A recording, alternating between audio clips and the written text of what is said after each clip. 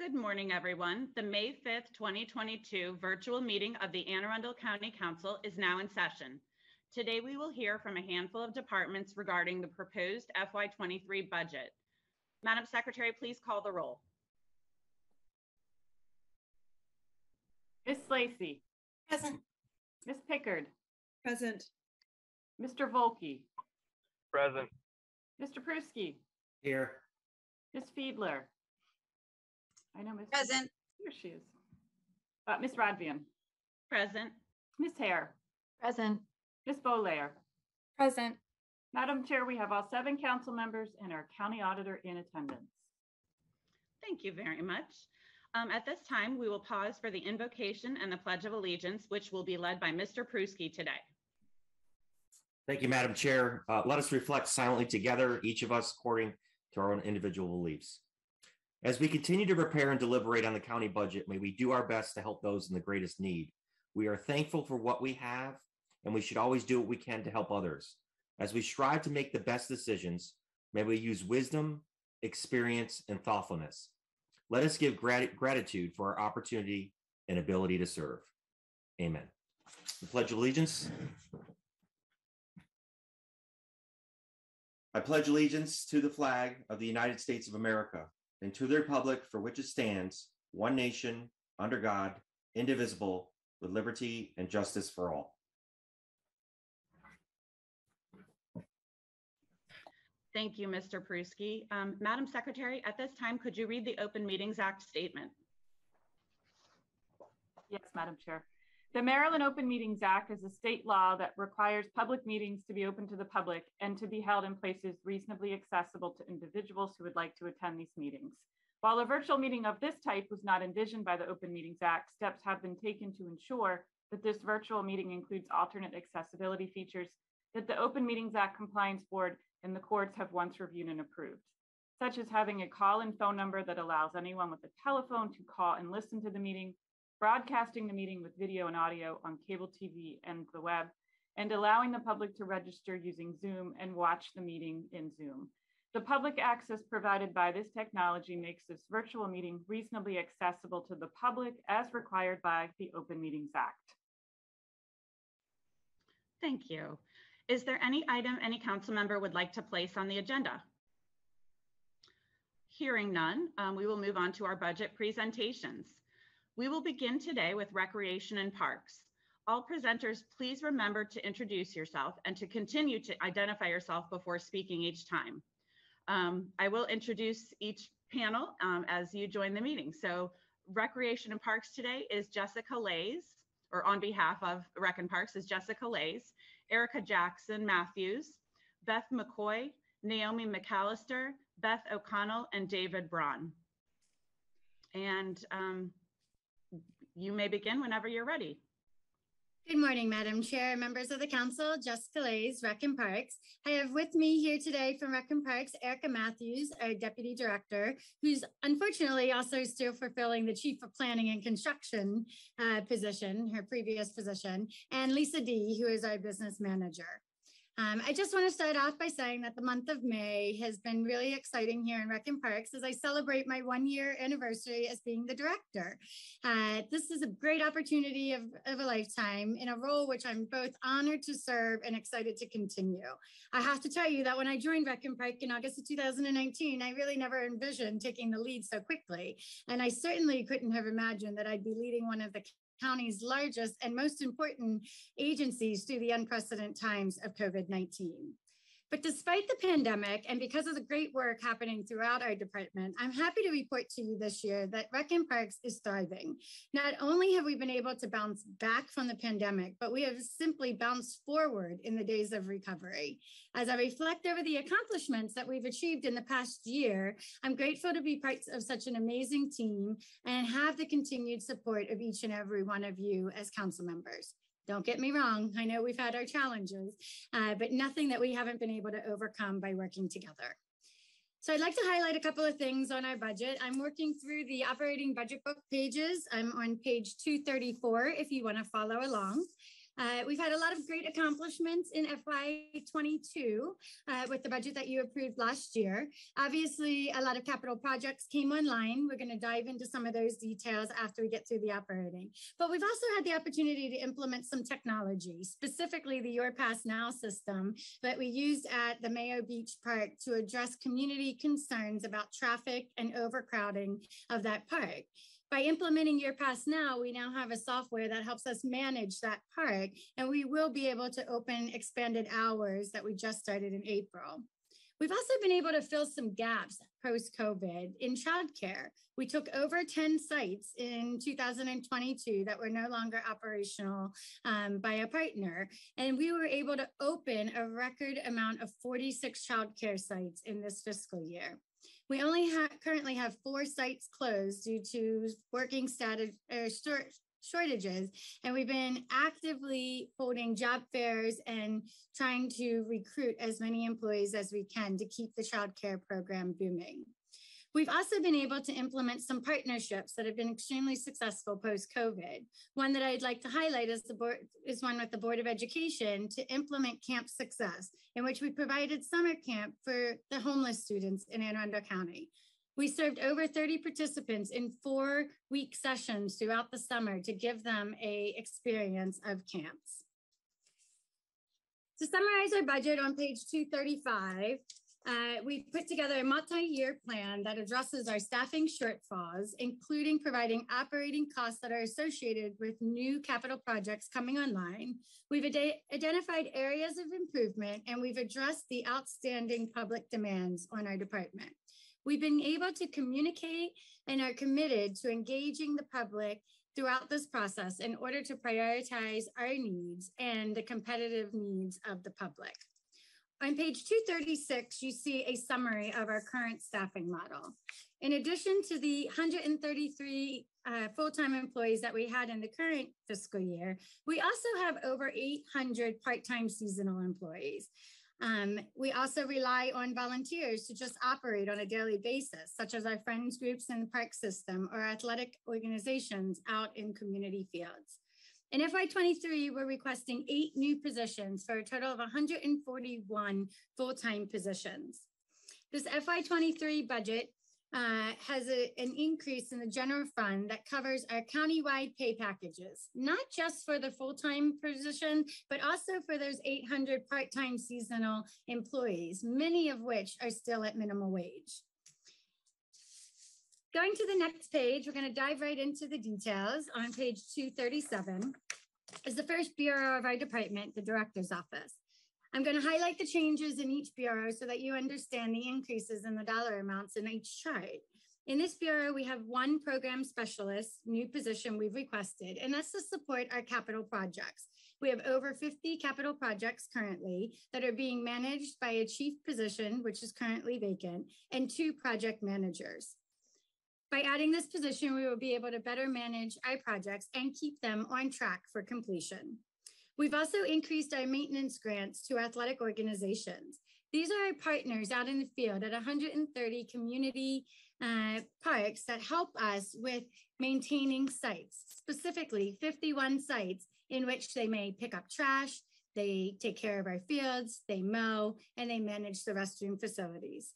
There are 29 granting agencies that receive this increase, and will be able to increase the amount of money they get per unit that they are responsible for.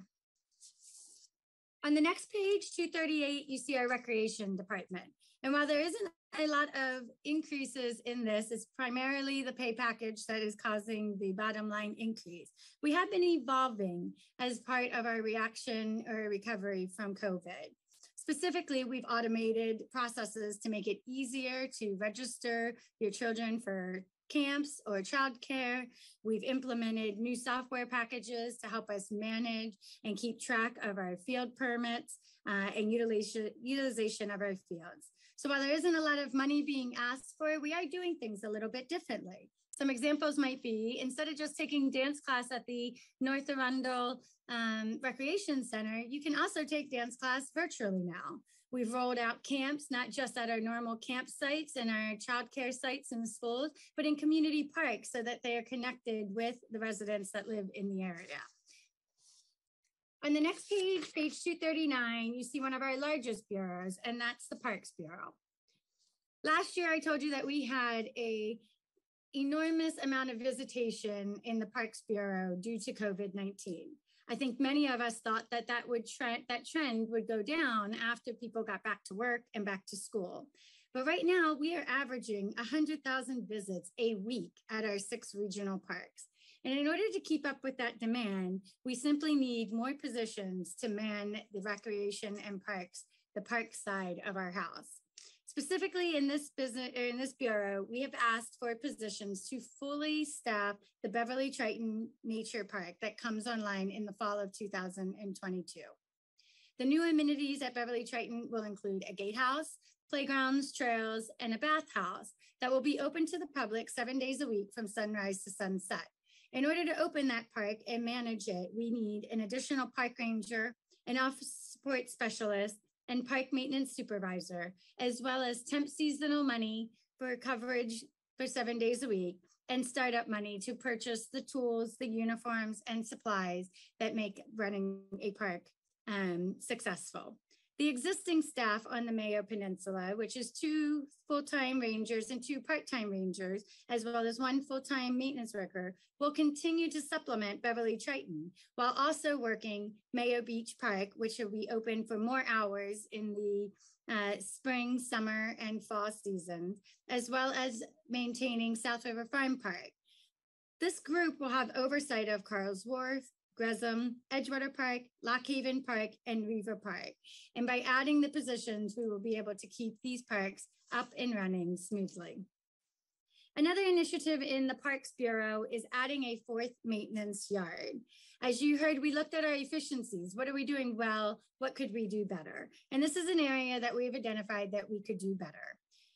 Each separate regional park has its own maintenance crew.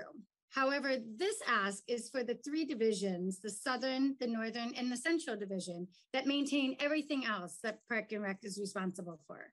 The 130 community parks, the 23 water access sites, the 47 miles of trail, the 2 swim centers, and the 2 recreational centers. Right now, these sites are being routinely visited once every 3 weeks, which means that we are completely reactionary on the maintenance side. We take your calls, we get a report that there is trash on the park side or that there's a tree down, and we send a crew out to be reactionary. This request, by creating the 4th maintenance yard, will allow us to increase our response times so that we can visit parks more frequently and we can be less reactionary. But it also allows us to maintain our Bermuda fields, an area of which we've kind of dropped the ball in the last few years. We've built beautiful Bermuda fields, we hand them off to the user groups, and we never revisit them. So by putting a new yard in the maintenance structure, we'll be able to implement a Bermuda field maintenance plan where we will go out and we will take care of those fields and keep them thriving so that we can get more athletes on the field. The next bureau is the last bureau of our general fund, and that's on page 240, is the golf courses. The funding requested in the Golf Course Bureau is by a golf consultant that manages 2 fully functional golf courses. The increase is approximately $700,000, which is not only covered by the anticipation of revenues, but will also be exceeded by revenues in FY23.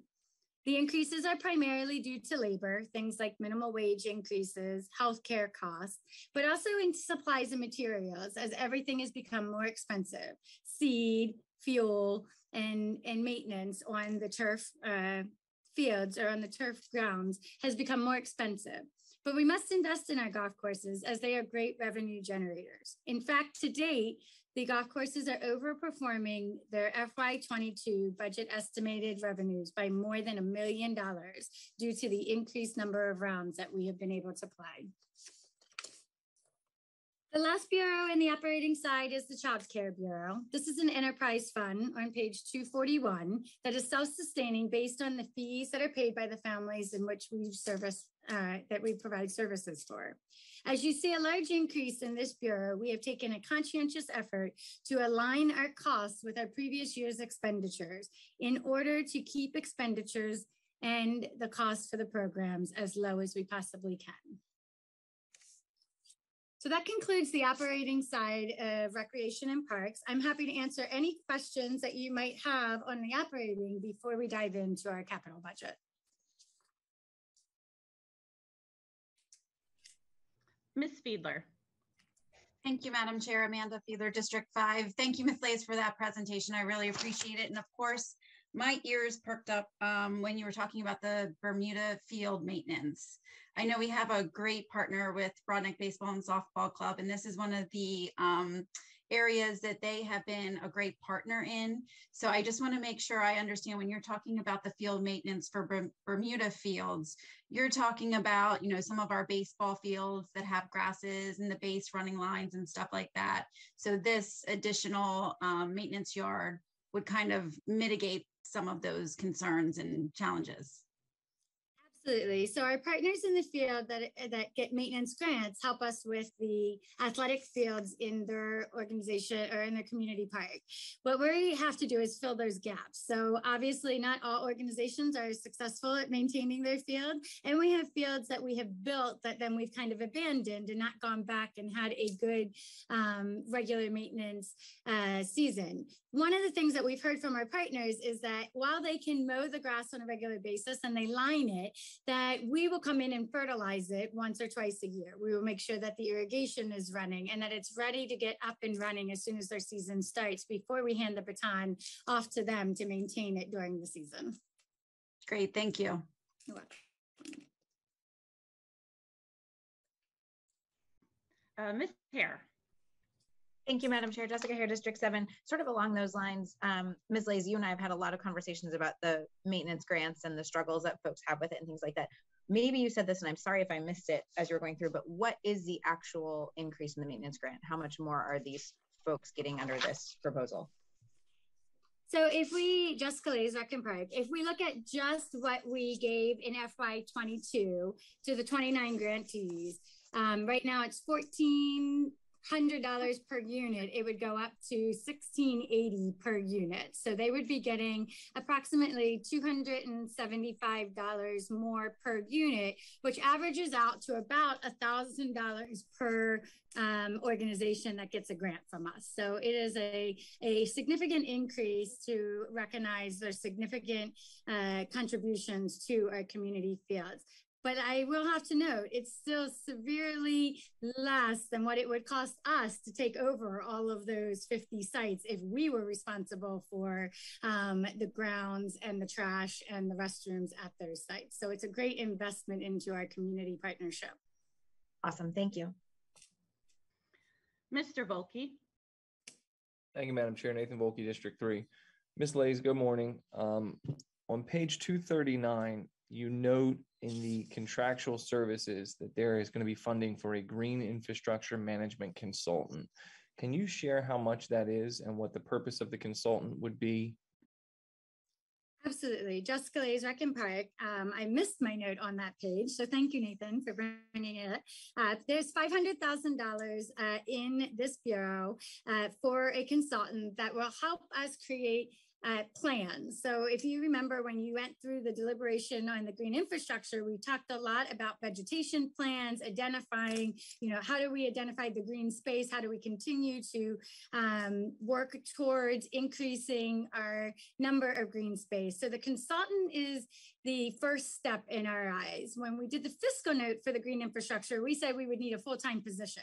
And after reconsidering that, we really don't want to commit full-time resources until we know how big the work effort is. So this is the initial step to hire a consultant in order to take the assessment of future work, lay out a plan, and then responsibly ask for the resources we need to implement that plan.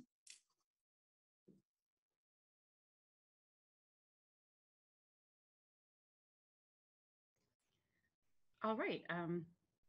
I guess I will move on to Ms. Lacey. Thank you, Madam Chair. I have a couple of related questions, Ms. Lays, and thank you for that presentation. I want to focus on childcare on page 241. And the related question is on page 243, where we have the position of childcare program specialist. So can you, I guess first, just for background, tell me what that childcare program specialist position does, since it's here in the county classified service, but also on page 241, we say that the school age childcare fund is fully self-sustaining using no county general fund. So I'm a little bit confused. Absolutely. Jessica Lays, Rec and Park. So a couple of things will answer your question. First, last year, if you remember, when I came down with the 22 budget, we had taken over 10 Open Door sites. So Open Door was the nonprofit that was running childcare in many schools that unfortunately, due to COVID and financial issues, could no longer provide those services. So we were working with the Board of Education to have Rec and Parks come in and be present in those sites to offer seamless services in those schools. And I can successfully report that we were able to take them over. We have the kids registered, but part of that too was recognizing the need for full-time childcare supervisors in those larger sites. So they were positions that were part-time seasonal, that when we did the 1,500-hour limitation change, we said we've got a bunch of positions that really should be full-time. We're relying on them like full-time. We want their longevity. They have a vast amount of knowledge, and therefore we transition those positions to full-time positions. And I think to date, we have hired all but maybe 2 or 3 of those into full-time positions in the Child Care Fund. And so that has been very successful in the retention of quality supervisors and making sure that they're out in our largest child care sites where they were most needed. Okay, so my related question then is a bigger, from a standpoint of, I consistently hear from people, we just don't have enough childcare available in our county. The school programs are always full. And, sometimes a new person trying to apply to get in, it's not even possible because the spots are already taken by siblings. And, I've experienced that personally, but plenty of others have as well. And a big piece of our overall recovery from COVID and facilitating a transition, where people are going to be, you're working at home or you're working out of the home, you still need childcare to support you. And the simplest way for probably most families, I think, for them to get the childcare they need is like an after-school program, just after-school care, get them through the rest of their work day. So when I see that, I'm looking at these numbers, and I think what is sticking with me is this fund, this special fund, is going down by nearly $1.8 million. And the explanation is we're aligning costs with prior year's expenditures. And I'm not sure that makes sense because this isn't last year. We're transitioning, right? And so can you, I guess, talk about really what is the vision for our childcare program going forward, and how can we expand it to meet the needs of parents in our communities? I completely understand, and the demand is far greater than the services that we're providing. We see that when we open up registration and it literally fills up in an hour.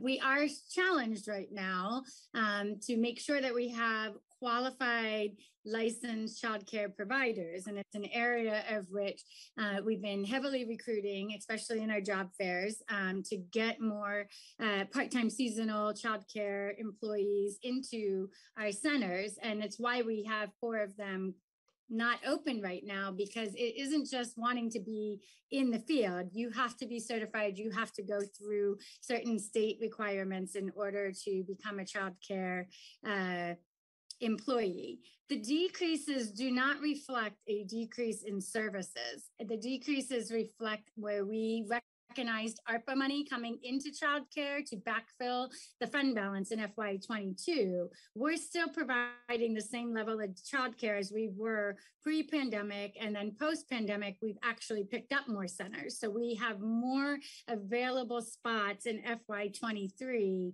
even though the numbers look like they're going down, the service is greater than what it was pre-pandemic. However, I do want to take a minute to just talk about one of our biggest concerns in the future childcare, and that's the school hour changes. So by the schools changing their hours of operation, the demand will shift from that morning need to an afternoon need, especially when you have younger children getting out of school earlier than maybe their older siblings, and parents are still at work. We also have a very big concern that we do have high school childcare employees that come out of high school and then they work in the elementary schools in the afternoon. And by them getting out of school so much later, we're going to lose a portion of our workforce that's no longer going to be able to provide us that after school care as they have in the past. So as much as I'd like to say that we would like to expand the program, I think the adaptation of the school hour changes is going to really put a challenge on our staffing to make it almost impossible, even if we wanted to add childcare centers, for us to man them, for us to recruit the staffing and have the appropriate license required ratios in each one of our existing centers. Definitely hear that concern, and I think we should continue this conversation. So thank you. All right, Ms. Hare. Thank you, Madam Chair. Jessica Hare, District 7. Ms. Lays, on page 242, where you have the personnel summary and the various positions, in addition, I mean, I know that it nets out at 8, which you said, but it looks like there's a lot of movement in here. We're moving a bunch of folks around. Can you, I mean, are these currently vacant positions that you're taking away, or are people getting promoted? Help me understand the switch. Absolutely. Jessica is Rec and Park. So what you see in the movement is very well articulated in my page 236 at the very bottom point. It talks about reclassifications. And so what we have done is internally, we've taken a look at our classifications to right size our department. And one of the things coming in as a director that immediately I was hearing from staff is that historically the department would ask for a position that maybe would get a lower level position, a clerical position. And we have a lot of management aid clerical level positions that are doing paraprofessional duties. They are running programs. They are doing your scheduling. They are making decisions. They are working independently. However, they're in a lower classification. So we did what's called desk audits, where we go through and we analyze their job duties in comparison to the job classification, and we put in requests to the Office of Personnel to reclassify occupied positions. So these are people that are within the department that are working out of their class responsibilities. And the reason this is so important is not only to recognize the employees with putting them into the right classification and a small pay increase, which most of these will get a 5% increase or the min of the position that we're putting them in, whichever one is less. But it really comes to play when I'm trying to fill the position after the incumbent leaves. And what you see in most of these management aid positions is people that have been with the department for more than 10 years that if I were to have to fill it, I'm not going to get the same level of employee. They're being hired as a secretary to answer phones and file and schedule, not to run programs. And so it leaves a really big hole in the department if we don't right size it to its new, job classification in which they are actually doing on a daily basis. So that's why you see all the plus and minuses. We've taken 9 positions and we have looked at them through the lens of what is their current job class and what are they actually doing and what job class should they be in order to right size the department. Madam Chair, may I ask one follow-up? Go ahead. Thank you very much. Okay, Ms. Lays, that's super helpful as to kind of how you've gone about it. I guess my only follow-up question would be, and it's wonderful that we have people with that level of experience who are performing outside essentially or above what their job duties would require.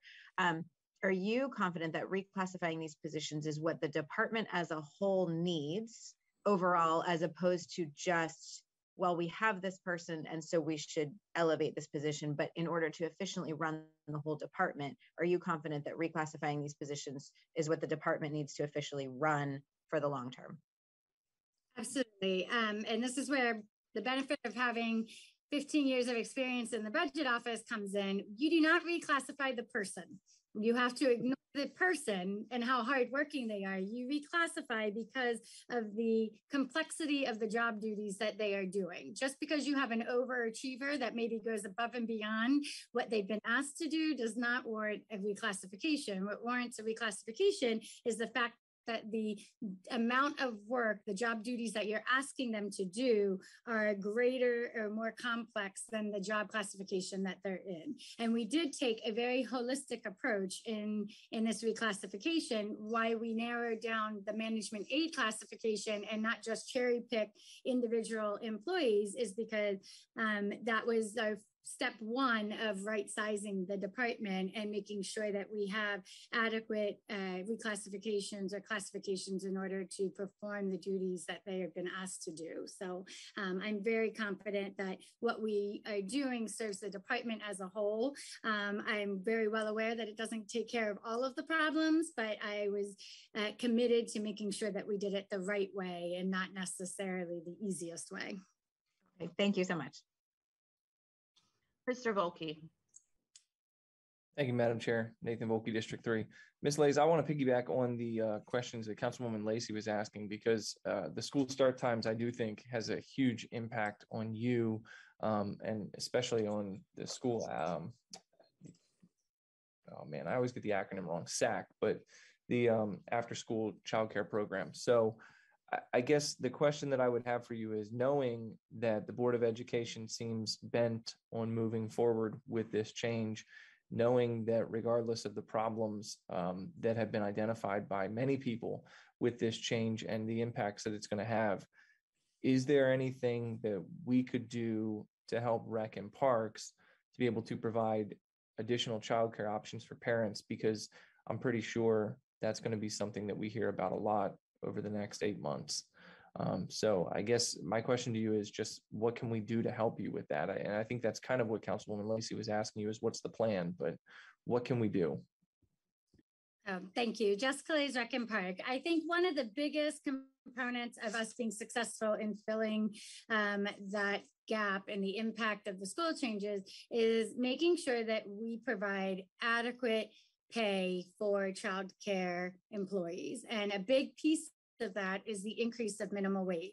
You heard the county executive talk about no employee will make less than $15 by the end of the fiscal year. I can tell you that a large percentage of these employees in childcare that are being hired for the before and after care programs are at minimum wage. And we are competing with Amazon and Chick-fil-A and Wawa because they can make more money going to one of those companies, and they don't have to go get all their licensing. They don't have to go to CPR training. They don't have to put in the time and the credits in order to be a child care employee. So by raising that base pay, I do think that that will put us in a position to be able to recruit the employees and open up all of our sites, not just the 46 that you heard me talk about earlier, but all of our sites, and make sure that we have adequate coverage for childcare, specifically in the afternoon where the demand will go up, to keep parents from having to take off of work in order to be home with their children. Thank you.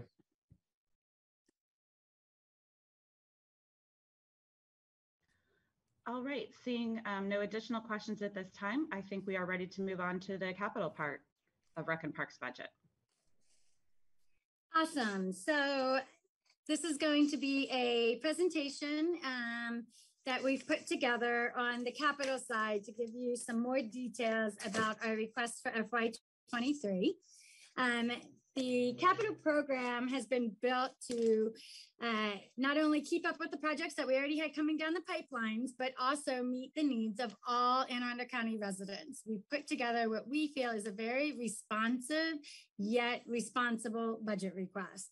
And I can't go without recognizing all of the hard work that Erica Matthews has put towards this budget request. Erica was promoted to our deputy director in November of 2021, and she's been instrumental in not only helping me define the deputy director's role and transitioning into the day-to-day duties, but she's also still wearing the hat of the chief of planning and construction. So she's put together this entire 23 and program budget for you today, while juggling the green infrastructure plan that you just deliberated over and working on the LPPIP, which is our 5-year plan. So it's an extraordinary amount of work behind the scenes.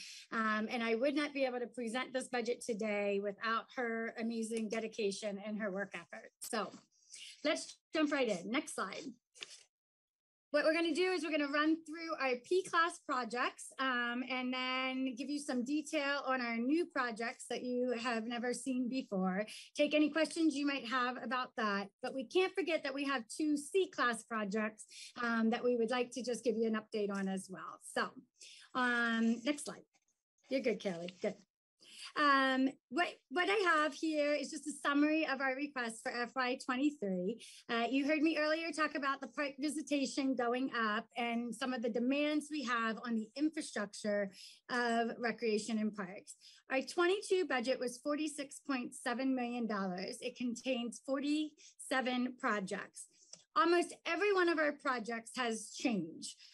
So when the directive is given, only talk about the projects that have changed, that almost hits everything we do. And the reason is that because when we move from feasibility studies on projects into concept or design, those estimates then turn into actual construction costs, and the phases become more detailed and precise as we get quotes for those costs. So you see a lot of changes in your reports from funding levels, and it doesn't necessarily mean that we're doing anything more in that project. It means that that project has changed over time due to better numbers and the financial impact of things like inflation on materials, prevailing wages, and adding ADA components to our new projects.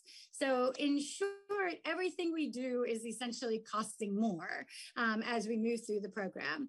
The good news is that our 23 budget, even though it's substantially higher at $99.7 million, almost 55% of that budget is covered by grants and other special revenue sources. So $54.7 million of that money is coming from outside county funding, meaning that it's not bond funded, it's not PAYGO funded, it's being funded by a state POS money or by bond bills or money that's coming outside of the county.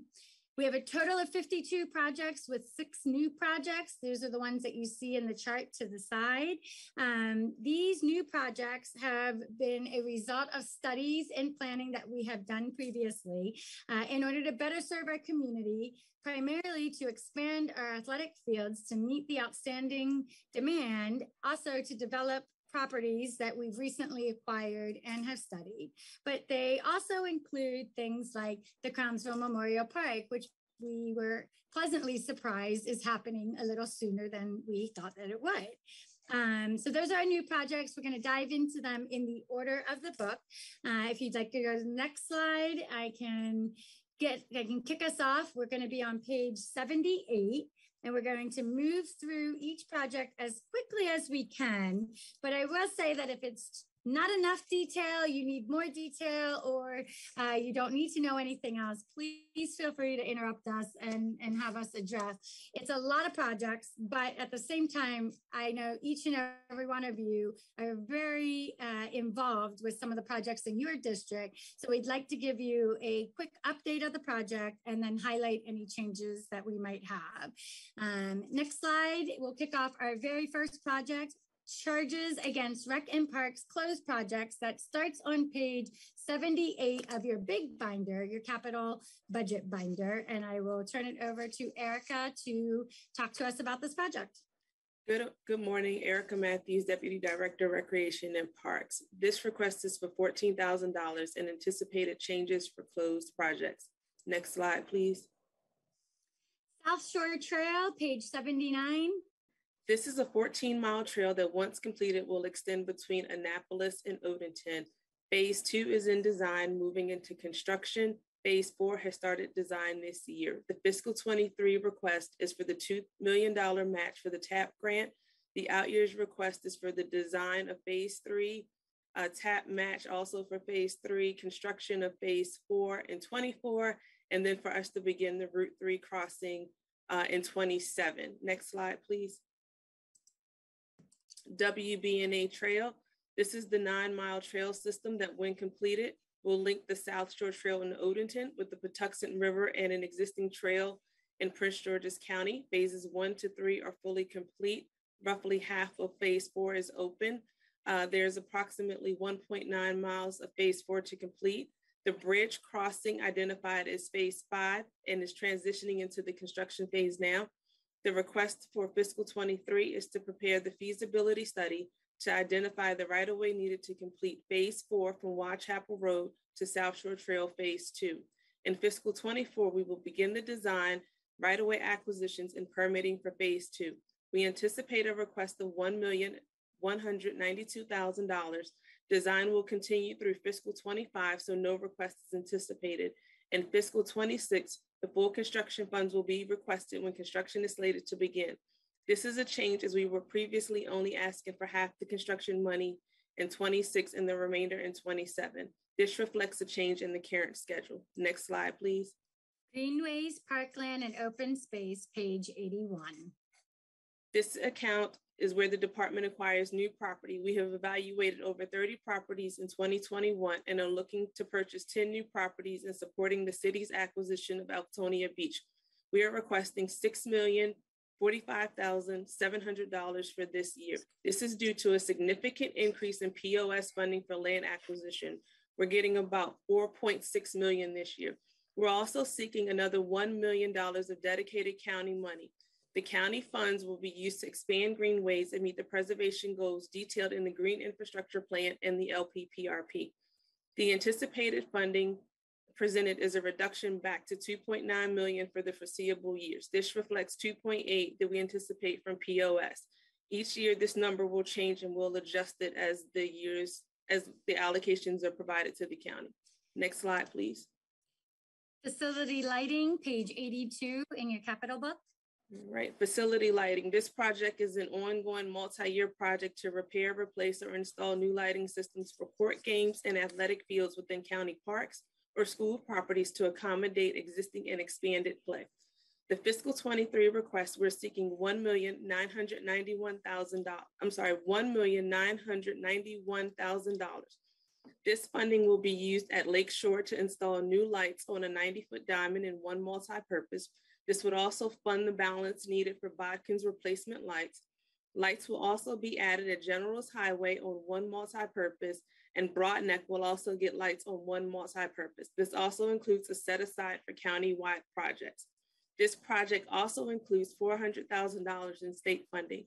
Fiscals 24 through 28 represents $780,000 for design and construction, which amounts to about 3 fields per year.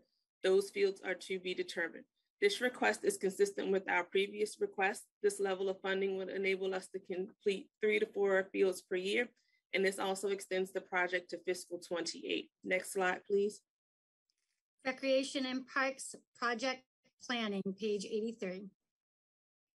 This is an ongoing multi-year project that allows the department to explore the feasibility of potential projects. In fiscal 22, we have completed the assessment of the South Shore Ranger Station, expanded the indoor sports complex study to include the use of vacant big box stores. The LPPRP is currently underway, and we hope to approve by council in June 2022. A master plan for Bacon Ridge, the Forney section, is underway. And then next slide, please. And this is Rec and Parks continued. We're also completing the conditions assessment for the Grisham property. We have not started a planning study for the unprogrammed parks. That one will get started here soon. A water access study on Valentine Creek is also underway. And we've also set aside some funding to reimagine portions of the park in the Mayo Peninsula, which will result in an updated, previously completed master plan. We have also begun studying Tanyard Springs Park.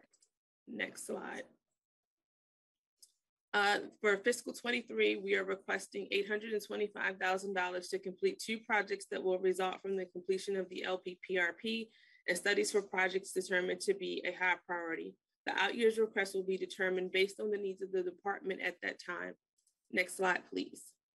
School outdoor recreation facilities, page 84. This is to design, construct, and improve recreational facilities on Board of Ed property to support public recreational needs. For fiscal 23, we are seeking $327,000, which is consistent with our previous ask, to complete the striping of the West Cape pickleball courts, Marley Elementary School irrigation, and miscellaneous county-wide. The out years remains at $327 to continue the program through 28. Next slide, please. Shoreline Erosion Control, page 85. This project seeks to preserve the county's investment of waterfront properties. The remainder of the funds for fiscal 22 will be used to complete the shoreline improvements at Spriggs Farms, as well as those at Mayo Beach. We have also begun designing the lake water for dredging and shoreline improvements, as well as the improvements to stabilize Hancocks Resolution shoreline. Next slide, please. In fiscal 23, we are seeking $1,050,000 to begin the design and improvements at London Town shoreline and construct the improvement at Hancocks Resolution. Next slide, please. Fiscal 24 through fiscal 28. For London Town in fiscal 24, we're requesting construction money. Quiet Waters Retreat would also get design money. In 24, Jonas Green would also be design money. Fiscal 27 and 28, a lot of things will be in performance, and additional projects may be identified for fiscal 27 and 28 as additional needs are identified. Next slide, please.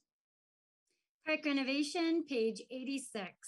So this project is we call the Catch-All project. It is an ongoing multi-year request that we've made great progress in backlog for park renovation.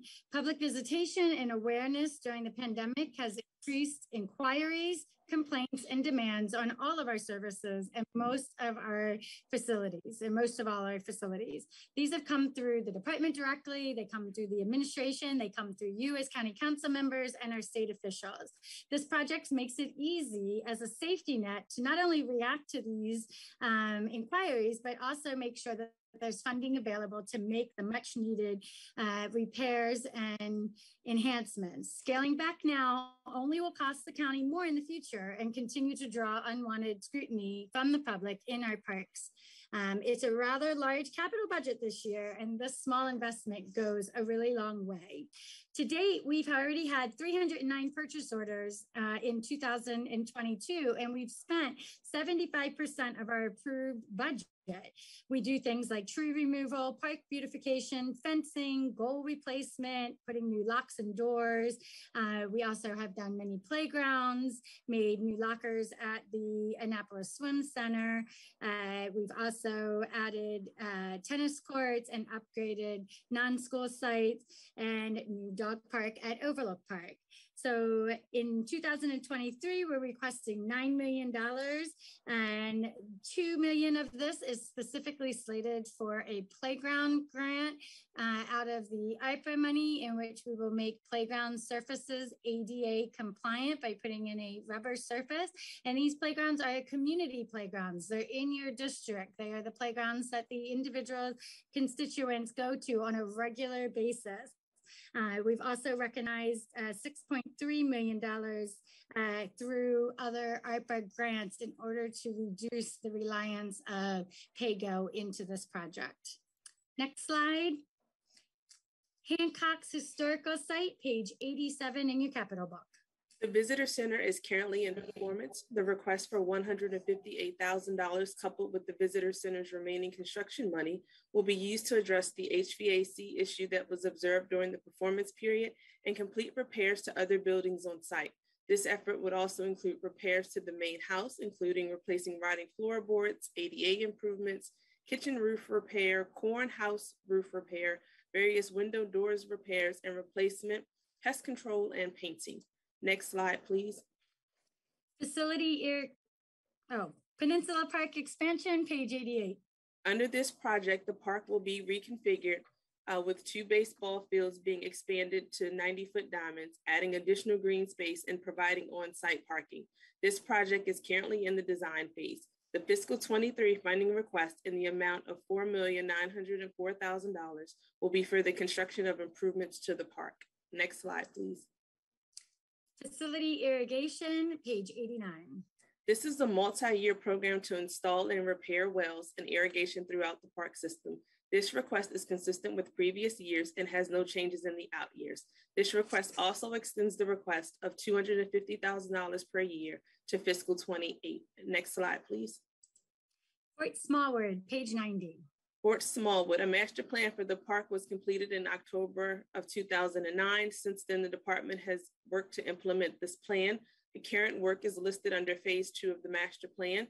Fiscal 23, we're seeking the rest of the design and construction money in the amount of $4,241,000, and the construction money for phase 2B, which is $300,000, will be the balance. Next slide, please. Arundel Swim Center renovations, page 91. The fiscal 23 request is to address long-term maintenance issues, specifically the re-insulation of the HVAC ductwork to resolve recurrent mold and mildew issues, and to replace older, less efficient exterior storefront windows. That ask is going to be $1,762,000. Next slide, please. Turf fields and regional parks, page 92. We will use the remaining funds to complete a study to identify potential fields that can be converted to turf fields in the Glen Burnie feeder system. For fiscal 23, we are seeking funding for the replacement of two turf fields at Kinder Farm Park, and to begin the design of the fields in the Glen Burnie feeder system. There is no request in 24, as we will still be in design. In fiscal 25, we will be requesting the funding needed to construct the new turf field. Next slide, please. Northwest Area Park Improvements, page 93. This is an ongoing multi-year project that is funded by the Video Lottery Impact Aid Fund. The full project list totals $2,535,750. It includes various repairs throughout Severandanza, the creation of a small dog park, and a new turf field with irrigation lights at the Free Play Quad at Matthewstown Harmon, beautification and ADA upgrades in Mead Village. We have also asked the LDC to support improvements to the Lindale Track Middle School. This item will address a shortage of track and field amenities for recreational use. This project has been reconciled and the final list presented has been approved by the LDC. Next slide, please. Water access facilities, page 94. This is a multi-year project to enhance water access opportunities within the existing park that has been extended until fiscal 28. Currently, we are completing the design and permitting associated with the repairs at Greenhaven Wharf and Galesville Pier. We are also updating the boat ramp study at Beechwood Park. The fiscal 23 request is for us to provide electronic gates at 2 current water access. This would include design and construction to take those that are currently on combination locks. This would make the parks more accessible to all. This request would also fund the design of the repairs of the fishing pier at South River Farm. And lastly, we want to complete a current park water access study. This is a study of all the current parks that have water frontage to determine the possibility of them being used for fishing, swimming, beaches, paddle-in parks, and other non-vessel related water activities. The goal of this project is to expand the idea of water access beyond being limited to vessel-related activities. Next slide, please. Boat ramp development, page 95. The Solid Cove project is in performance. The department has several feasibility studies underway to provide vessel access into the bay. DRP anticipates at least one of those projects moving forward to design and construction in fiscal 23. This request is for the construction of a new launch that would be the outcome of said studies. This would also cover the design cost associated with improvements to support the paddling community. A location for the paddling community has not been yet identified. Next slide, please. North Arundel Swim Center improvements, page 96. The design and permitting of a splash pad at this location is underway. The request for fiscal 23 is for the construction money in the amount of $3,397,000. Next slide, please. Fidanza Athletic Fields, page 97. The fields are complete. A new maintenance barn is just about complete out at the site, and this reflects a refund of $319,000 in general bonds. Next slide, please. Eisenhower Golf Course, page 98. The golf course is now reopened and we're seeing a greater demand for use at the site. In addition to golf activities, the site can be used for community initiatives. The clubhouse is needed to move the operations out of the existing trailer into a more permanent building. This building would allow us to host tournaments and other revenue generating events. The facility could be used for programs like PGA Hope, Hook a Kid on Golf, Summer Youth Day Camp, weekend programs, and introducing more people to the game of golf. Indoor programming would be available during inclement weather and winter months. This would provide a better experience and generate additional revenue to support the golf course. We are requesting the remainder of the design money in fiscal 23 and are requesting construction money in fiscal 24. Next slide, please. Hot Sox Park, page 99. This park's improvements are underway and are expected to be completed summer or fall of 2022. The Wilson House located on this site was built in 1870 and was occupied until 1970. The house is in very poor condition and is in need of further stabilization and rehabilitation. The fiscal 23 request is for the completion of a conditions assessment report, and the fiscal 24 request is to complete the work identified in that report. Next slide, please. Cars Wharf, page 100. The wharf has been completed and is in performance. For feasibility studies to expand parking will begin in spring 2022 using the remaining funds. The fiscal 23 request is to complete the design and move into construction of the expanded parking lot. Next slide, please. Downs Park Amphitheater, page 101. The amphitheater is 90% complete. This request is for the addition of audio equipment to enhance the sound system, for additional landscaping to address permitting requirements, and trail and path improvements. The total request is $689,000. Attached to that is a $500,000 grant from the state. Next slide, please. Odenton Park Improvements, page 102. Both phases are currently in construction, and we anticipate construction to be completed in summer or fall 2022. The fiscal 23 request is for the installation of field lighting. A portion of this request is being funded by an LPPI grant in the amount of $600,000. We're asking for $1,053,000 for fiscal 23. Next slide, please. Glen Burnie Ice Rink, page 103. The fiscal 23 request reflects the current low bid to fully fund the construction at the park improvements. Next slide, please. London Town Parking, page 104. This request is to improve the trails and pathways at the site. Next slide, please. Brooklyn Park Outdoor Rec Improvements, page 105. The funding request for fiscal 23 reflects the current engineer's estimates. The plans are in the final stages of permitting and construction is slated to begin summer of 2022. Next slide, please. Trails Resurfacing, 106.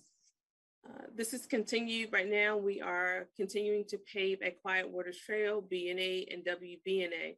The fiscal 23 request is for us to continue paving at Quiet Waters Park, begin repaving and installing trails throughout Downs Parks. These trails will focus on accessibility to the pavilions and other amenities. The remainder of the money will be for miscellaneous trail repairs countywide. Fiscal 24 through 28 continue to trails repaving and repairs countywide, and it returns the funding levels to the base amount of $300,000. Next slide, please. Brooklyn Park Community Center, page 107. The design of the park improvements, including an adaptive baseball field, are underway. The community center will begin design summer or fall 2023. The fiscal 23 request is for the construction funds for the park improvements. The design of the teen center has been slowed as there's discussion to rechange the building to sort of function similar to the Severn Intergenerational Center. That center will remain in design through fiscal 24, and then funding for the building itself would be anticipated in fiscal 24. Next slide, please. West County Swim Center, page 108. With the selection of Provinces Park as the location for the swim center, the design of the center is underway. The project will remain in design through fiscal 23. Construction funding is requested in fiscals 24 and 25. Next slide, please. Deal Community Park, page 109. This project is underway and proposes the design and construction of a community park on the 12-acre former Wellens property on Maryland 256.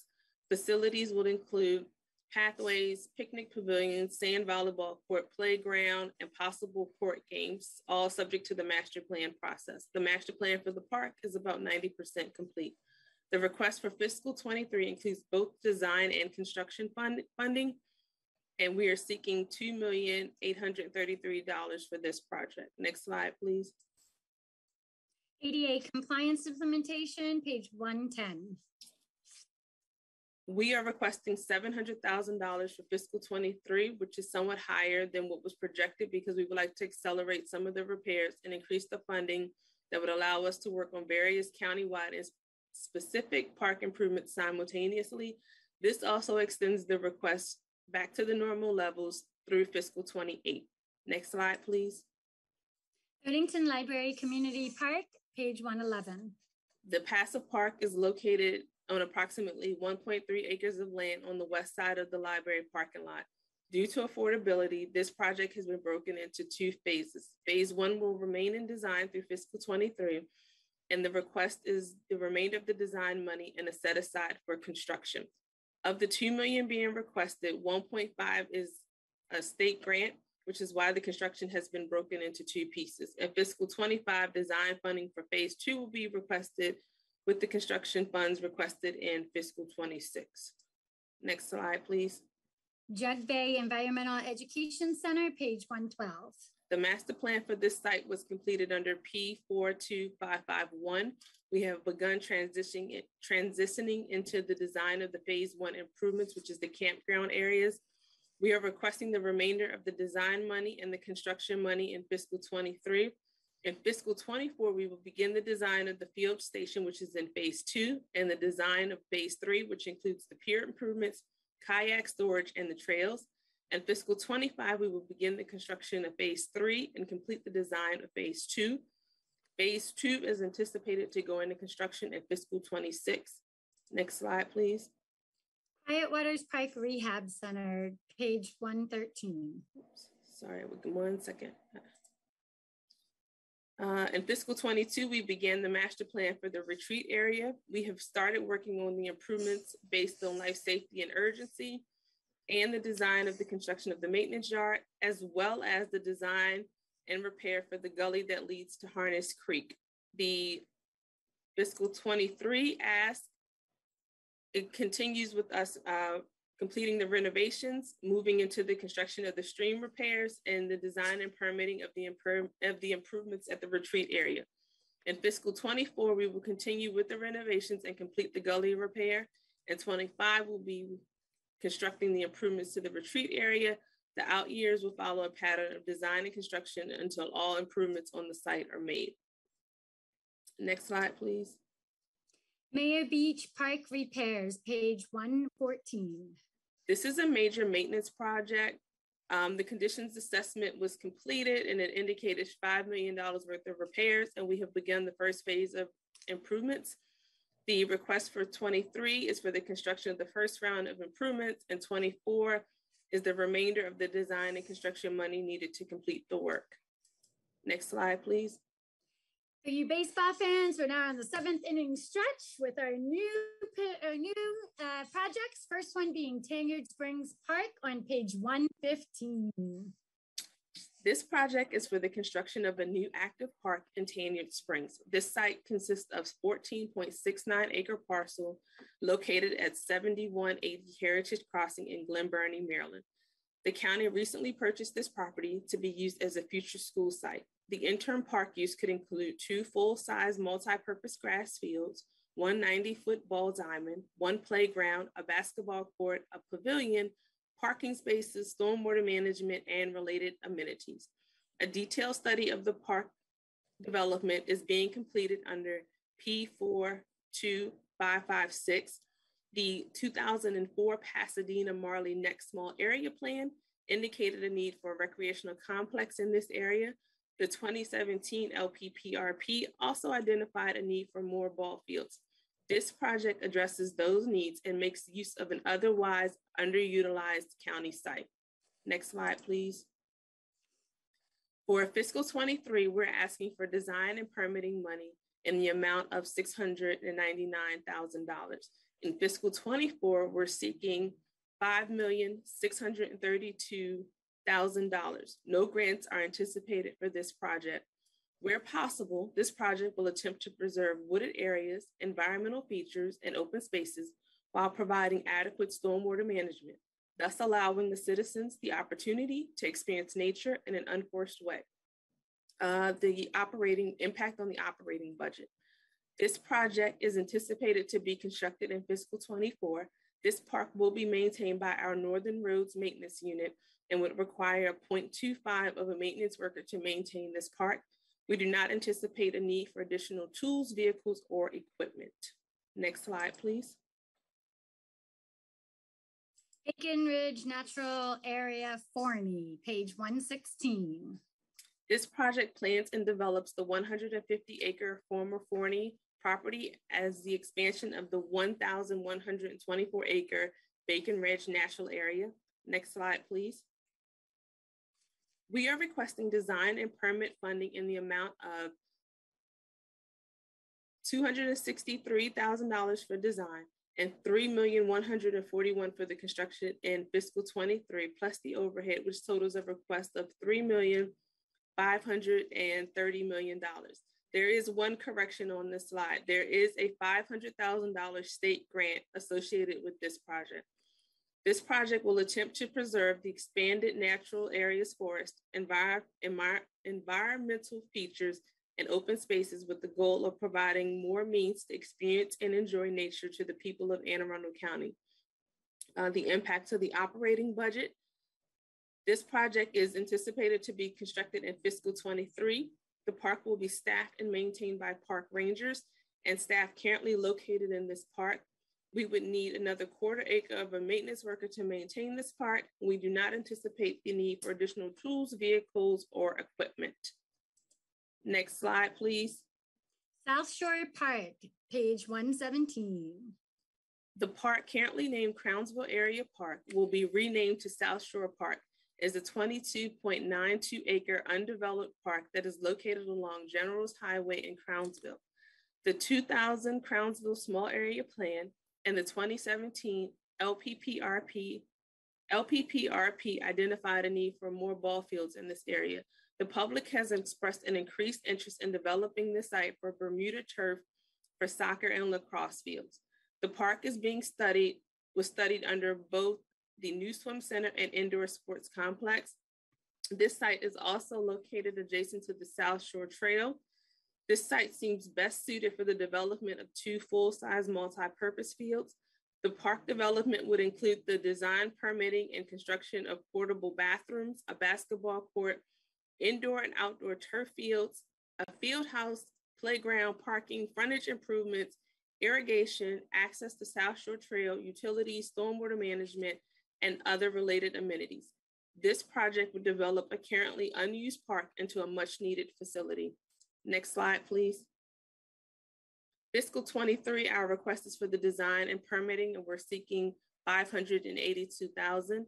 For fiscal 24, construction money is being requested in the amount of $6,190,000.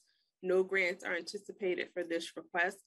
This project will attempt to preserve the expanded natural forested areas, environmental features, and open spaces with the goal of providing a means to experience and enjoy nature. And then for the impact to the operating budget, this project is anticipated to be constructed in fiscal 24. The park will be staffed and maintained by a recreational specialist, a field monitor, and a 1/4 of a maintenance worker. The ongoing staff expense is estimated to be $100,000. This site would also need $5,000 per year for utilities and park maintenance. Next slide, please. Gresham Historic House Improvements, page 118. This project will fund the design and construction of improvements to the Gresham Historic House.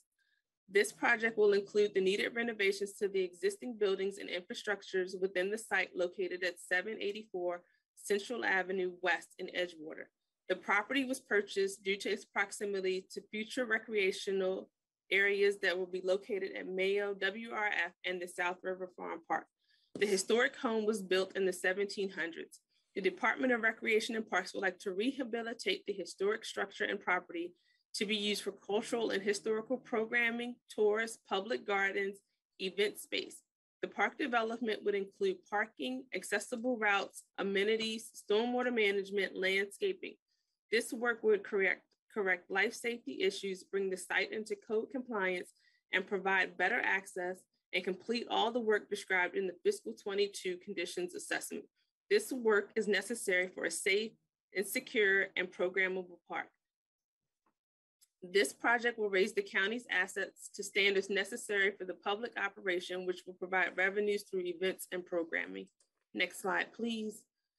For fiscal 23, we're seeking just under 2.5 million for the design, permitting, and construction of the repairs. While possible, the project will attempt to preserve wooded areas, environmental features, and open spaces. And then the impact to the operating budget. This project is anticipated to be completed in fiscal 24. The park will be staffed and maintained by park rangers and staff currently located at the Mayo Park and would need a quarter of a maintenance worker to maintain this park. We do not anticipate the need for additional tools, vehicles, or equipment.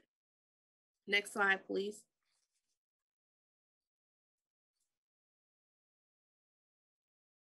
I'm sorry, Crownsville Memorial.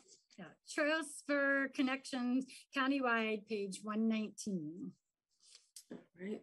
This ongoing multi-project will fund the design, right-of-way acquisition, and construction of trails, spur connectors to the major trails traversing the county, such as Broadneck Peninsula Trail, WB&A Trail, and South Shore Trail. This effort would create additional access points from attractors such as schools, neighborhoods, libraries, and other points of interest to the trails.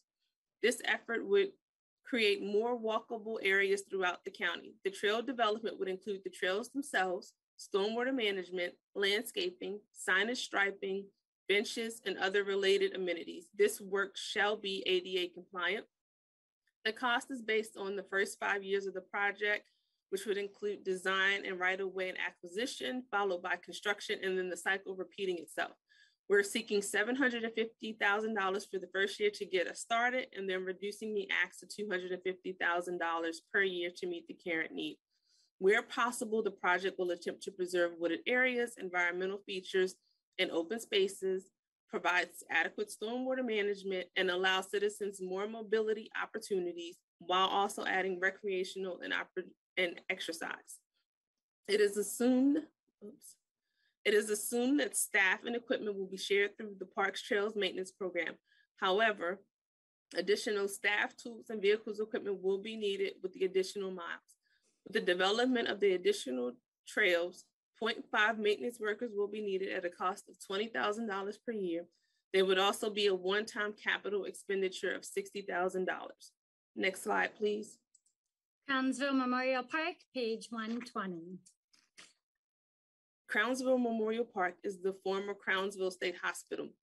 The site will be conveyed to the county from the state in 2022. This area will be used for a variety of county services, including recreational amenities. The site will develop recreational amenities, secure the site, and install temporary recreational uses while the property's ultimate development is completed. This work would include the master planning phases, design, permitting, and construction of passive and recreational amenities. This work will be phased. The first phase would consist of securing the site and determining the areas that could be used for immediate recreational use. These areas would be developed and constructed as part of phase 1. Master planning for the ultimate recreational use would be completed during this phase. Phase 2 would include the design, permitting, and construction of the permanent park improvements. This would result in a newly acquired amenity into an operational facility. Next slide, please.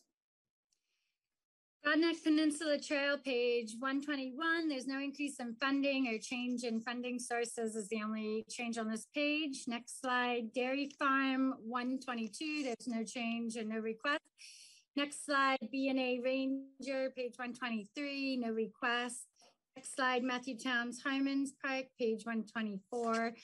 No request. Next slide, Millersville Park, page 125. So I know you all are very familiar with this project. We've obviously pivoted as a result of the council defeating the P3 for tennis, and we have gone back to its original intended purposes, which is athletic fields.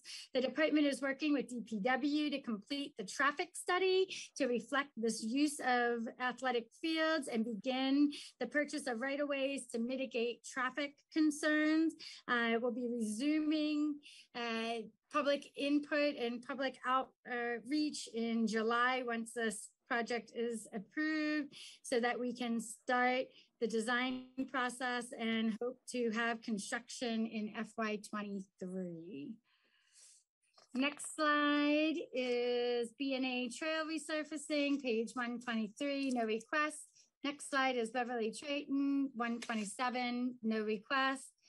Next slide is Quiet Waters Retreat, 128, no request. And the last P class is Mayo Beach, page 129, no request. I think before opening up to questions, I can just close it out with the very last slide is just our C class projects.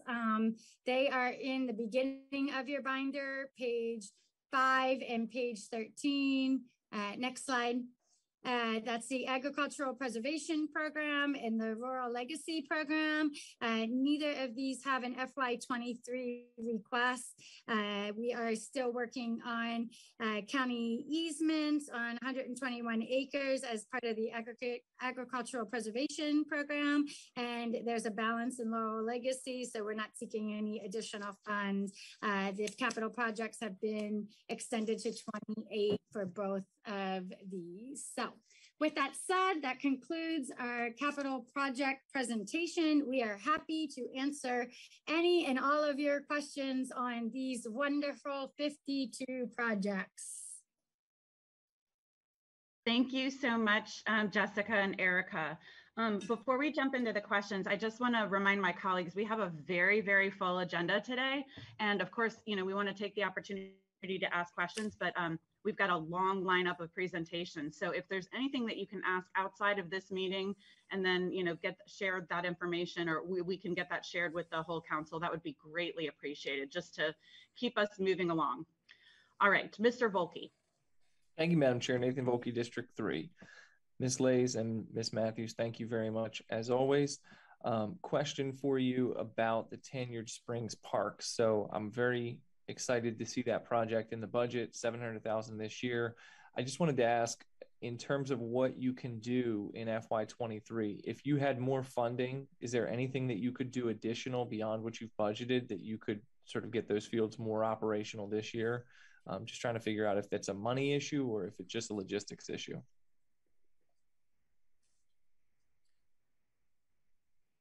Erica, would you like to respond about the time it takes to design and permit in FY23 in order to get a shovel in ground in 24? So what we're trying to do right now is we started with sort of the planning stages of the project using the P class, which is the Rec and Park planning one. So there is the study underway. As soon as we get that concept done, we'll have the public input period. So that's sort of the first step where we reach out to the community and get their ideas. And because we were working out of the P class and we didn't have the Rec and Park planning one, and we don't have the standalone, there's only so far that we can go until the money is appropriated. We're hoping that with us starting a little bit sooner, we have a little bit of a head start when the money does come to us in July. We would have to go through the procurement process, and typically working with DPW, it's about an 18-month process by the time we do the public process, the permitting. So I think that it's just the nature of the project. So we always anticipate a 2-year window. I don't think there's anything that could possibly be sped up. I'll come up with a shovel. All the help is appreciated. Ms. Fiedler. Thank you, Madam Chair. Amanda Fiedler, District 5. I just wanted to touch base very quickly on Spriggs Farm and the erosion control project.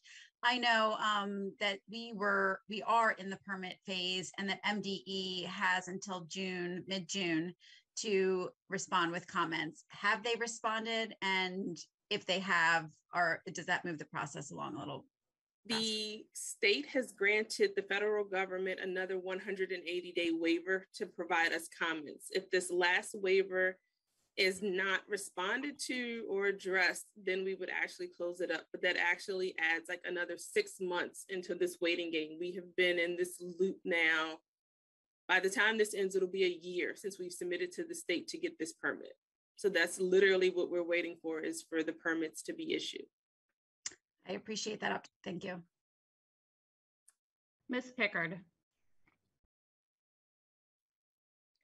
Thank you, Madam Chair. Allison Pickard, G2. Thank you very much for the presentation. I have two quick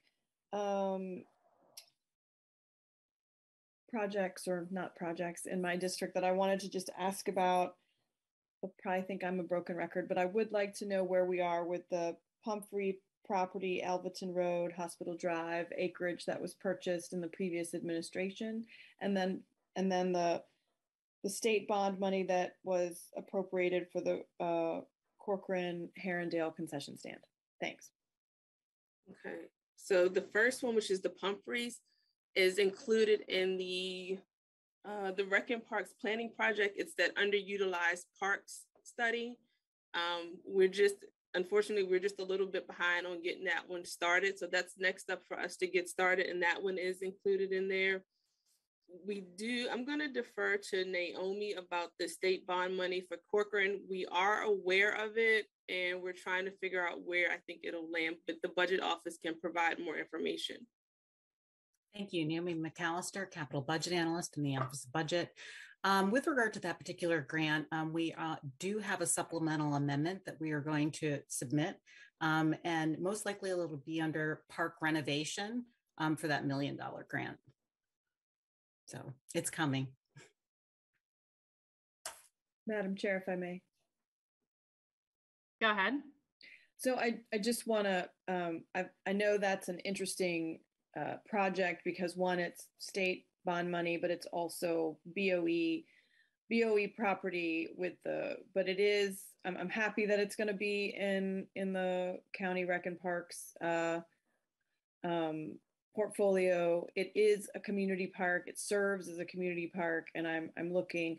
The community is very, very engaged, and they know that money has been appropriated by their state delegate and senators. So just putting it on the radar that the community is eager to see that money put to work in the park. Thank you.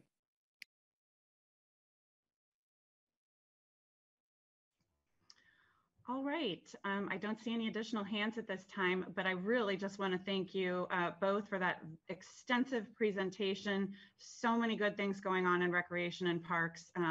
It's kind of mind-blowing how much you guys have to manage, or how many different, everything, how many programs, how many properties. It's mind-blowing. So thank you for all your hard work. And we know that you've got a tough job, and you stay with it. So we greatly appreciate you. And I'm sure you'll be hearing from us with more questions as we, go to the next stage of the budget. But just wanted to say thank you for your time.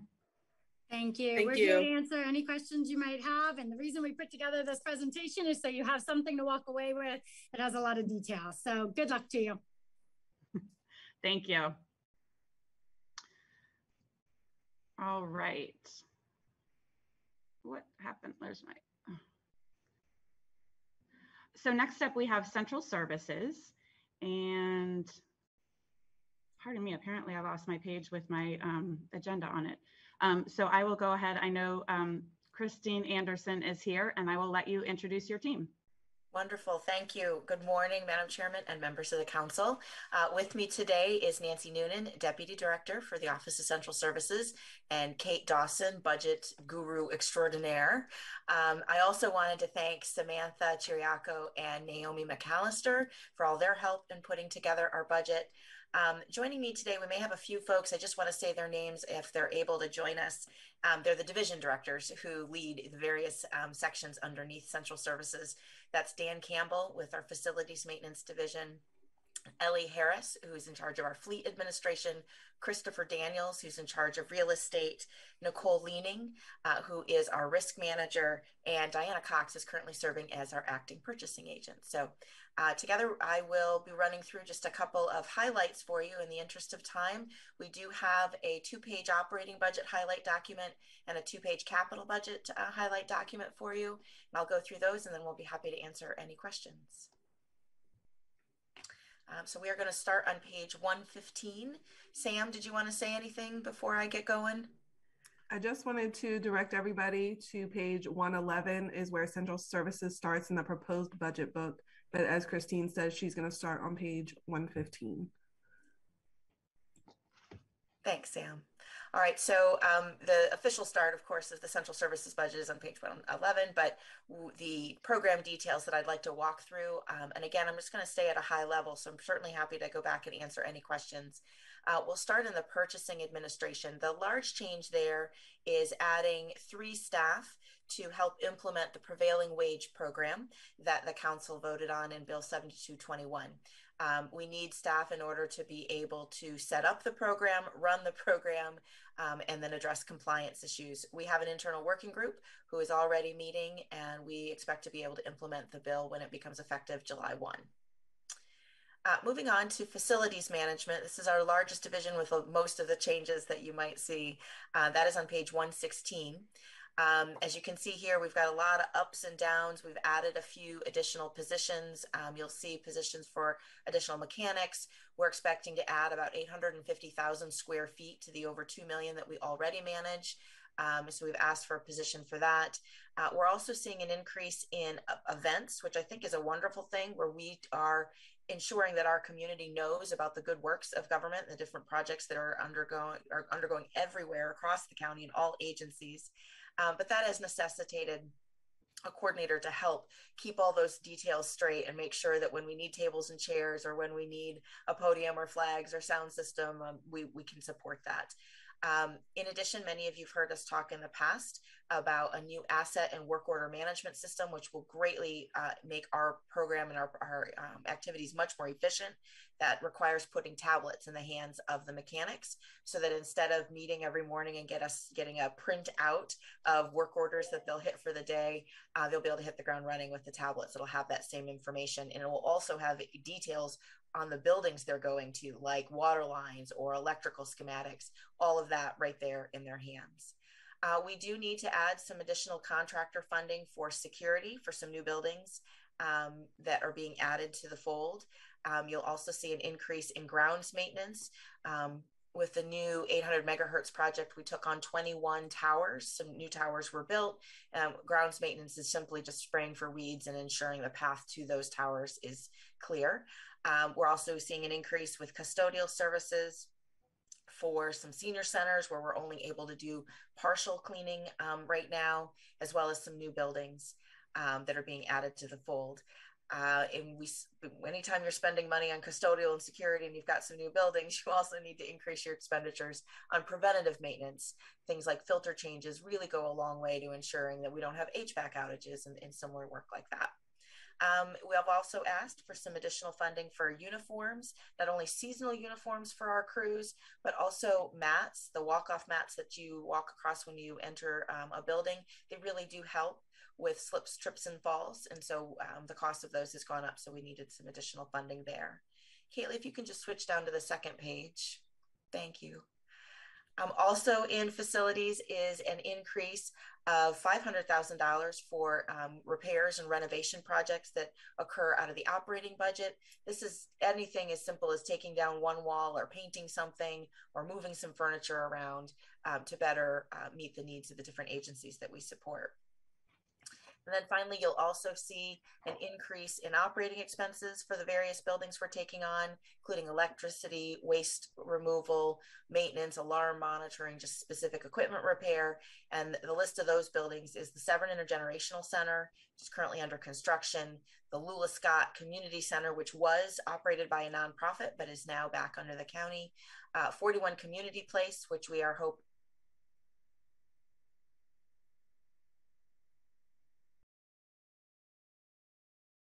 human services functions to be able to operate out of. The hospital, the Crownsville Hospital Complex, which I'm sure you're all aware. And then we will be conducting a feasibility study for improvements to make at the Ralph Bunch Community Center down in Edgewater. So that's the summary of the facilities management budget. Moving on to real estate, page 117. We are asking for one additional position. As many of you know, you or your staff have worked with Stephen Walker or Chris Daniels on constituent concerns, everything from leases to finding new space to overgrown ivy that's coming from county property onto a constituent's own property. This is the team that handles all of that and helps coordinate it. And we only have 3 full-time positions. A 4th position is needed. We became aware that we deal with hundreds of constituent requests every month, and additional staff is needed just to keep all that work going. So now I will move on to the self-insurance fund, which is on page 118, the safety and insurance and risk management division. Just a couple of small changes there. We are seeing an increase of just some additional AEDs in county agencies, as well as just some programmed replacements for existing units. The units have a life cycle, obviously, and we need to keep up on the replacement there. I also wanted to mention that this division has been actively working on recovering subrogation claims, and last year recovered $1.2 million from other carriers, which is really wonderful to see that, being able to work closely and get back money when someone does damage on county property. And then finally, moving down to the garage, both the operating program, which is on page 119, you'll see some increases there for some equipment, as well as some the fuel purchases. As you might imagine, fuel costs have been very difficult to predict. After spending much of the year a little bit under budget, we are definitely over budget now, and we've adjusted the budget for the coming year as best as we can predict such things like diesel and gasoline costs. And then on page 120, is the vehicle replacement fund. The increase in funding there addresses 12 vehicles that were total losses this year, which means they weren't scheduled for replacement, but we've had to replace them, as well as replacing 186 vehicles countywide, which is their regular schedule. And with that, that is the end of the operating budget. I'm happy to pause and answer any questions.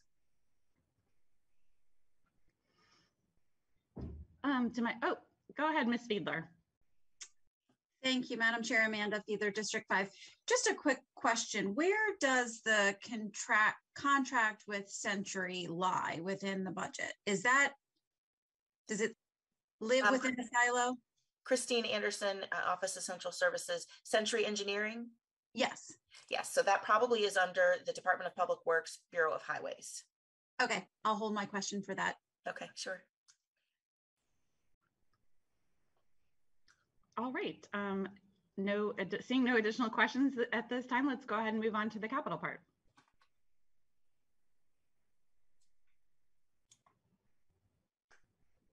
Thanks.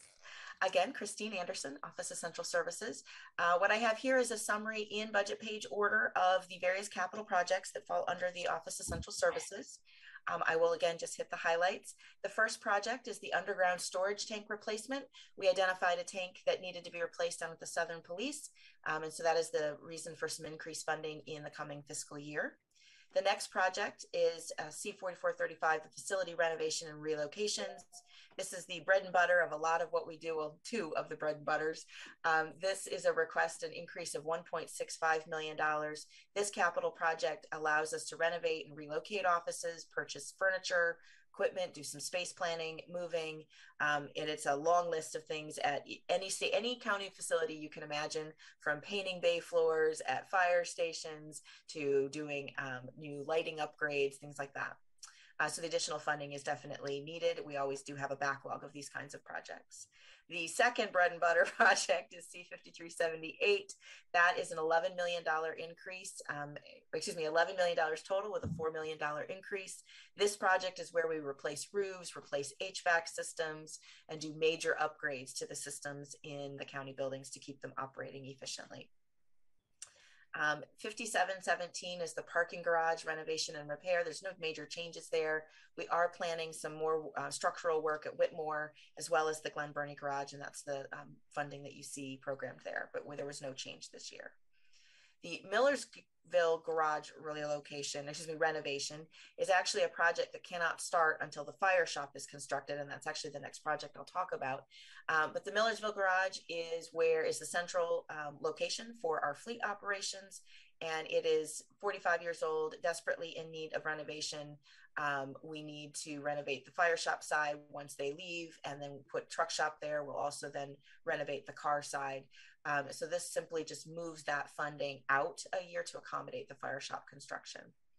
The next project is the fire shop. We have identified land, and we are moving forward with designing and constructing that new fire shop facility. And once that's out of the way, then the space that they're currently in at Millersville will be able to be renovated. Can slide to the next page, Kaylee. Thank you. The next project is modernizing the elevators at the Arundel Center. This is not the main bank of elevators that most folks use. It's the back elevators. They're very old and in need of replacement. It's not safe to work on them, and we want to upgrade the security of them. The next project on page 24 is 5801, is the Truman Parkway Complex bathroom renovation. Bathrooms are very important to county citizens and to our county employees, and following along with the renovations that we did at the Arundel Center as well as the Heritage Complex, the Truman Parkway Complex, the restrooms there are severely outdated, so we will be addressing that. C5828 is the EV charging stations and other green technology. This is a very important project to a lot of us, and it's about $6 million is budgeted for fiscal 23. We are looking forward to placing chargers and buying more and more electric vehicles over the next 10 years. We do have a consultant on board to help us figure out where we need to locate the chargers, as well as if we're going to be doing take-home with take-home vehicles, if we're doing stipends, or how we're going to accommodate that. We have over 2,200 vehicles in the fleet. We're not going to be able to convert all of them to electric, but we know that we've got some major infrastructure needs as long as going along with purchasing the vehicles themselves. Next project is the 5857, which is Circuit Courthouse major renovation. This is a very large building that needs some pretty major renovations over the next 5 to 10 years. The initial time we'll be looking at fire alarm systems, heating and cooling, and some renovations to the sidewalks around the outside of the building. We'll also be addressing some of the slate roof that is in serious need of repair. The next project is the Crownsville Nonprofit Center. I mentioned there's a little bit of funding in our operating budget for this. This project here will actually provide the funding to renovate the old Criminal Investigations Division building out at the Crownsville property. This is on the county-owned parcel that we've owned all along. This is not part of the renovations for the plans for once we acquire the Crownsville Hospital Complex. And then the last project on the list is a source of funding for ADA improvements. We do try, as we go around and renovate different county facilities, to address ADA concerns. This provides us a source of funding so as not to take funds away from other projects, and really allows us to be more strategic about the renovations that we're able to make to ensure that everyone has access to our buildings. And with that, I will pause and see if there's any questions. All right. Oh, Ms. Hare. Thank you, Madam Chair. Jessica Hare, District 7. Thank you, Ms. Anderson. Just a quick question on the electric vehicles. We had the Sheriff's Department before us yesterday, and I believe it was Councilwoman Rodvian had asked the Sheriff's Department a specific question about electric vehicles and that program, and they had said that they were excluded from the program. Is that getting coordinated through you, and are they going to be part of the program? What's happening with that? Christine Anderson, Office of Central Services. I wouldn't necessarily say excluded. However, the market doesn't really have a pursuit rated vehicle that's electric charging yet. The market is changing every day. All of the major manufacturers are working to develop vehicles that meet different specifications and different missions. So I wouldn't expect that to be the case maybe in 5 years or 10 years. But for now, we are not looking to pilot electric vehicles for sheriff or county police at this time. However, we do have 20 hybrid vehicles in the county police department, and they are putting them through their paces to see if that is a good interim option for us. Okay, so is it possible then the sheriffs might be eligible for some of these hybrid? Okay. Absolutely. It's a pilot program right now, and as we learn from their experience, if this is something that they would like to pursue, then yes, absolutely, we will be talking with them about it. Okay. Okay, thank you. Ms. Fiedler. Thank you, Madam Chair. Amanda Fiedler, District 5. So I wanted to touch base on the Crownsville Nonprofit Center. Back when we were discussing the resolution to partner and have a private entity fund the renovation, I believe there was an estimate for the roof replacement that was rather high. I think 11 million was what was said on the record, if I'm recalling correctly. So I was a little surprised to see 3.5 for roof, HVAC, and all of that. If someone could just touch on that for a moment, that was a big difference. Hi, Christine Anderson, Office Essential Services. I'd be happy to. The renovation that we are anticipating doing at that building now is leaving as much in place as possible. We know that there are some concerns with asbestos and lead in the pipes. And if we can do the renovation where we don't really move any walls, we go in, we carpet, we paint, and then we deal with the restrooms in a more limited way, we believe the renovation cost of $3 million is much more reasonable. In addition, that building has a slate roof, and we had been told previously that it needed to be replaced in kind. And as you can imagine, for a building that size, that is very costly. However, we have been talking with our historic folks in planning and zoning, and they have said that actually for the kind of building that we're talking about, there are other roof products that mimic the look of, but are more affordable without going full on slate. And so we assume that that would be an option for us as we address the roof at that location. So we believe the $3 million is a good number in terms of renovations.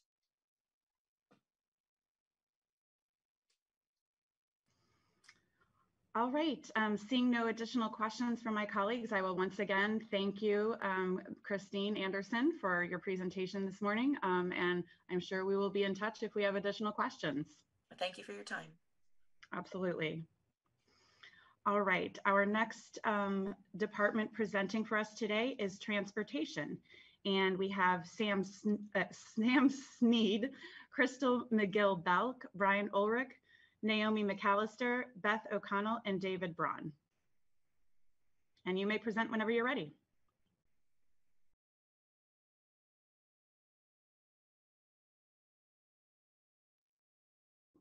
Good morning. Thank you for taking the time to listen to our budget presentation for the Office of Transportation. I'll be focusing on the highlights of our budget for operations first, leaving some time for Q&A, and then moving on to highlights for new projects for our capital portion of our budget. To begin, the Office of Transportation provides transportation mobility and planning services to promote multimodal transportation networks throughout the county and contributes to that necessary infrastructure that includes roadways, bikeways. We coordinate with Rec and Parks on their parkway paths. We also work on day-to-day transit operations. We develop long-term and short-term plans, such as the Vision Zero plan, which is close to completion, the Walk and Roll and Arundel plan. Those also tie into our larger transportation functional master plan. And the things we're trying to do with our budget include enhancing our transportation vehicle technology, but also enhancing our transportation services and improving them to attract new riders and to serve our current riders better.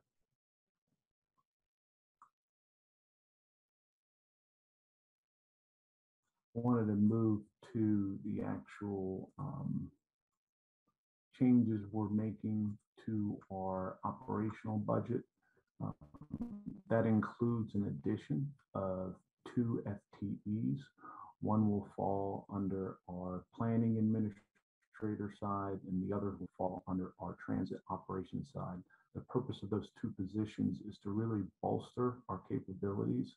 Presently, we are operating with 8 FTEs, 2 of which are on the planning side. This would increase that to 3. And we're also operating with a limited number of staff on our operations side. So I'd like to increase our staff on that side as well in order to accommodate the growing size of our county and our ridership as we enhance our technology and add add lines moving forward. We'll also be covering our administrative cost, and we are growing, as I said, our bus services, still underneath the cap of the contract we have with transit, including maintenance and revenue service vehicles. We're including additional bus stop and shelter infrastructure, and we want to grow our bus stop and shelter infrastructure and our bus signage moving forward. We are awaiting a final study from BMC, BRTB, our Regional Transportation Board, so that we can know which stops require improvements. But in the meantime, we are performing ad hoc improvements as needed throughout the system. And we've already begun to install new signs throughout the system, starting with our Gold Line extension and our Crofton Express line that we recently added. Our first transit bus operation contract takes up the majority of the portion of our operations budget, and that includes funding our fixed route bus lines, our microtransit call and ride zone in South County, and our paratransit on-demand service, which serves 55 plus elderly, but also our paratransit population. At this time, I'd like to open up for any Q&A regarding our operational budget.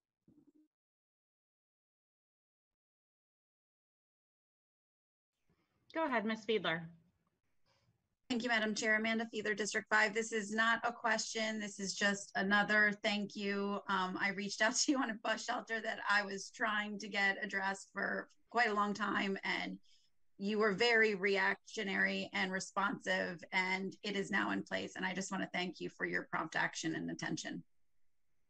Oh, you're welcome. And we look forward to doing the same throughout other areas of the county. If any citizens want to highlight those stops, perhaps they weren't captured in the study and there's a need, we look forward to accommodating other districts as well. And I appreciate your thank you. All right. Any additional questions from my colleagues? Well, I guess at this point, we can move on to your next part of your presentation. We're going to move on to the capital portion of the presentation.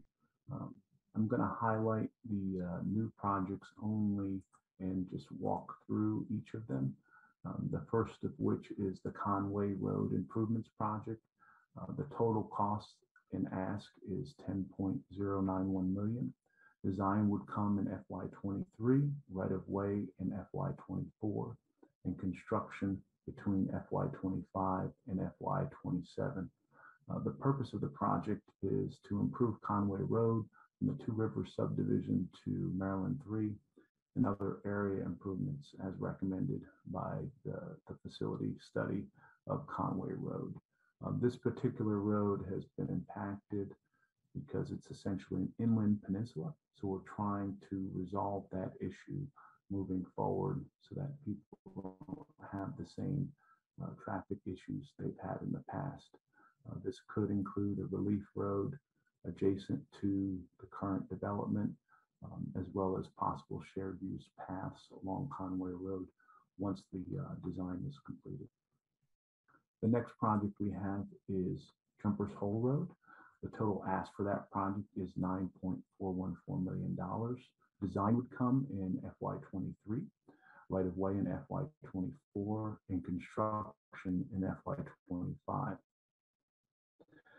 This is a really high growth area, and based on the recommendations of the study, this project will provide intersection improvements on Jumpers Hole at Ritchie Highway and Mountain Road, as well as the intersection of Evening Star Drive and Asbury Lane.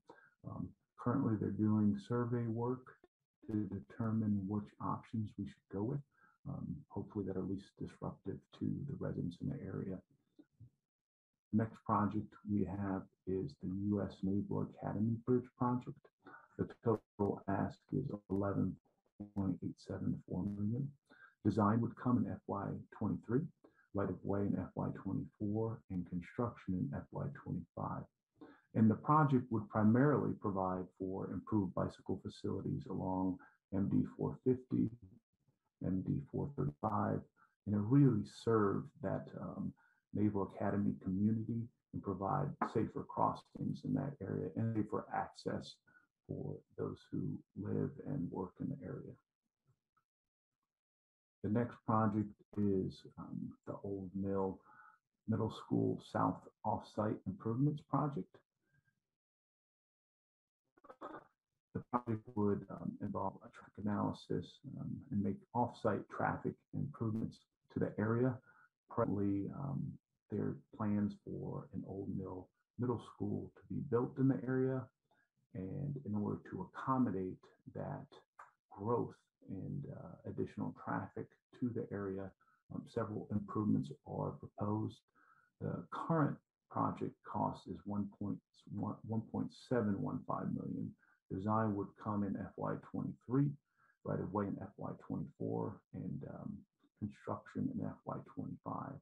And that may be adjusted depending on the acceleration of the school construction timeline. The next project is the New Cut Road and Crane Highway Sidewalks project. The estimated cost is $1.766 million. Design would come in FY23, right of way in FY24, and construction in FY24. And the project would provide for an expansion of sidewalks along New Cut Road from Stevenson Road, where the new Old Mill West High School will be, continuing under I-97 along Crane Highway and terminating at the existing sidewalk at Green Branch Lane. And this is really accommodating a lot of safety issues with potentially walking to and from the new school that will be built in the area. Presently, there aren't sidewalks in certain areas, and we're coordinating to make sure that we provide a safe walking environment so that people can access commerce and schools located along that corridor. The next project is the Blue Water Milestone Shared Use Path project. The cost for that project is $4.6 million. Right of way would be in FY24 and construction in FY25. And the project would construct shared use paths along Blue Water Boulevard from Maryland 175 to Portland Station Lane, and along Milestone Parkway from Maryland 175 to Clark Road, including intersection improvements where necessary. And the final new project is the Forest Drive project. It's an intersection of Forest Drive and MD 665. The project would make intersection improvements to the intersection of Forest Drive, Chicopin Round Road, and R.T. Allen Boulevard to address both safety and congestion in the area. The estimated cost is $1.584 million. Design would come in FY23, right of way in FY24, and construction in FY24. And that concludes the new projects in the proposed budget. A lot of these projects really are bike and pedestrian focused, but also meet some congestion needs and reduce that vehicular traffic that you're seeing in the areas and try to attempt at a smoother driving experience for folks in the future. And here I'm going to open it up for any questions regarding the new capital projects. Ms. Pickard. Thank you, Madam Chair. Allison Pickard, District 2. Good morning, Mr. Sneed. I'm super excited to see the offsite sidewalk improvements. We've been talking about connectivity to communities, lining up with school construction. It's extremely important. I know we've been, as we've poured over these books, I do think we're going to need to speed up one of those projects at Old Mill Middle South, as both the new high school and the new middle school have plans to open by fall of 24. So those sidewalks are probably going to need to be sped up a little bit. But I do want to thank the administration and the Office of Transportation for recognizing that when we build new schools, we've got to be able to get those students safely walking in the walking vicinity. Also, that new cut crane sidewalk has been, there's been a well-worn path for probably a decade and unsafe pedestrian traffic there for a long time. So it's long overdue, and I appreciate the project. So I just want to make sure, I know I've spoken to the budget office and we've spoken with the sidewalk folks in DPW about speeding up that one offsite improvement plan. So thank you. Oh, you're welcome. And we'll work with the budget office to see how we can accelerate the project to be in line with the school construction. All right, seeing no additional hands, we will say thank you for your time in presenting today. I will say thank you on behalf of my constituents that the stars have finally aligned for Forest Drive 665 and Chinkapin Round Road. I know that is one that you know, can really be a mess if there's anything small, a little fender bender. So I know my constituents will be very pleased to see that coming to fruition. But with that, we thank you so much for your time, and we will be in touch when, if and when, most likely when, we have additional questions. Well, thank you, and I appreciate both my staff members who are in attendance, Crystal Miguel Belk and Brian Ehrlich, who assisted in assembling this year's budget. Goodbye. Thank you to them as well. All right, next on our agenda is the Department of Aging and Disabilities, and we have Carissa Kelly, Joelle Ridgway, Wendy Carrasquillo, Naomi McAllister, Beth O'Connell, and David Braun. Hey, good morning, Madam. Carissa Kelly, Director of the Department of Aging and Disabilities. And as Councilwoman Rodbina had said, joining me today is Joelle Ridgway, my Deputy Director, Wendy Carrasquillo, my Fiscal Manager, as well as Darlene Flynn, who will begin the presentation by leading you through the budget, and I will follow with my presentation. Good morning, Darlene Flynn with the Budget Office. The Department of Aging and Disabilities budget begins on page 224 in the budget book. I'll be going over the comparative statement of expenditures on page 225 very briefly. Their overall budget for proposed budget for FY 2023 is $15.3 million, which is an increase of about $2.5 million. Of that $2.5 million, $1.5 million of that is additional grant funds, and then $1 million in general fund, a little over $1 million in general fund. If you look below on the chart, you'll see the budget by object. The personal services budget increased by $946,100. And a lot of that is attributed to additional 7 new positions and an increase in the countywide pay package. There's an increase in contractual services of $738,500, and the majority of that is in grant-funded services. The supplies and materials, $620,300 increase is all grant-funded increases for supplies. So is the $28,600 in business and travel. Again, that's all grant-funded. The $201,100 increase in capital outlay is basically due to an increase in the cost for furniture and outfitting of the 7 intergenerational centers. So that's one-time cost.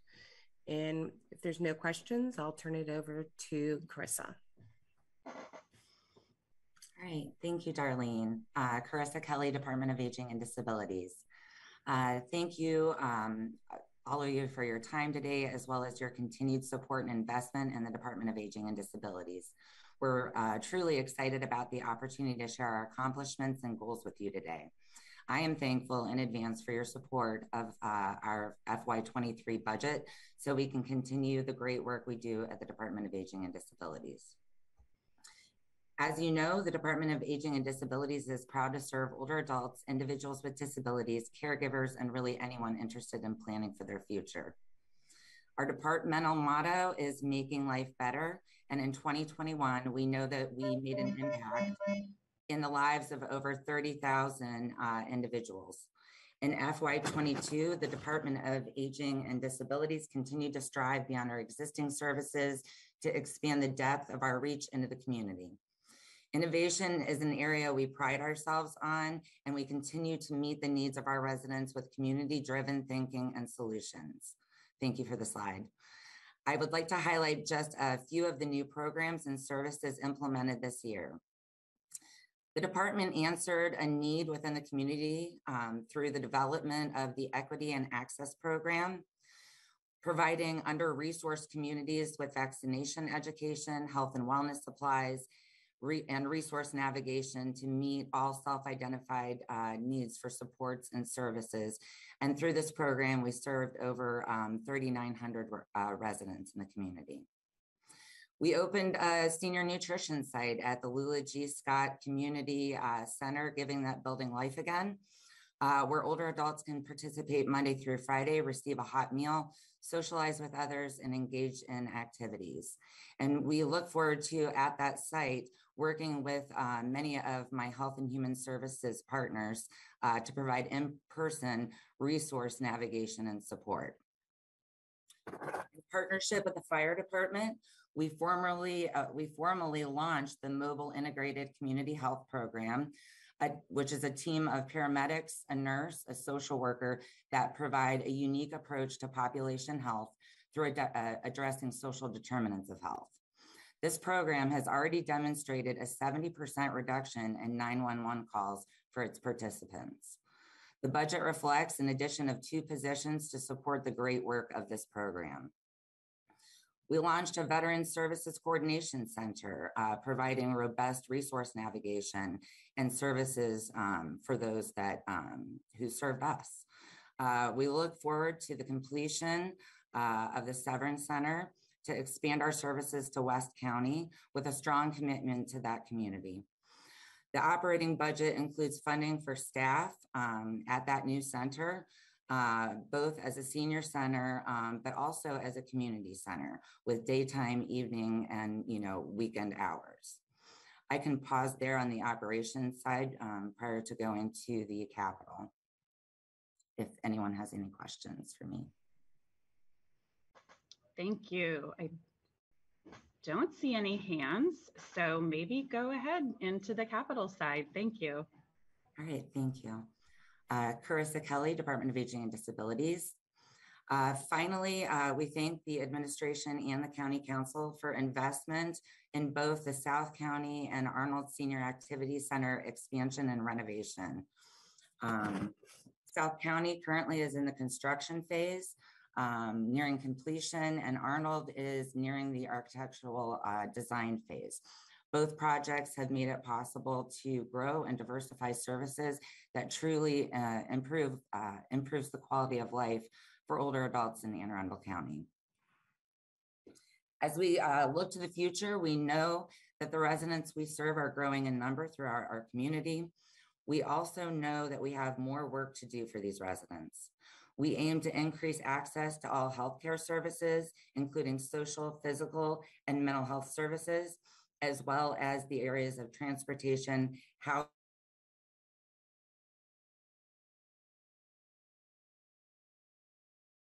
of the residents.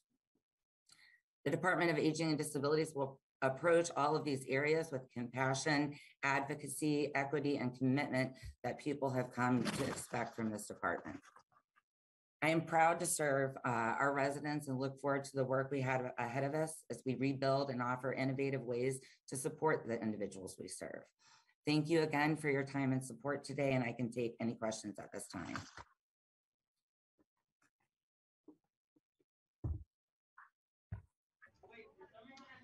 Well, once again, you must have answered everything through your presentations, or we're not thinking of them yet, and we will be in touch. So thank you so much for your presentation and all the great work that you do. I know I've personally experienced it over the past few months, so I'm greatly appreciative. I guess we will be in touch via email, and thank you again for coming by today. All right. At this time, our next presenter is the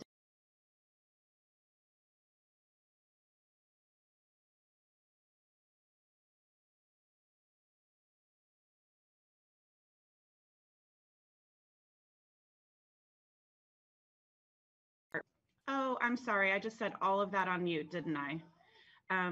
I will say it again. We are moving on to the Department of Health with Dr. Nilesh Kalyanaraman, Mary Lynn Bobbitt, Adrian Michler from the Mental Health Agency, Beth McCoy, and Naomi McAllister.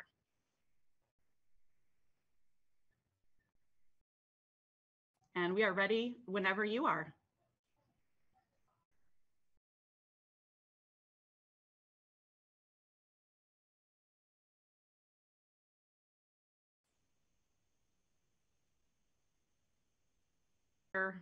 Now you're off the mute. Now we should be able to hear you.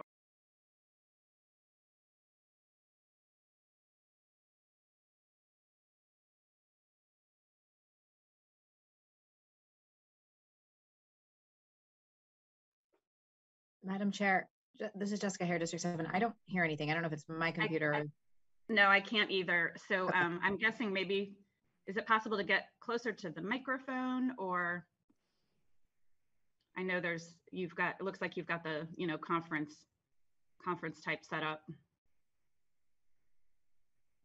Just say something, keep talking, folks at the health department, so we know if we can hear you. We still can't hear you.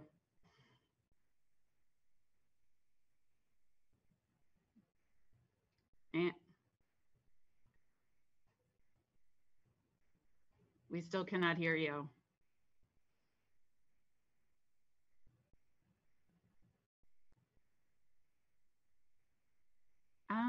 Madam Secretary, do you have any suggestions, or Ms. Schultz, do you have any suggestions of what might be happening here? Because it looks like their sound is on.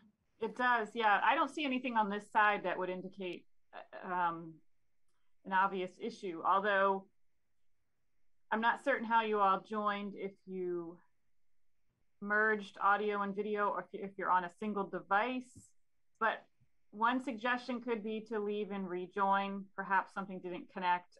Madam Chair, we could jump to OIT to allow health to figure out whatever the problems are here.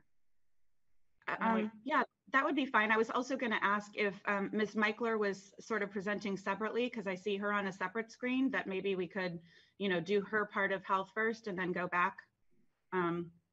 Is Ms. Michler, can you tell if is that how you're organized today? Good morning, Adrian Michler, Anne Arundel County Mental Health Agency.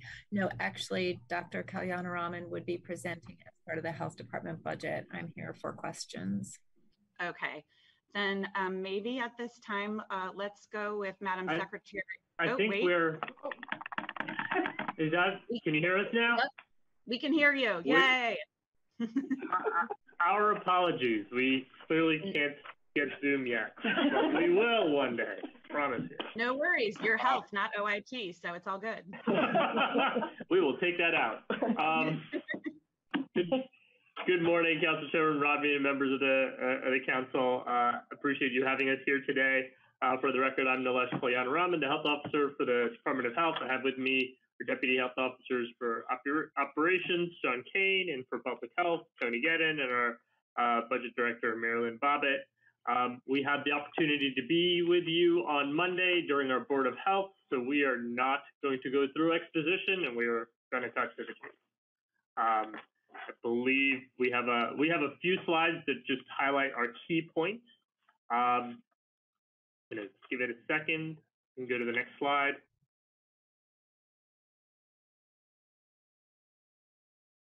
So our total request for the department is $86.3 million, and you'll see that on page 247 of the budget book, which is about a 7.3% increase over FY22. Our budget consists of 52% is county funds and 48% is grants, largely from the state. And our increase is primarily consists of $1.9 million in county funds and $4 million in grant funding. These proposed budget funds are critical to build and support the department and its current infrastructure, and to bolster our public health workforce. And we talked about that a little bit on Monday as well. Our public health workforce is core to our being able to provide programs and enhance community education and outreach so that we can address health disparities and health access inequities in the county. Next slide, please. Can you move that window? So the core pieces of our supplemental budget are the third and final installment of our school health contractual employee pay equity adjustment. This is the third of a 3-year set that increased school health pay overall by 10%, and that was to try to bring it up to the minimum of what is being paid for school health employees in surrounding counties. The next piece is a 7% pay increase for school health county contractual staff and other Department of Health county contractual nurses, and this is in response to increases at the state for state nurses, and to make sure that our county nurses and county school health, of which nurses are a core part, but not the only part, can keep pace with that change. As we know, there's workforce issues in health, public health, and healthcare, and at the very least, we have to be able to keep pace with changes. Next piece is adding a county contractual office services clerk to support our human resources. It's critical with the increased number of staff we have to be able to increase our infrastructure to manage that hiring process. Another position is for our county contractual intake coordinator for our behavioral health services, and this position will help improve revenue to our program and increase our ability to care for more people, to provide behavioral health services. And the last is converting 2 vacant state merit environmental health sanitarian positions to county merit. And this is a continuation of a long-standing process that we have of converting state merit environmental health positions to county merit.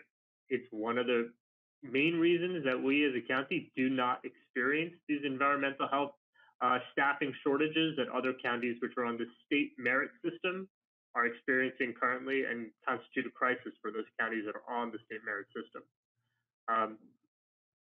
Another position is for funding a half-time medical director position. During the pandemic, it became clear that we do need to have additional medical expertise in the department. Currently, I am the only MD in this department who has administrative role. We do have MDs providing clinical services, but we also need additional oversight and programmatic support. Next point is 2 vehicles for our behavioral health peer support program. We talked a little bit about our peer support program on Monday and about their work in doing overdose outreach, amongst other things in the communities. And it's key to be able to give them that transportation to be able to do this instead of having them rely on their cars and their own transportation. That is both putting a lot of burden on our peers and also has led to some issues as well, because people have car troubles, as we all know. And that is, since it's a core part of our program, we want to make sure that we're supporting that. Next slide. We are looking to expand and solidify our community health ambassador program. It is currently operating, but it's currently operating on ARP funds. We've talked about its effectiveness in doing outreach to the community, and particularly in funding programs that are embedded in our communities and strengthening those partnerships. We want to continue and expand this program, make it a permanent part of the department, and have it address the core issues that Healthy Arundel has surfaced, particularly around mental health, healthy eating and active living, and our COVID work as well. Next item is an expansion of sexually transmitted infections program, and this is really about expanding our ability to contract with medical service providers to do screening and testing. We've seen an increase in demand for this, and also an increase in rates as well for providers, and this will allow us to be able to keep pace with the demand that we're seeing. Next item is funding for the Hispanic Health Festival. This is an event that takes place every year in September at the Heritage Church, and it's a core part of how we support them annually. We would like this to become a permanent part of what we do is through our health equity work. And then the last piece here is with our partner, the Mental Health Agency. We're seeking an FY23 increase over 3% across the board for staffing, to be able to ensure that they have proper staffing and consolidate MHA funding from other health department bureaus into the new mental health agency bureau that we have, and that's an administrative unit. And I believe those are our items that we have in our budget as the Department of Health and in partnership with the mental health agency.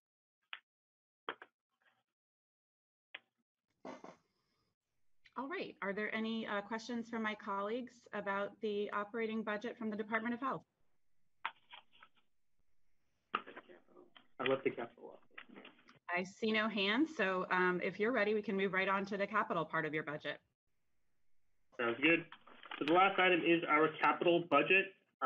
We have 3 programs that are unchanged from prior years. One is the demo building code, 2 is the failed sewage and private well fund, and the 3rd one is our septic system enhancements. These are all consistent with the approved programs. Their amounts are not changing. And so we ask that our funding for these continue as well.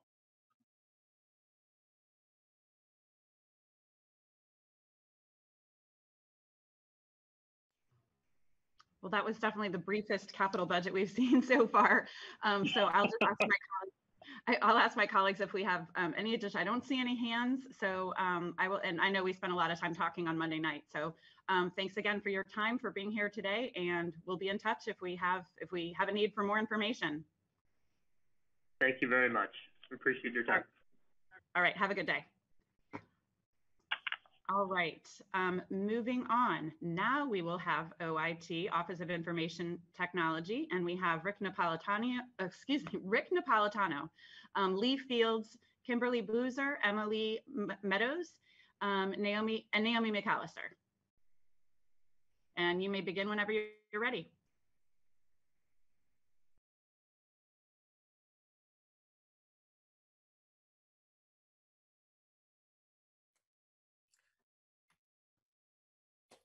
Good morning. My name is Darlene Flynn with the Budget Office, and the Office of Information Technology's budget begins on page 163. I'll be going over the comparative statement of expenditures on page 164. Hey, Darlene. Yes. We can probably skip that if you just go to the graph, unless they really want to plow through it. No, that's fine. We can just go ahead, and if you want to cover your documents, that's great. I want to do what's best for our team here, so I think that would be best. Okay. You want to just put the presentation up then? Very good. Greetings to each of you. I'm really grateful for your service, and I'm not envious of the task before you. It's a lot of time and energy that you have to spend. We have 3 slides very quickly. Hopefully they summarize the budget in a way that gives you what you need. Clearly, we've been given direction to focus on what's new, so that's our target. But we also want to serve you in the way that's best. So if you have any questions, feel free to ask any questions. On the phone with me are Emily Meadows. She's the Public Safety Portfolio Manager.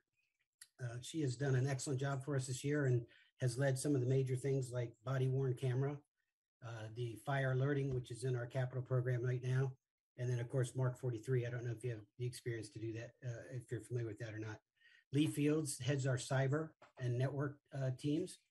And then, of course, Kim Boozer is our budget analyst. The next slide is there are 2 tables on the left and 2 graphs on the right. The graphs actually, are you guys getting an echo?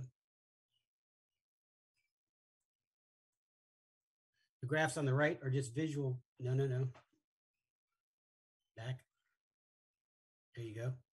The graphs are just visual explanations of the table on the left.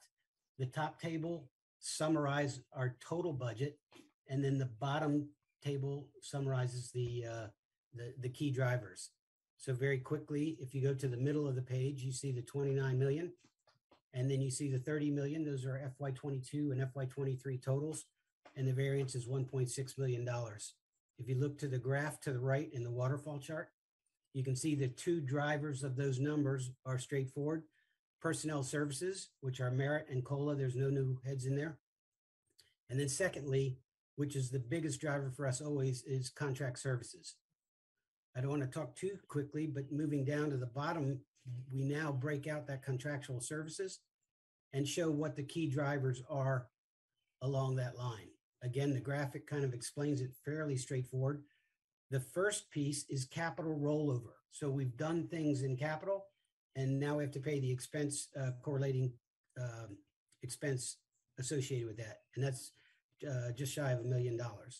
The second big driver are where we have more license of existing products. And so that's where we bought more body cam licenses. We have AWS, Zen City, and a few other just licenses where we already own them, but we bought more of them to keep going. The contract maintenance is just things that increase in cost with COLA costs for maintenance agreements. There's 60 plus different contract arrangements, and that's 300K. And then we go down by $1 million because we finished $1 million worth of work from last year, and that just closes out. So at a summary level, we're up 1.6, and the two drivers are the personnel services and the contract maintenance, and the contract maintenance is driven by those 4 items. Are there any questions with that? I am going to move to the second slide. Yep, I don't see any, so feel free to proceed. I'm sorry, could you say that again, please? I said I don't see any questions. I don't see any hands, so feel free to proceed. Thank you. I appreciate that very much. The second slide, I'm getting a bad echo. The second slide, I don't intend to double click on this slide, but I wanted to make sure that you guys had visibility into what we're hoping to accomplish. FY23 is a pivot year for us. We finish out our 5-year plan, our previous 5-year plan, and FY24, we will start our new 5-year plan. And for the sake of time, I'd love to go through it with you, but really we're moving, our strategy is still the same as it's always been. We want to accelerate success by fostering secure digital dexterity, but we believe that the 3-tiered strategy we had in the past, which stabilized the infrastructure, replace the core systems, and transform some of the culture, we believe that in large part we've accomplished what we want to accomplish in the last 5 years. There are still remaining things that need to be done, and they are in place and they are moving forward. The new pivot, the next 5-year plan, will take us forward, and what we'll start focusing on is more the data matrix of the organization with data analytics, machine learning, and augmented intelligence. We do not have all of the details for that laid out, and I'm not going to spend the time there because I know you guys are pressed for time, but I did think it's worth mentioning to you that this is a pivot year and we will be moving forward on that. That will take us to the capital page, unless there are questions there. In the capital page, again, we're highlighting what is new. If you look at the summary of this information, I tried to lay it out in a way to make it very simple to see all of our capital projects at one time. And so you can see that we have 6 capital projects here, and they're laid out in the budget book in different areas, and Naomi can help us with pages if we need to. But if you look to the right and you look at the shading, the 2 new capital projects on the page are the broadband access and then the public safety technology. I am going to talk to the broadband access, and effectively you have about just shy of 100 homes in the county that don't have broadband, high-speed broadband connectivity. This money is targeted to get them access. There are a series of methodologies. Some of them we will build ourselves. Some of them we will contract out to various broadband carriers, but that's what that money is for, and that's new to our budget. It wasn't here last year. Secondly, and Naomi, I was kind of hoping you could talk to the public safety technology, because it's not really new money to the county. It's new money to our budget, but it's really a collection. Do you mind speaking to that, Naomi? McAllister, Office of Budget. So the Public Safety Technology Enhancement Capital Project really has taken funding out of the operating side of the budget and moved it on over to the capital the budget. As you know, public safety has some unique technologies in it, and maintaining that inventory over extended periods of time, given the different types of useful life of some of these technologies, it's much easier to manage this type product over on the capital side. So the net effect on the overall budget is zero. We've literally just carved it out of and put it into the capital side. And that's kind of why you see that lumpiness. The numbers are very specific and a little lumpy. It's because, you know, we've literally, like I said, just taken it out of operating and shifted it on over. So. Thank you. Those highlight the two new components to our budget. The rest, there is nothing new. It's all in plan. They are continuing the existing projects underway, and I can speak to them if you like, but we were kind of given direction just to focus on new elements. Is there anything that you would like me to focus on, or are you comfortable that we've covered what you need? Let's go ahead and just take a couple minutes for questions here. Go ahead, Ms. Fiedler. Thank you, Madam Chair. Amanda Fiedler, District 5. So I think it was about a year ago that we had a helicopter bring in a new tower installation off of Baydale. Which capital number does that fall under? Is it the 0223 or the 0700? It's a great question. I'm checking right now. It would be the radio project, which would be the bottom one, public safety radio 0700.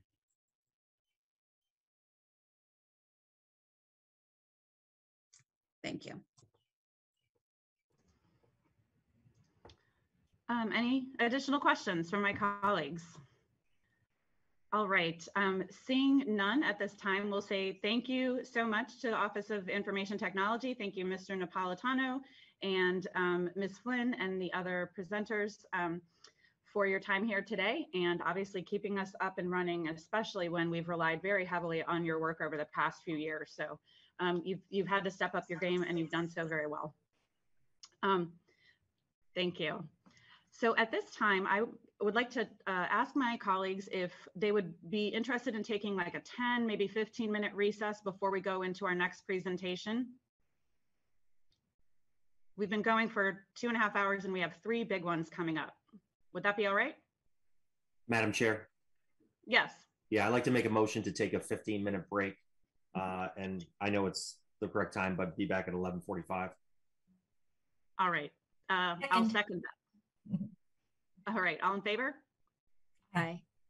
Aye. All right. We will be in recess until 11:45, and we'll see you soon.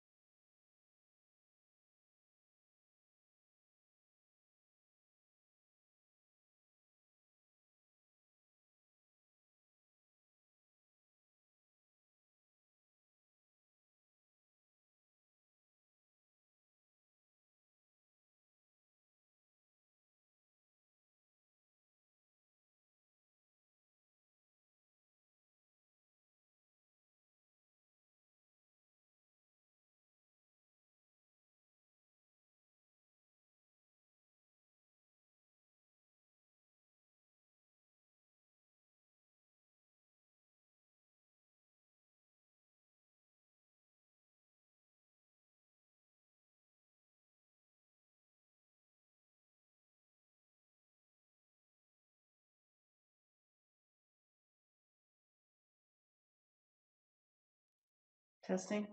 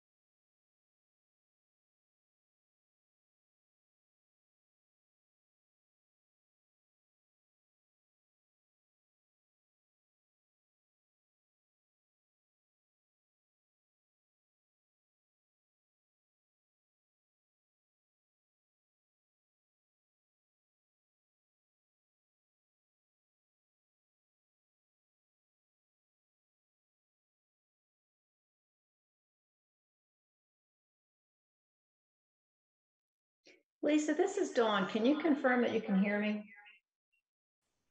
I can hear you indeed. Are you in on two devices? I was. I wanted to make sure I had access to audio, so I just turned one off so I could turn this one on. I didn't want to start and find I didn't have a voice. Totally got you. Thank you. I'm going to go back on mute. Okay, and I think we're just waiting for a few more folks to join on. Hopefully, council colleagues, if you're here, just give me a sign.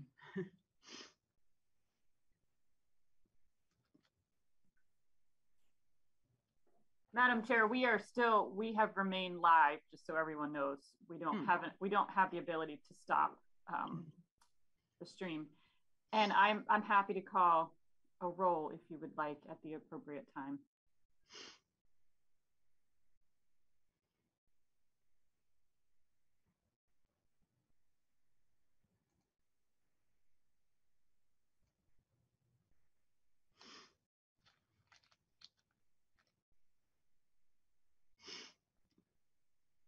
Miss Lacey, are you here?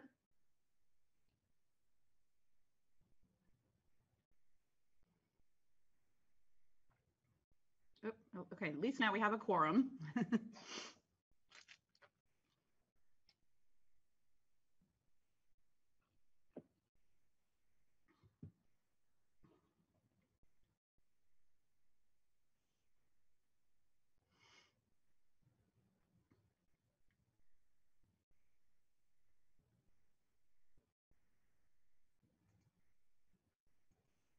Would you like to begin, Madam Chair? Yeah, I think we better go ahead and begin. I'm sure our colleagues will be joining us shortly. So yes, Ms. Hare will be rejoining us at noon. All right. So at this time, the County Council is back in session. Madam Secretary, could you please call the roll? Thank you. Ms. Lacey. Present. Ms. Pickard. Present. Mr. Volkey. Ms. Japrewski. Here.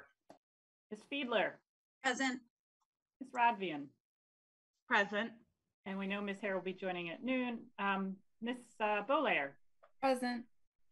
Madam Chair, we do have 5 council members and the county auditor in attendance at this time. Oh, and actually, oh no, I'm sorry. I thought I saw Mr. Volkey. Oh, I stick with my statement.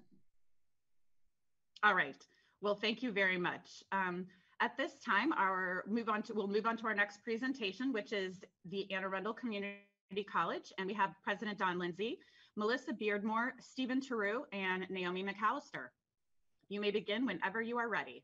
Thank you, Madam Chair. I want to start by thanking the Anne Arundel County Council for your time, your work, your role, and your dedication in developing the county's budget. Representing Anne Arundel Community College, along with myself, from our Board of Trustees is our Chair, Sandra Moore, Dr. James Johnson, and Dr. Zapi Rodriguez. I'd also like to introduce you to the executive team and ask that as I call their names, you could please make them a panelist so that they can participate if a question comes up that we need their answer from. The first is Dr. Tanya Milner, our provost, Dr. Felicia Patterson, our Vice President of Learner Support Services, Dr. Rick Krolovec, our Vice President for Information and Instructional Technologies, and Andrew Little, our Associate Vice President for Learning Resource Management. Next slide.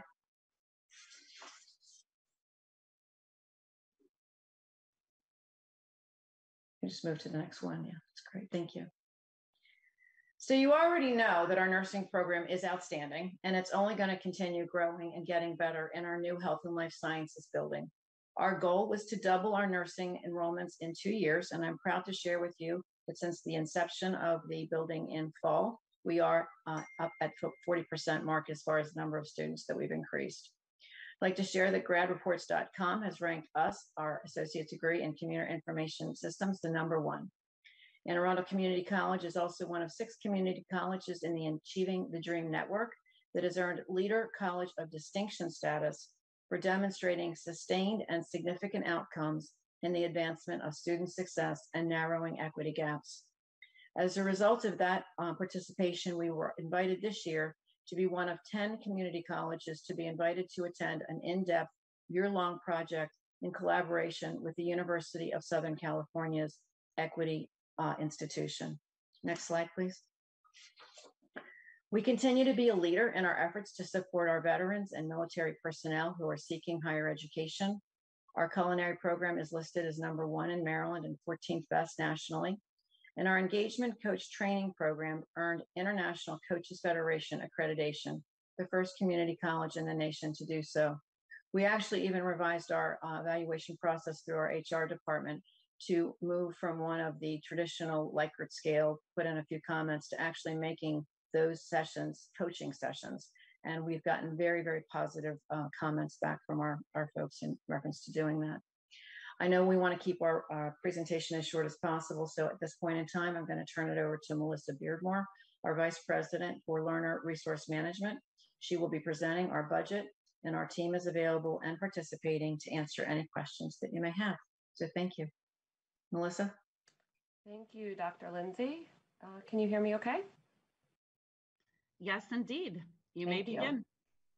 So maybe we can move to the next slide. We're going to quickly run through our operating and capital budgets. We'll start with our operating budget. In terms of our financial picture for the current year, we are monitoring enrollments very closely, and we've adjusted our course offerings to ensure we maintain our students as much as possible. And we have put significant spending contingencies in place really before this year started, with the uncertainties continuing of COVID.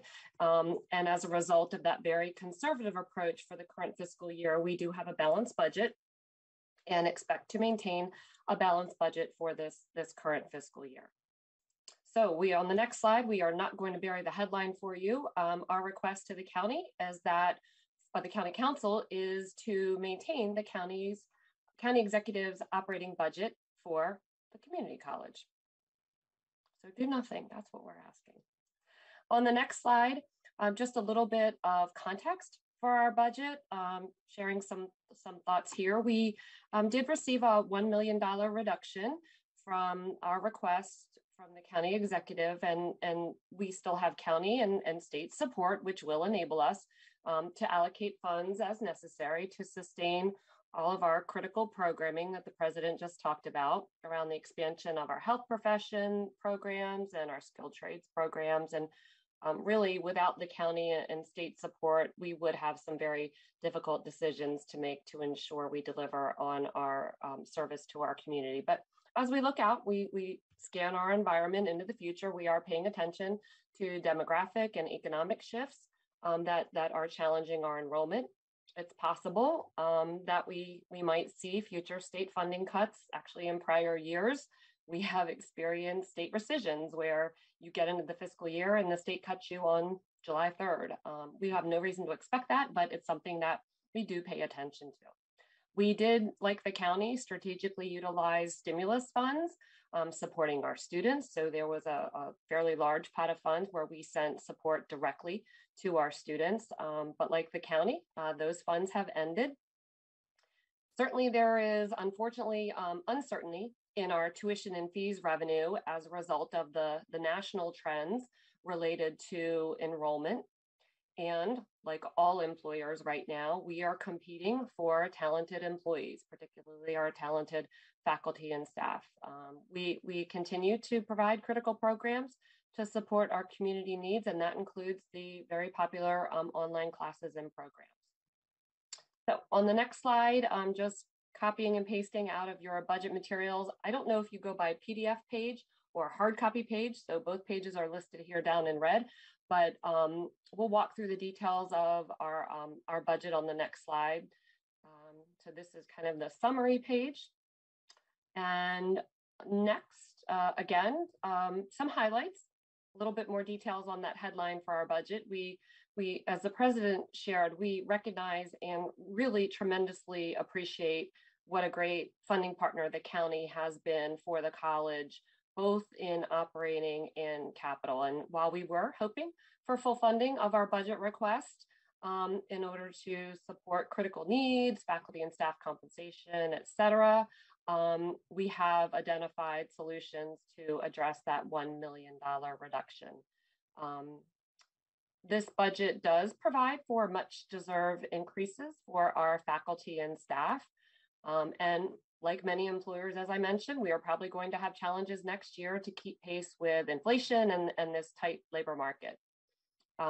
After much deliberation, our board did support a modest $2 in-county increase to our tuition. And we know we have to balance the financial challenges that many of our residents and our students are facing with the resources necessary for us to deliver quality education and services. So we can go on to the next slide. Maybe we'll go 2 more to slide 11. And this is a graphic showing a little bit more about our funding picture. Really, we think that we have 3 sources of funds: the state, the county, and college sources should be equal, 1/3 each. Not been the case for years, but with the proposed increase in state funding, the state finally moves, yay, to 33% of our budget in fiscal 23. I think in my 21 years, I don't think I've seen that yet. So this is a big year. With the county executive's budget for fiscal 23, the county would be contributing 39% of our budget. So that's a little bit of a drop from 40%. So getting a little closer to that 33%, which is really important for us, so impactful to us, even though we are a small percentage, I think it's 2.2% of the county's budget. The county's funding to us is so critical and so very important.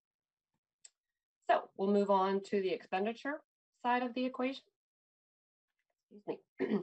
So this is a recap of the allocation of new funds within our budget. Basically, budget to budget, a very moderate increase, with most of the expenditure increase coming from those compensation adjustments. We'll walk through those in a minute.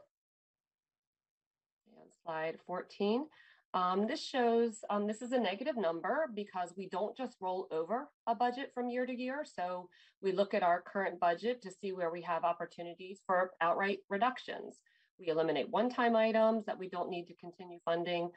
This budget does include more than $500,000 in reductions we made to departmental-based budgets in order to help us balance the budget. So a little bit more tightening of the belts for folks.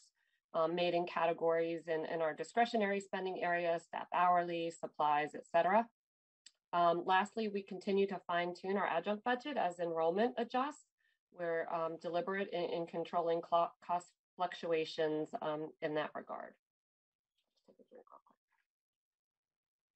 Okay, slide 15. We're going to spend a few minutes on compensation. It is more than 80% of our budget, so obviously a large portion. Last year, we did provide a 5% compensation adjustment pool, and we are recommending the same for this year. And this slide summarizes the components of that $5.1 million comp and benefits adjustment, the bulk of which really relates to that 5% compensation increase pool. The next slide, just a little bit more information we've shared with you before, but just a reminder, we do have a robust system of shared governance at AACC, which means not only do our employees have a voice in many decisions at the college, but they also have a mechanism, and we encourage them to help us assess and update key systems. In this case, our compensation systems. We had a committee several years ago for faculty, separate committee for staff. They looked at our compensation systems and provided recommendations to update to a market-based system, the parallel system for faculty that provides greater equity, transparency, and also dealt with, at that time, we were dealing with salary compression. They also developed a system that's more fiscally sustainable. The next slide, a little graphic showing how we have tracked how we compare to other county entities. Unfortunately, in some years, how we have lagged. We're curious to see how the FY23 pay packages compare to our 5% pool, as our faculty and staff do pay attention to what county departments and other agencies get, so it can become an equity issue for them. On slide 18, just a little bit more information about our staff compensation, and we'll talk about faculty next. this system, the staff compensation system, uses a regional market data. We have software that we use to provide how much the market in the region is moving as a percentage, and then we update our salary tables based on that data, and then employees move across the table as they get another year of service. So if we don't fund at least the amount the market is moving, it's generally 2 to 3%, but certainly for next year, as we look back on this current year, I suspect it's going to be greater given inflation, et cetera. Then if we don't fund that level of market increase, 2 to 3%, then our employees start to fall behind. Further, if there isn't a pool of funds more than that market increase, then they aren't moving along this scale and basically are barely treading water. So on the next slide provides some information about faculty. For faculty, one measure that we evaluate ourselves against is our peers for faculty salaries. Our board set a goal for us to be at least third among the 5 peer institutions that we compare ourselves to in Maryland. And based on average salaries, we list here where we rank third for professor and assistant professor, second for associate, and first the instructor rank. That's the level at which we, for entry-level faculty for many of our faculty. For our part-time faculty, we have, effective last year, we instituted a new level, so a little bit more career progression for them, ways to earn more money. And we are 4th at level 1. And then the new level 3 provides a bit more progression for part-time faculty, and we're 2nd at that second level 2 and level 3. On the next slide just provides, it's a very small pot of money, but we need the numbers to add up. Base adjustments are the category we use for increased costs associated with existing services. So that's about $98,000. And then on the next slide, provides a little bit more information on the category legal and regulatory compliance. These are our institutional costs that we consider absolute must do. So institutional insurance, those are increased costs due to kind of our business insurance, if you will, market trends that we're seeing, unfortunately, and the cyber policy and educators' legal liability as those COVID claims run through the market, and some coverage for our new buildings. We also are budgeting for legal expenses based on projected activity that we've seen over the last year, and some increases on our retention limits. We also are going to be very proud to host we go through a institutional level accreditation through Middle State. So that site visit is next year, and we need the funds to host that visit. Next, the increase in state funding does allow us to fund a few critical priorities aligned with our strategic plan and on our strategic priorities list.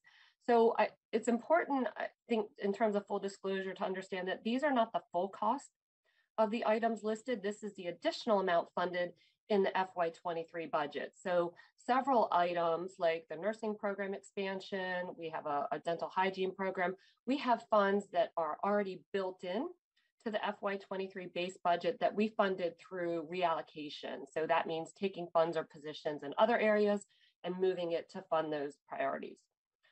So the amounts listed here show how we are spending the increase in funds over the FY22 budget. I apologize for the acronym. I caught that this morning.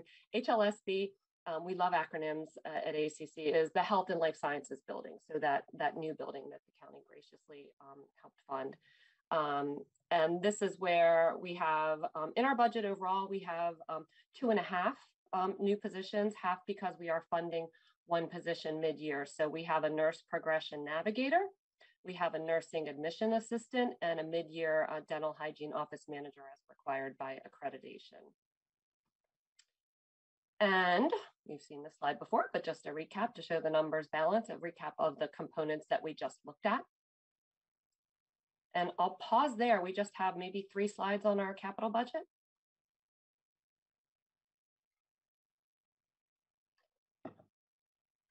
Madam Chair, would you like me to keep moving? I'll just keep moving. Mr. Pruski, our Madam Chair may be having some technical difficulties. Yeah, Ms. Bierber, why don't you continue again? Okay. I think that's the best way. I don't see any hands raised, so it's probably Okay. better for you to proceed. Thank you. Very good. Thank you. Sorry. Great. So then our capital budget, beautiful picture of our Health and Life Sciences building. Many of you have been on campus to visit. We are tremendously grateful for the county's support of this transformational building. It was delivered on schedule and within budget, opened last August, for classes in the health programs and our life sciences programs. You can see from this picture right out front that there are features that make the building really a living laboratory for our students, especially in those life sciences programs. And as the president mentioned, we are phasing in our plan to double the nursing program, and having the space to do that is obviously very important. And also very pleased to announce that we did achieve LEED Gold levels regarding the measure of sustainability of the building. So we were shooting for silver and we achieved gold. So very proud of that. The next slide, again, the headline looks similar to the last headline on operating, is we respectfully request the County Council maintain the County Executive's capital budget for AACC. The next slide, thank you. This is our AACC's creative way to show our capital budget all in one slide. The two changes made by the administration are in lines 6 and 7, both of which we'll have future conversations with the administration to discuss the implications for our planning and in light of our updated facilities master plan, but don't have major concerns about those changes. The great news for us, we are so grateful that our requests for 23 and most of our out-year requests were funded. This is very much in line with our updated facilities master plan, and the projects shown here do align with that updated plan. And our goal is to become more efficient with our space, which includes in the future possibly retiring some inefficient buildings as our physical footprint may become smaller and we are more flexible with the uses of our space. The last section there shows, I guess, what we'll call our more deferred maintenance type projects. They are generally county. And for this year, especially that line 10, that $9.7 million in information technology enhancement, that one is all college PAYGO funded. We are basically using federal stimulus funding that's falling to our fund balance to fund the necessary investments there in IT needs, like virtual labs, cloud migration, et cetera. And then on the next two slides, it's just a recap in words, our priorities for fiscal 23, right there, all funded. We're very appreciative. And then, as I mentioned, two projects that are college funded, the IT, and I did mention the Florestano building. That's a renovation of the 4th floor of our current vacant Florestano building for a learning innovation center to support online learning and teaching for students and faculty. And then the last slide, in the out year, again, as I mentioned, so grateful that Florestano and Dragon are funded in the out year. Dragon is not the name of a mythical creature. It's actually the name of one of our retired faculty. So that's what that project means. And then, as I mentioned, the student services renovation was moved out, I do believe, because of debt affordability issues at the county from 26, design starting in 26 to FY28. So we'll just process that a little bit more with the county administration about what that means for us. So that completes our presentation.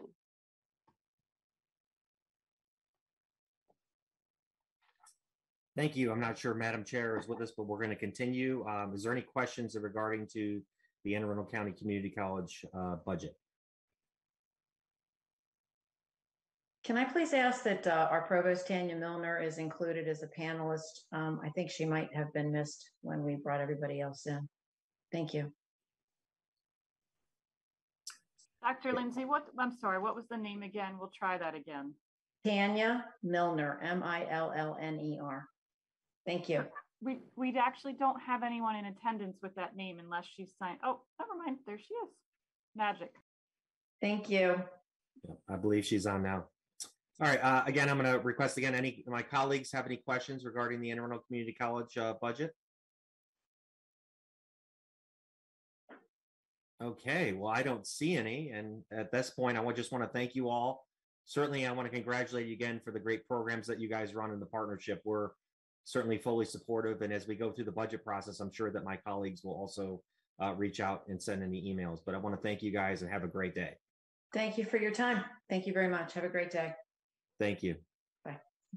All right, we're going to continue on with our budget presentations. We have the Anne Arundel County Public Library System. According to my list, We have Mr. Skip Ald, Willem Colloquin, Deja Hendrick, and I believe Darlene Flynn and Naomi McAllister will be supporting from the budget office.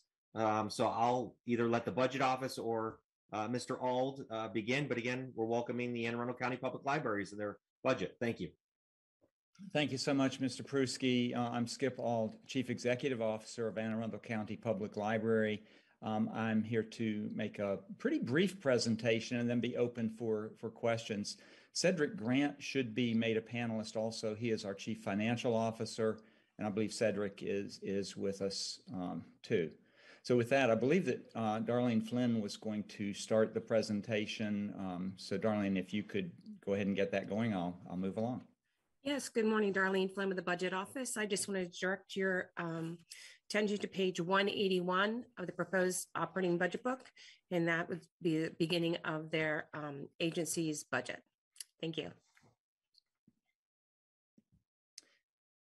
So do I need to share my screen, or were you going to share my presentation?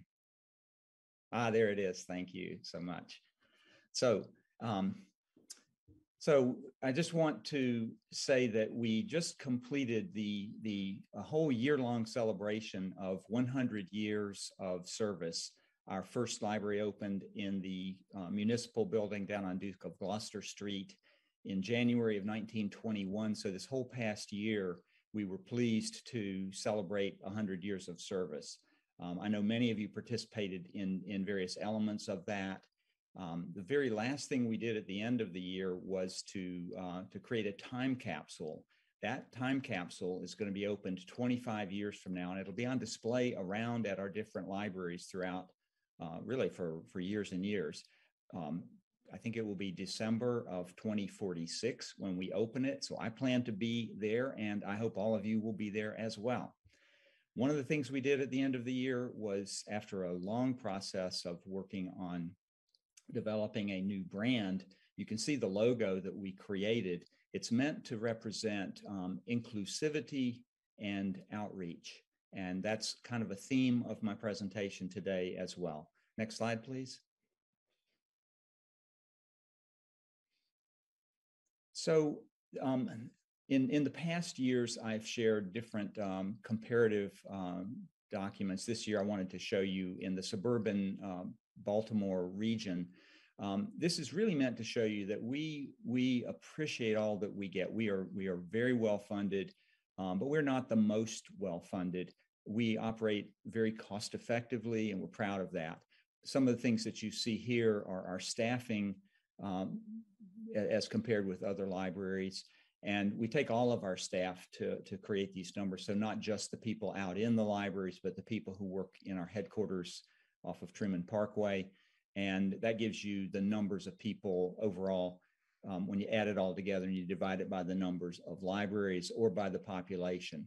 You also can see our per capita funding, and it has grown over the years. And I'm just totally appreciative to County Council and the county administration for the support they've provided the library. I just wanted you to have that information, and we can go on to the next slide. These are the 15 supplemental requests that we made for the year. Again, we're very happy to have essentially persuaded county administration that some of these were quite worthy.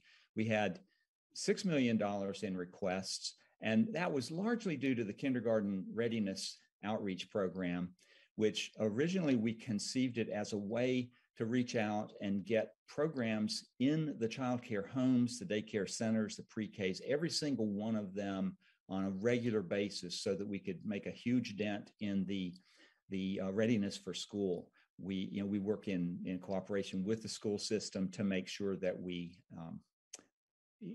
that we are making an impact and helping everybody in our county to be ready. And we think that this program, even as funded, it's a scaled back version that the county executive has proposed. Originally, it was to be 27 staff, and I believe it was 6 or 8 vehicles.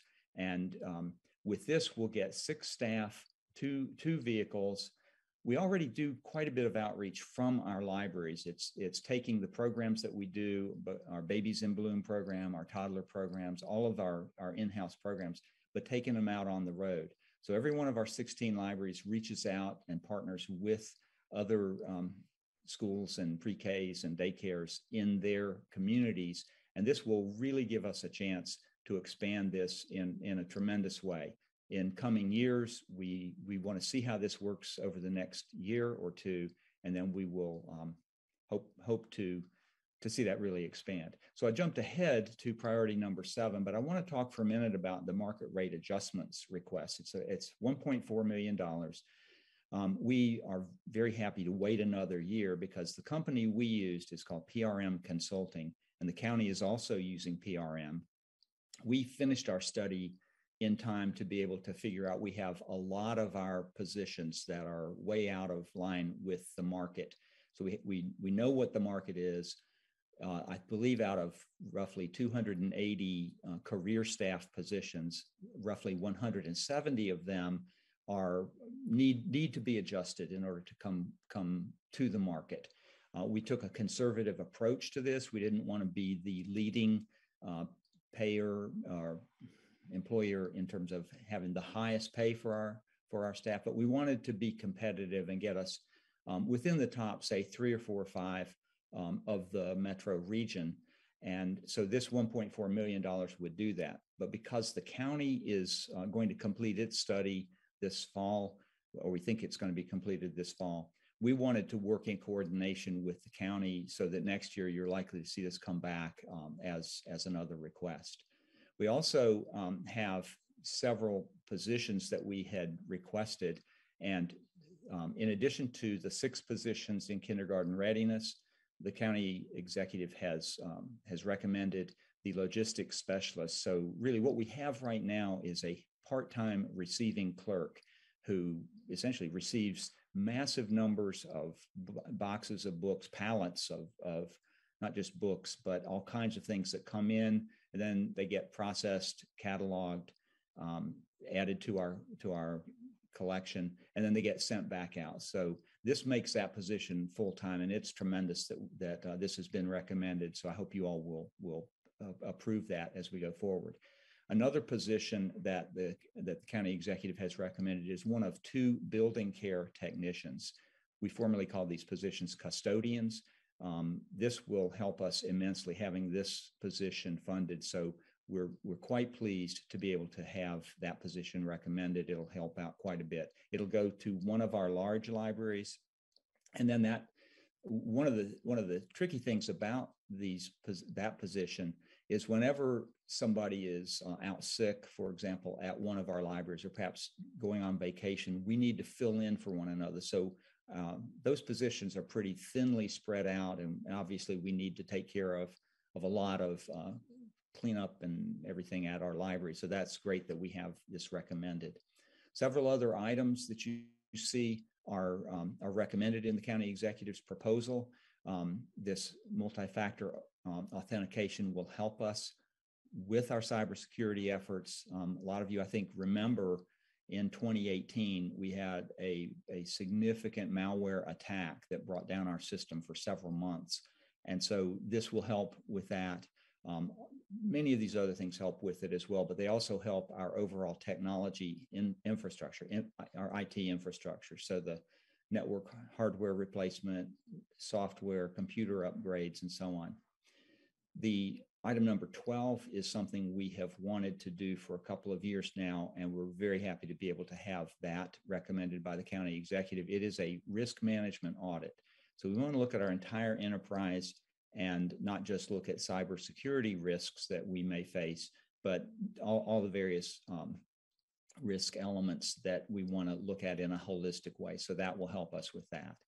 The final item there, number 15, which is recommended, is that in every one of our branches, this will allow us to put in equipment and have supplies to make available to our community, menstrual products, dispensers, and those types of things. So again, we're very happy to have $1 million of our requests recommended by the county executive.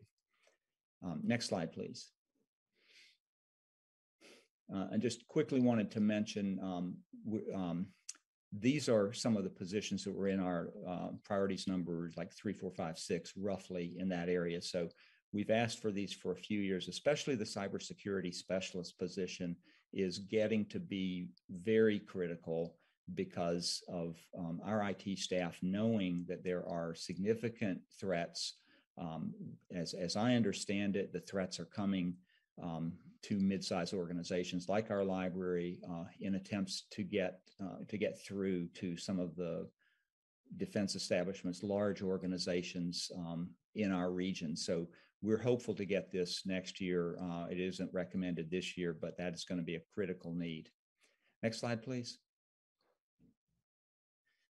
So I talked about kindergarten readiness. I don't need to go over that too much again, but it's 6 positions, 2 new vehicles. We have a couple of vehicles that we're already using, and then it allows us to scale up in the future. And that's an ongoing cost of $576,000 each year. Next slide. Okay, so our capital plan, we opened up the Bush Annapolis Library right in the middle of the pandemic. I think it was July 22nd of 2020.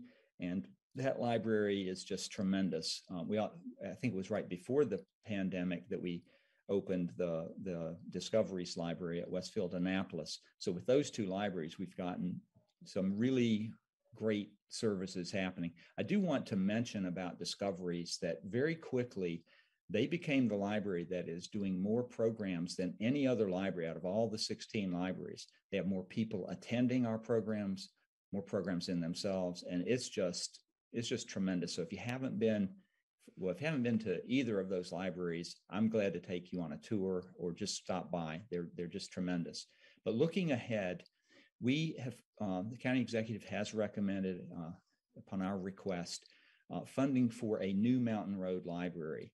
Mountain Road has been there since the early 1990s. We have had constant battles with the landlord to keep that up, and I think our Board of Trustees had just had it. And so we are definitely leaving that space at the end of June this coming year. We're working closely with County Central Services, the real estate division. I believe it's McClatchy Real Estate that they contract with, and they've been helping us to find a location. We haven't decided on anything yet, but we will be moving closer into the commercial area as you kind of come up Mountain Road a bit, just kind of coming up in the direction of Revere Beach and Glen Burnie, but it still is not right there by Revere Beach. So we do hope to be able to find that location, get a new lease, and then this funding will allow us to upfit the new Mountain Road Library. So that'll be like a brand new library for Mountain Road. And in addition, the Revere Beach Library will be opening by the end of this year. We're not giving a date yet because there have been so many times when supply chain issues have caused us to have to push back. But any of you who have been by that site, you see the library going up. It's very exciting. It's going to be a wonderful, tremendous new library. Backing it up just a second, we are asking for funding, and the county executive has recommended funding for a new facilities master plan. We're with the new projects that are in the CIP now, we will be completing the existing facilities plan next year in FY24. That is when the design will begin for the new Glen Burnie Library. It's quite exciting to us too that we're working with Planning and Zoning Department of Cultural Resources to add an archaeology lab as part of that project. So the price tag on Glen Burnie has gone up, but it's also fulfilling a need that another county agency has had. And so that will bring, for example, the Joan Cass Beck collection from London Town and from the Heritage Building together, and we'll be working jointly with that department on that facility. It is planned for the existing site at Arundel. So that building will be demolished, and we have space. We're pretty sure it will be a 2-level building, but of course, design will only begin next summer of 2023 once next year's budget is approved. Following that, many of you may remember me saying over the past few years that the current facilities master plan determined that the Glen Burnie Library has been serving double the number of people of any other library. So about 100,000 people are in that service area. So that is why 2 libraries were recommended to replace the Glen Burnie Library. So you have the new Glen Burnie, and then in one of the out years of the new CIP, the Millersville Library is in the plans. That is dependent on all of the different things happening with the schools, between the old Mill High School and the new school being built over on Papa John's farm. Middle schools being built. The libraries are kind of fitted into that so that we will have that new Millersville Library. We're expecting at the site of the old Mill High School site. Next slide, please. That concludes my presentation, and Cedric Grant is our Chief Financial Officer. He and I are here to answer any questions.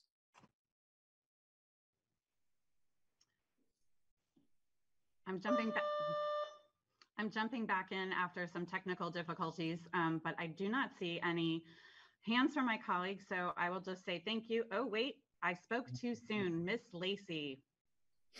Thank you, Madam Chair. Sorry, it's a little slow there. Thank you, Mr. Ald, for your wonderful presentation. Thank you. If we were to be advocating for some portion of the supplemental requests that you went over with us, personally, I don't think we could get all of it, let's just say. So I'd like some help prioritizing what, what say 3 things would be most important if we were to pursue a supplemental funding. So the number 1 would be the cybersecurity specialist. That's a significant funding for us. That's in the range of $100,000, $96,000. I would say that really is our top need. If you look at the order of our requests, you could kind of go down, even though that one is listed as number 4, I would even put that ahead of the digital experience specialist. Digital experience specialist is needed, is highly needed. We have what we call a virtual services department. We have the head of that department, and she has a webmaster plus a part-time person, but she works with committees around the staff. So digital experience specialist is a major need. Cybersecurity specialist has, in my mind, jumped ahead of that one just because of the concerns I'm hearing from our IT department. So if there was any way to get that, that would be tremendous. And thank you for asking. Sure. Thank you, and keep up the great work. Thank you so much. All right, any additional questions? Okay, well, thank you all. It's really great to see you, and I really appreciate all the work you're doing, and have a wonderful election year this year. Well, and thank you for all the work that you're doing as well. And we all appreciate your presentation. Thank you. Okay. Take care. We'll be in touch. Okay. Bye-bye. All right. At this time, I see some of the names from the Board of Education popping onto the screen. So we are ready whenever you are.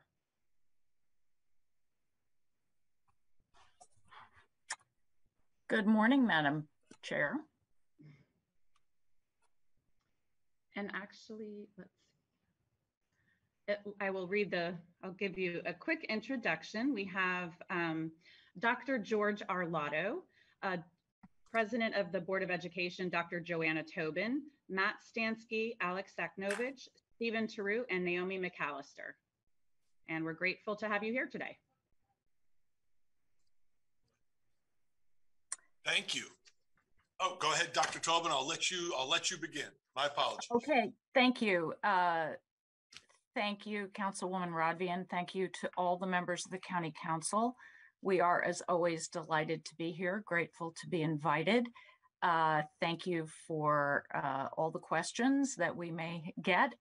We are, of course, thrilled that you have been presented a budget that substantially meets our needs. And we are grateful for every consideration you can offer us. Obviously, Dr. Arlotto and our extraordinary staff will be addressing some of the details, but as always, your partnership is critical. I speak for the whole board when I say we're always grateful for the partnership of our county council members. So that's all I'm going to add today, just to thank you, and I will be here should anything emerge that I need to address. Thank you. Thank you, Dr. Tobin. Good afternoon, Chair Rodvian, Vice Chair Pruski, and members of the council. As always, we appreciate the time to present the Board of Education's budget and answer any questions you might have at this time. We know this is a long and deliberative process for each of you, and our team is prepared to assist you as you consider each and every line item of the budget. Mr. Shaknovich, our COO, and Mr. Stansky, our Director of Budget and Finance, who are not only both awesome, but keenly aware of the intricacies of our budget and will be of course, your points of contact. As always is the case, I am available to meet with you, each of you, any of you at your need. Again, should the need arise to discuss the Board of Education's budget request. Just a point of note that this has been a difficult budget. This was a difficult budget to construct. Like school systems across the state, we are slowly but surely emerging from the grips of the COVID pandemic. Add to that the uncertainty and hesitation regarding our obligations to meet the letter and spirit of the blueprint for Maryland's future legislation, as well as the funding cliff that we're presented with as a result of the unprecedented ESSER funding. Both these areas, as you're well aware, require significant budgetary commitments. We work closely with the county executive and his budget team as they built their budget recommendation that is before you. And we are very appreciative of his work and subsequent requests and are thankful for the significant funding he is recommending for the public school system's FY23 operating and capital budgets. Let me add that because we are together today and you have a budget hearing just a couple of days from now, I am not going to sign up to speak at Monday's budget hearing. That's my small contribution to you. Again, thank you for your time today and throughout the budget building process to answer questions about the Board of Education's FY23 budgets. More importantly, let me take this minute to thank you for your time, energies, support, and dedication to the students and staff of Anne Arundel County Public Schools. This is a wonderful community committed to all educational endeavors of which I have been privileged to serve the past 16 years. So with that, I'm going to turn over Mr. Shaknovich and Mr. Stansky to walk you through some of the highlights of our budget. Alex? Good afternoon. For the record, Alex Shaknovich, Chief Operating Officer, and again, I'm joined by Mr. Matt Stansky, our Director of Fiscal Operations. As has been our norm over the years, we would like to begin with a presentation of our operating budget, and then, Madam Chair, take questions if you so wish on the operating budget. And then once we would complete that, then we'll transition over to another presentation of the capital budget, and then there'll be a question and answer opportunity. So if that is agreeable, we will proceed. One final comment before we do begin is that there has been a lot of thanks shared, but I want to extend a personal thank you to the County Executive's Budget Office. Ms. McAllister and Mr. Through and Mr. Trumbauer have been nothing more than fantastic to work with. They're consummate professionals, and this county is well served by having those three individuals in the chairs that they currently have. So with that, I believe the County Budget Office, Mr. Through, will put up a graphic that we're going to be using. I believe it was shared with you by the county staff as well. We'll begin with an overview of the revenue on the operating budget side, and this is really where the money comes from, and then we'll transition over to the expense side.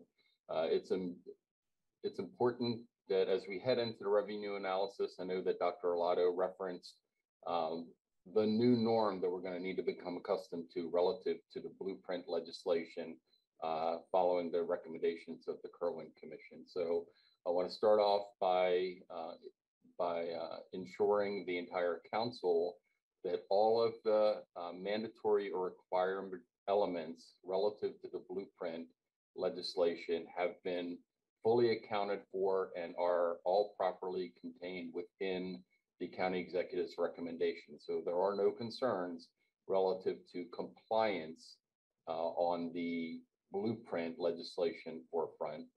Similarly, the state of Maryland still also has that maintenance of effort law in place. And again, I wanted to ensure the council and Madam Auditor that this budget, as recommended by the county executive, also fully meets the maintenance of best effort obligations as contained within statute. So with that as a backdrop, then we'll lead into the detailed analysis. On the unrestricted side of our budget, the federal government is a small contributor to the unrestricted portion of our budget. And you'll see that the county executive's recommendation does recognize the additional $500,000 we believe we'll receive from the federal government in that regard. I'll slow down a little bit with respect to the state. So to begin with, as a result of the blueprint legislation, all of the counties, including Arundel, are receiving a record amount of funding. That's purposeful, and I think the council now is well aware that the state essentially has a glide path for increasing funding for education over a course of time that's going to extend from actually this current present year out to at least 2031 and possibly longer. So what you'll see from the state is that there's approximately $53.4 million of unrestricted funding for the school district. That essentially is what we used to know as our foundation funding. And then below that, something new. So this council has not seen this, my board had not seen this prior to this year. There's essentially a new term called assign. It's a new phraseology or lexicon we all have to become accustomed to. So these are monies, albeit unrestricted, that are assigned specifically for the blueprint legislation, and they require a match. And that match is wealth norms. So a county like Anne Arundel is going to be expected to have a higher match rate than some of our other peer jurisdictions that fall maybe slightly lower on the economic spectrum. And so from the state, there's three prescriptive areas: the college and career readiness, the concentration of poverty, and the transitional supplemental instructional blueprint areas that received specific funding. And you'll see in a second down at the county that you'll see where the county match comes in.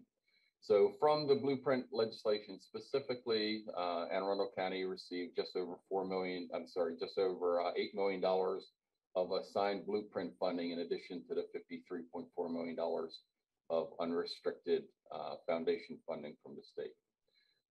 The county's contribution in all total for the operating budget amasses to $50 million, so $50 million.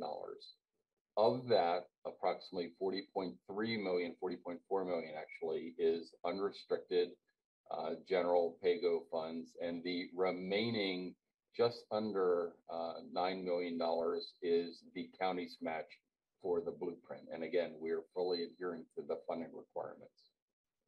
We do anticipate a small increase in local funding and essentially a stable fund balance going year in. So the Board of Education's total unrestricted request at the outset when their budget was adopted and transmitted over to the county executive contained $152.7 million of unrestricted requested funding from all sources. $113.7 million is the recommendation contained in the county executive's budget as released on the 29th of April. On the restricted side, all of the Board of Education's requests, whether those restricted funds would be recognized from federal, state, or local sources, were fully matched, as you can see from the exhibit below, without any alteration. So at the bottom line, in terms of the total budget requests and new revenues from all sources, the Board of Education's request was for $197.6 million, of which $158.5 million was funded. So in summation, again, record funding levels from both the county and state in terms of the operating budget. And you'll hear that from me again later this afternoon when we talk about the capital budget. So we'll go over to the more interesting part, the part that most people like to focus on, and that's the expense side. So we've covered where the money comes from. Now we'll go through where the recommendation is for the monies to be allocated to. The Board of Education's compensation request has been recommended to be funded in full. And I will go through each line item purposefully because I know a lot of questions come to you as council members, certainly to our Board of Education. So our compensation request, which is again recommended to be funded in full, contained a couple subcategories. The first one is in this current budget, the year that we sit in right now. As you may recall, the adopted budget had sufficient funds for a mid-year compensation enhancement for all of our bargaining units and unrepresented employees. So certainly with the mid-year implementation, you need the other half of the funds to be able to carry it through the balance of next fiscal year. So that's about $3 million, and that has been fully recommended for funding. The next category down is a placeholder subject to negotiation, certainly, and final funding resolution for a step or a step equivalent for all employees, all bargaining units, represented and non-represented, that would be eligible for movement on the scale. And again, that's been recommended for full funding at a $14.6 million value. The next request, which again is depicted as being recommended for full funding, is a 4% COLA. This would be an across-the-board COLA for all employees. There's not an eligibility requirement, so it's a all-employee COLA across the board for 4%. That has approximately a $30.9 million fiscal note attached to it. The next item down on the list is, again, a compensation placeholder, and this harkens back to FY2016 when steps were not allocated. In the current year, the year that we sit in right now, when the council adopted its budget last June, funding was provided to make our Unit 1, our teachers' bargaining unit, whole, and that has already been administered within the current fiscal year. This request then is for that last remaining catch-up or backstep. There's a number of phrases associated with it for the remaining units that are not, again, Unit 1, the teacher cohort. So this would essentially complete the journey that this Board of Education has set about over the course of a number of years with the superintendent's advisement to make up those backup or catch-up steps. And if funded, this $2 million would complete that journey. Finally, under compensation arena, with the blueprint legislation, there is a new requirement to provide a salary enhancement to a specific cohort of National Board certified teachers. The state's language is extremely prescriptive. In fact, the state not just prescribes, but also essentially dictates the employees that would receive this. So this is the first year of this funding, and the request is being recommended to be fully funded at approximately $2.6 million. Again, so that the faculty members that are legally eligible to receive the compensation enhancement with respect to their national board certification would be able to be compensated. So that completes the compensation enhancement category. The next category, as you see on the screen, is called commitments. And essentially, those are either projects that have been ongoing for a number of years. For example, the Crofton High School, as it sits today, is a 9th through 11th grade institution. We knew that we're sort of layering our way into it, and this fall, for the very first time, it's going to become a full 9th through 12th grade. And so the Crofton High School new school opening final year are those final faculty members required, and then the Crofton High School will be fully functional and this line item would go away. There's a number of other commitments essentially that were started off as precursors to the full implementation of the blueprint and had received funding in the current year's budget that are now transitioning out of the sort of prime the pump or startup funding and converting over to now more stabilized funding in terms of the state and or the local government. So you'll see, for example, a blueprint grant replacement line item in a couple categories. And again, a lot of this money comes from the state and it's part of the state's transition plan away from one-time funding over to more stable ongoing funding. So that accounts for most of these. There's a couple two other unique ones, one of which you're accustomed to seeing, and that is our PPE increase for our charter and contract schools. The state law dictates when the Board of Education's budget grows, our charter and contract schools get a commensurate increase. So this is a formulaic driven number. And again, it would keep parity with the charter and contract institutions with the board's budget, and again, maintain compliance with that element of the law. The last item came as a little bit of a surprise to us, and I just want to make sure that the council is fully aware as well. The state of Maryland recently undertook a new actuarial study of the teachers and employees' retirement plans, and the actuarial study determined that the funding contribution from the 24 jurisdictions had to increase to essentially stabilize and make sure that the plan was fully able to fulfill its obligations, both near term and long term. And so essentially we got a bill, notified that we are going to be receiving a bill for an increase of a $6 million requirement by Anne Arundel County. Again, this is to supplement both the teachers and employee elements of the Maryland State Retirement Plan. In conclusion, you'll see all of the commitment categories, and I will not go through the rest of them in detail, are fully recommended for funding, and so there's no concerns going forward. If I can ask our friends to advance the slide to the next page.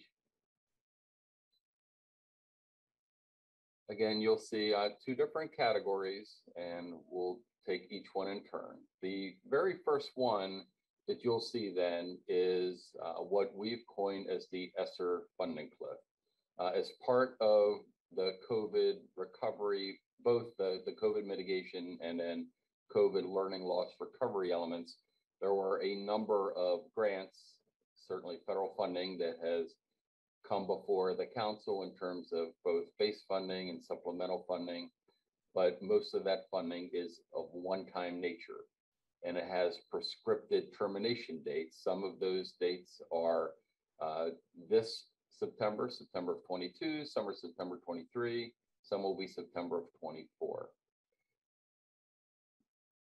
The Board of Education and the superintendent went through all of the items that we've been funding with the federal funding, the COVID-related funding, and there are certainly things that we can transition our way out of, things that are no longer required, things that we do not foresee having a need for ongoing funding into the future. But there are others that the superintendent and Board of Education certainly have deemed is something that we want to see ongoing into our future. And I'll give you one very simple example of that. We, again, because of the learning modality and having to switch to online virtual learning, had to very rapidly become a one-to-one county in terms of providing devices for all of our students, providing devices for all of our employees and faculty members. Now that we are a one-to-one jurisdiction, essentially there's no turning back. We do not foresee that we are going to go and take back the Chromebooks, take back the laptops, etc. And because of that, over time, we're going to need to transition out of, again, the one-time funding and into a more permanent or recurring funding regimen because these are things that we believe should and need to continue into the future.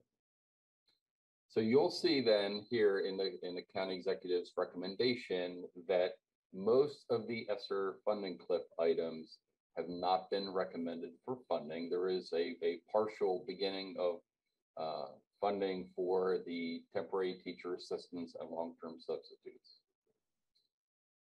Is that a concern? Might be your question. And the answer to that is near term, no. So all of these items that appear for you in the screen have sufficient funding to carry all the way through the FY23 budget. So there is not a concern that any of the items here at this upper portion of your screen would cease or terminate as part of the FY23 budget, but they will in time. So while we are not addressing them today, and there is no concern in terms of terminating one of these programs come July 1 with the advent of our upcoming fiscal year, they are certainly part of the conversation that the superintendent and the board, the county administration, and the council should and will need to have as time marches forward. Again, because the one-time funding for these elements does have a date certain cliff, a termination point. And with that, I'll conclude the remarks with the funding cliff and then move on to the program enhancements. The program enhancements are in a format that should be very familiar to the council. And again, it's up on a screen, and I believe copies have been provided or will be. And before I begin making comments, I simply want to orient the council members to this tool, this presentation instrument, to make sure we're all on the same page in terms of how to read the document. And I'll pick 3 examples for you. The very first example that you see directly under program enhancements is something called an adaptive physical education teacher specialist. The request was for 1 position at a cost of $78.8 million and $78.8 thousand. And again, that includes, benefits, et cetera. The county executive has recommended a match. So full funding for that line item request, the 1 FTE and the $78,800. I'll go down to the second example. Just a couple lines further, you'll see assistant principal. The Board of Education's adopted budget requested 11.0 FTE assistant principals at a cost of approximately $1.5 million. The budget that has been recommended and put forward for your consideration by the county executive has funding for 8 of the 11 assistant principals, and that funding amounts to $1.1 million. So while it is not fully funded, as we saw in the first example, it is significantly, right, or partially, but significantly funded. The third example is just 2 lines further down. And again, this is part of our orientation, is that of the Board of Education's constituent service liaison. The Board of Education had requested for 1 position for a constituent service liaison at a cost of approximately $120,000. You'll see in the yellow banded section to the right that it is not recommended for funding in terms of the budget that the county executive put forward on the 29th of April. So 0 FTEs and $0. So with that as a background, we'll go back then and begin quickly going through some of the highlighted elements. The adaptive physical education teacher specialist is recommended for full funding, as is the teen parenting and the alternative education therapeutic elementary instructional program. So those 3 elements are fully funded. We spoke moments ago about assistant principals, and assistant principals, as you may know, are instrumental in terms of not just supporting the academic and social emotional needs of the school, but also integral to running and administering the school and enhancing safety of the occupants, student safety of the buildings. We still today have a number of elementary schools that do not have an assistant principal at all. We also have some secondary schools, middle schools specifically, that do not have an assistant principal assigned to each grade level, which would be the ideal. Certainly 11 is not all of the assistant principals that are needed. We certainly need more than that to get to the coverage that I described for you below. But the superintendent and Board of Education deemed that 11 would be certainly a prudent and reasonable request for this year. 8 certainly helps us gain ground in that area. So we're thankful for the 8. I'll touch on this in 2 different categories, but our population of students and families, that English is not the primary or main spoken language, is one of our fastest growing segments of demographic segments here for Anne Arundel County Public Schools. And so our bilingual facilitators are critical bridges to help ensure not just that the students, but equally importantly, the families, the parents and guardians and families of those youngsters can fully access and utilize and participate in all of the myriad instructional availabilities here within the school district. Thankfully, they're recommended to be fully funded by the county executive. The next series of positions were not recommended for full funding. Again, we spoke briefly about the constituent service liaison for the Board of Education. Additionally, the second of 2, so 1 aviation instructor was funded in last year's budget, the one we're currently sitting in FY22. This would be for a second aviation teacher. At Cat North, the career and technical education manager and the instructional paraprofessional technicians for the community schools were not recommended for funding at this time. But with the community schools, the next line down, you'll see that both the manager and the specialist for the community schools and community schools, again, are an outgrowth of the blueprint legislation, have been fully funded. In terms of early education, there'll be significant support. And you'll see that in a number of areas. It begins here with the full funding of the recommendation for a teacher specialist and technician for early childhood. And again, we'll see that thematically in a little bit later. In terms of our English language development, we spoke about the critical role of the bilingual facilitators. This is then the instructors and the teaching assistants. 27.3 positions were recommended. Of the 27.3 positions, 6.3 of them were for teachers, and that is fully recommended for funding. And of the 21 ELD technicians, 14 of those are recommended for funding. So it's the 14 technicians plus the 6.3 teachers is how we get to the county executive's recommendation of 20.3. The next line item down, the EEE, I believe all the council members by now are familiar with the benefits and the sort of incremental rollout of the EEE program. The Board of Education had asked for funding to expand it into yet another cluster. That would be the Old Mill cluster. The county executive's recommendation at present does not have the funding for either the personnel or the facilities and other infrastructure required to stand that up within the Old Mill cluster.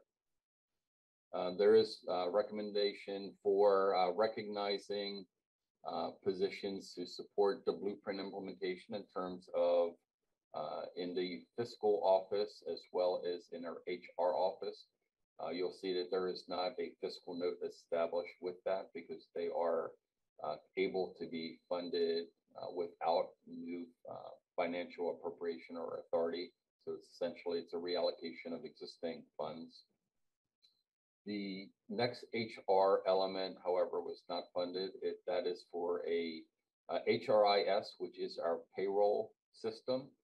The blueprint legislation, as time goes forward, will require significant alterations to our staffing, pay structure, to the job descriptions, and to the coding of positions as, again, they migrate from the prior staffing structure to that which will align with the blueprint legislation. And this HRS specialist would have helped us with that work. The blueprint legislation does require a tremendous amount of data. For accountability purposes, there will be a tremendous amount of data gathering and data reporting to the state government. And thankfully, the data reporting specialist that's going to support and help with all of those new data gathering and reporting requirements was recommended for full funding.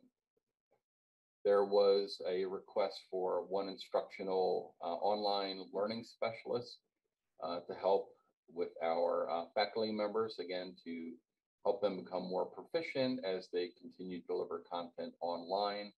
That position was not funded or not recommended for funding, as was in our operations category for 6 additional preventive maintenance staffing that would work in the buildings to ensure that the equipment that's housed in our existing buildings continues to function at an optimal modality.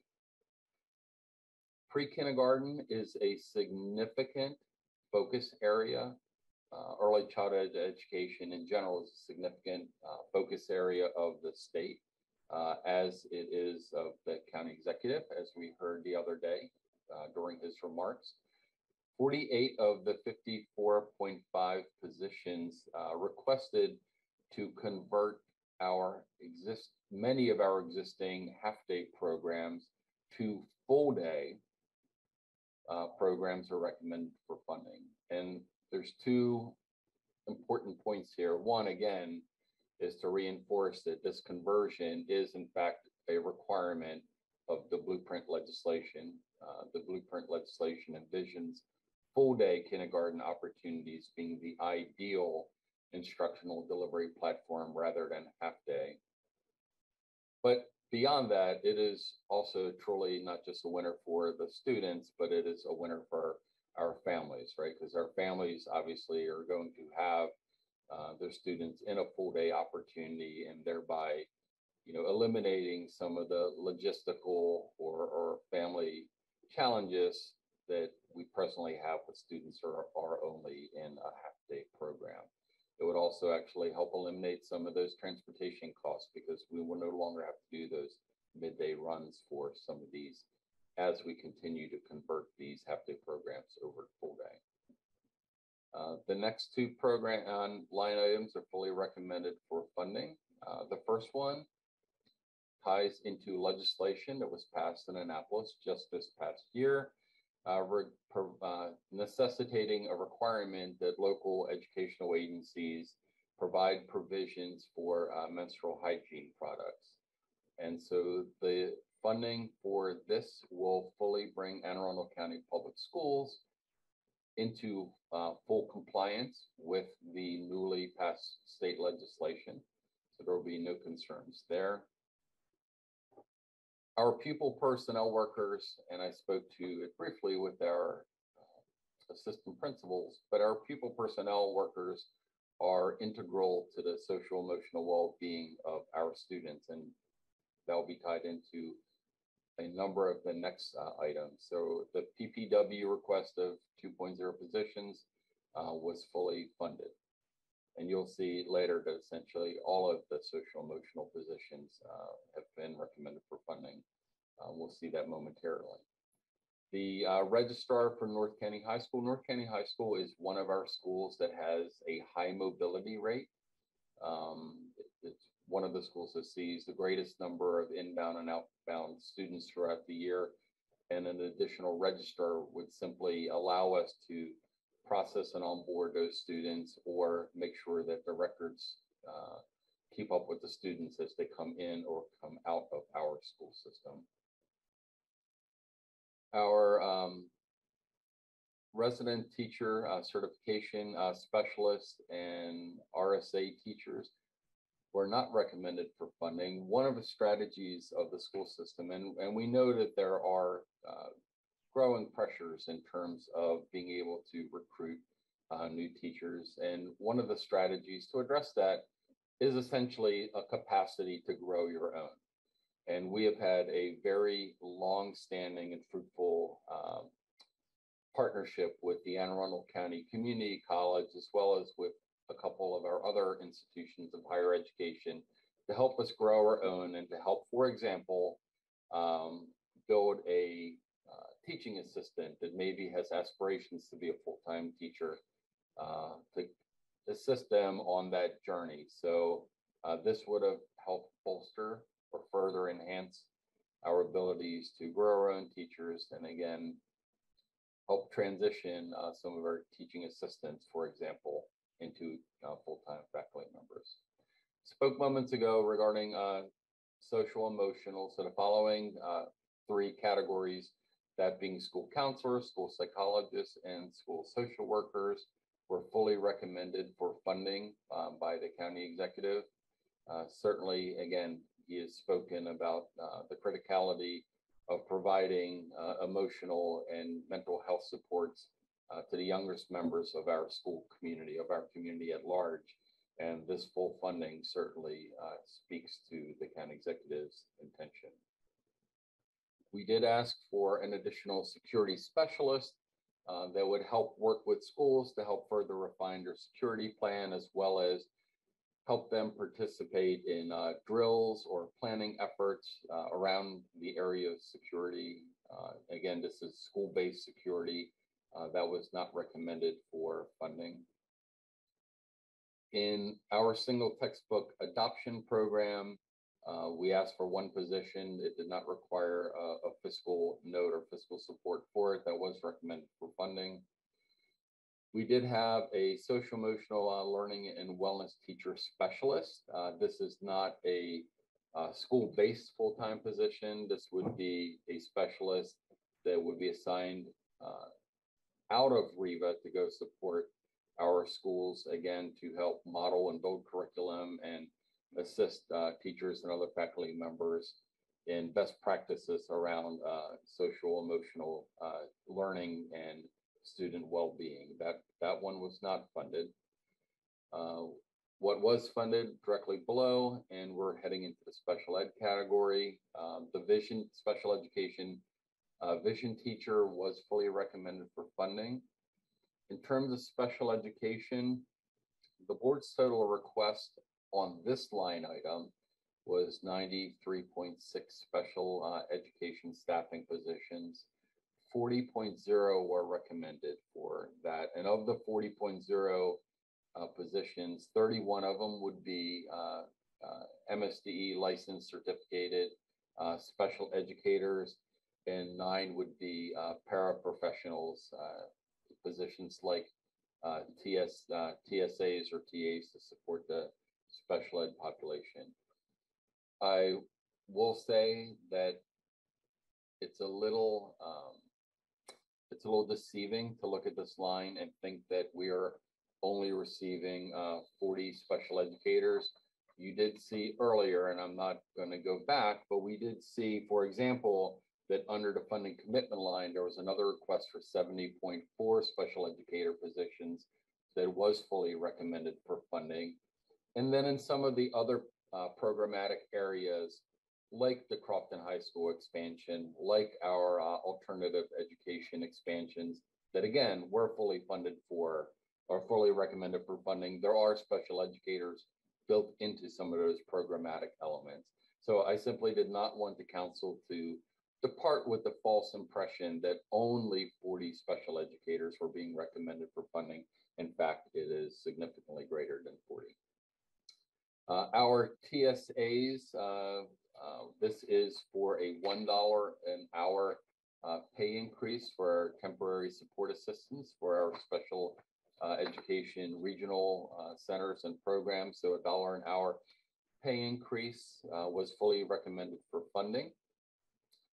If I can ask staff in the budget and council office to advance it one more slide. We're nearing the end. Our Studio 39, which supports our PBA programs at both Broadneck High School and Annapolis High School, has a business management function. It's currently a 0.6. We were looking to make it full time. So again, an additional 0.4. We had the existing funding for that. There's so much activity and uniqueness to that school to support our resident artists and our other individuals that utilize that facility, again, out of Broadneck and Annapolis High School, as well as the companion middle schools, that a full-time presence in terms of helping to manage the business of the performing and studio art spaces within Studio 39 is critical for the school district. Substitute teacher pay increase.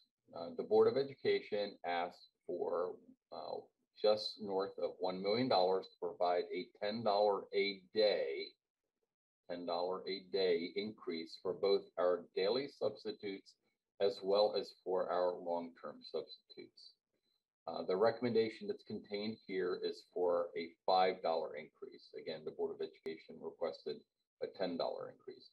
It is important to note, though, that in the budget that we are in this current year, the one that the council adopted just this past June, these temporary teachers, substitute teachers, did receive a $5 increase in the current year. The recommendation would be that they would get yet another $5 increase in 2023. So they would have, in the span of 2 years, then would have increased by a total of $10 per day. In terms of teachers, and again, this is something I believe the council is familiar with in terms of our presentation, we really ask for teachers into two categories. One is teachers that are driven by enrollment. So enrollment increases, and this simply allows us essentially to tread water in terms of our student to teacher class size ratios. And so I'm purposely skipping over the one line. I'm going to focus on the other two. The next two were fully funded. So teachers for enrollment growth, conventional classroom teachers for enrollment growth, those 17 positions, as well as the accompanying enrollment growth teachers for our cultural arts and for our existing EEE programs was fully recommended for funding. So those 27 positions in total. What is not recommended for funding is the 122 teachers that the Board of Education requested for class size reduction. So this harkens back to those many years over the course of the last decade plus now, since the late 2000s, when the economic circumstance simply weren't such that we could, that the budget was not there to provide for faculty count increases commensurate with the enrollment growth of those years. And as a result of that, we still do have classes throughout the school district that have greater than what our teacher class size ratio guidelines would dictate. So the request for 122 teachers would be to cut the amount of classes that are, again, above tolerance by about a third. So the 122 would be to basically put a third of the remaining classes back into that teacher class size balance. That was not recommended for funding at this time. The next line item down is teaching assistants and permanent subs. The Board of Education requested for 30 teaching assistants and permanent subs. The budget put forward by the county executive does fund 15 of those. Of those 15, 5 of them would be for the teaching assistants and 10 would be for the permanent substitutes. So again, it makes significant inroads into the teacher TAs and permanent subs that support our teachers or help our co-teachers in the classroom. I know you listened intently as Mr. Old, the chairman of the Library Bureau, spoke about information security. We are no different. With the rapid push into technology comes with that the obligation to make sure that our student and our employee data is well secured and not subject to any sort of external threat. And we had requested for one additional information security management. The county executive certainly saw the wisdom with that and is recommending full funding for that. Continue on with technology. These are positions that would that support our students. So these are typically school-based tech support folks or folks that support the technology that our students utilize. The request from the board was for 12 positions in total. The recommendation before you is supporting 4 of those 12, 2 of which would truly be school-based, and 2 would be on the more the technology software side of that instructional platform. Telecommunications specialist would have been a position to support telephones. Essentially, think back to landline phones. Yes, we still do have those. That's how we call our parents and guardians. That's how they call us if they need services from a school. This would have been for an additional mechanic to support the telephones out in the field. That was not recommended for funded.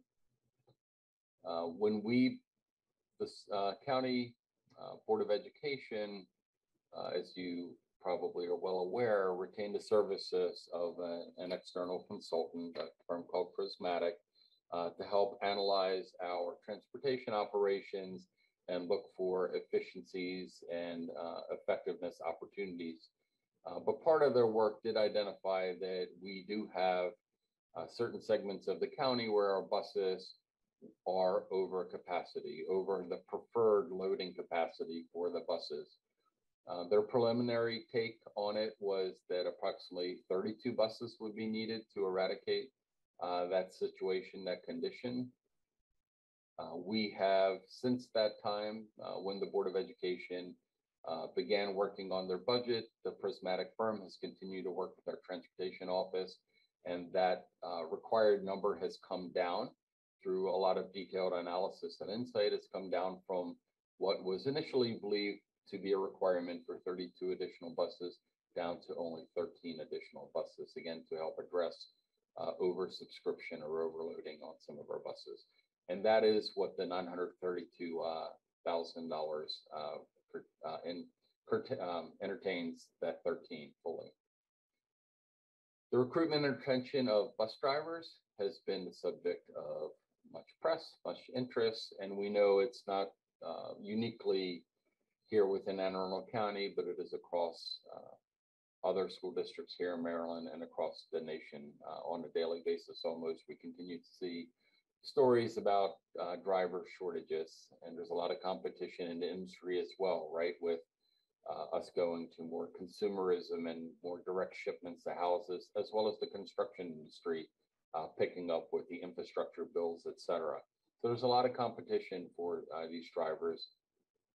And the pay rates that we've traditionally provided to contractual bus drivers and bus attendants simply wasn't competitive enough to be able to either recruit new drivers into the school bus driving industry or retain the ones we do.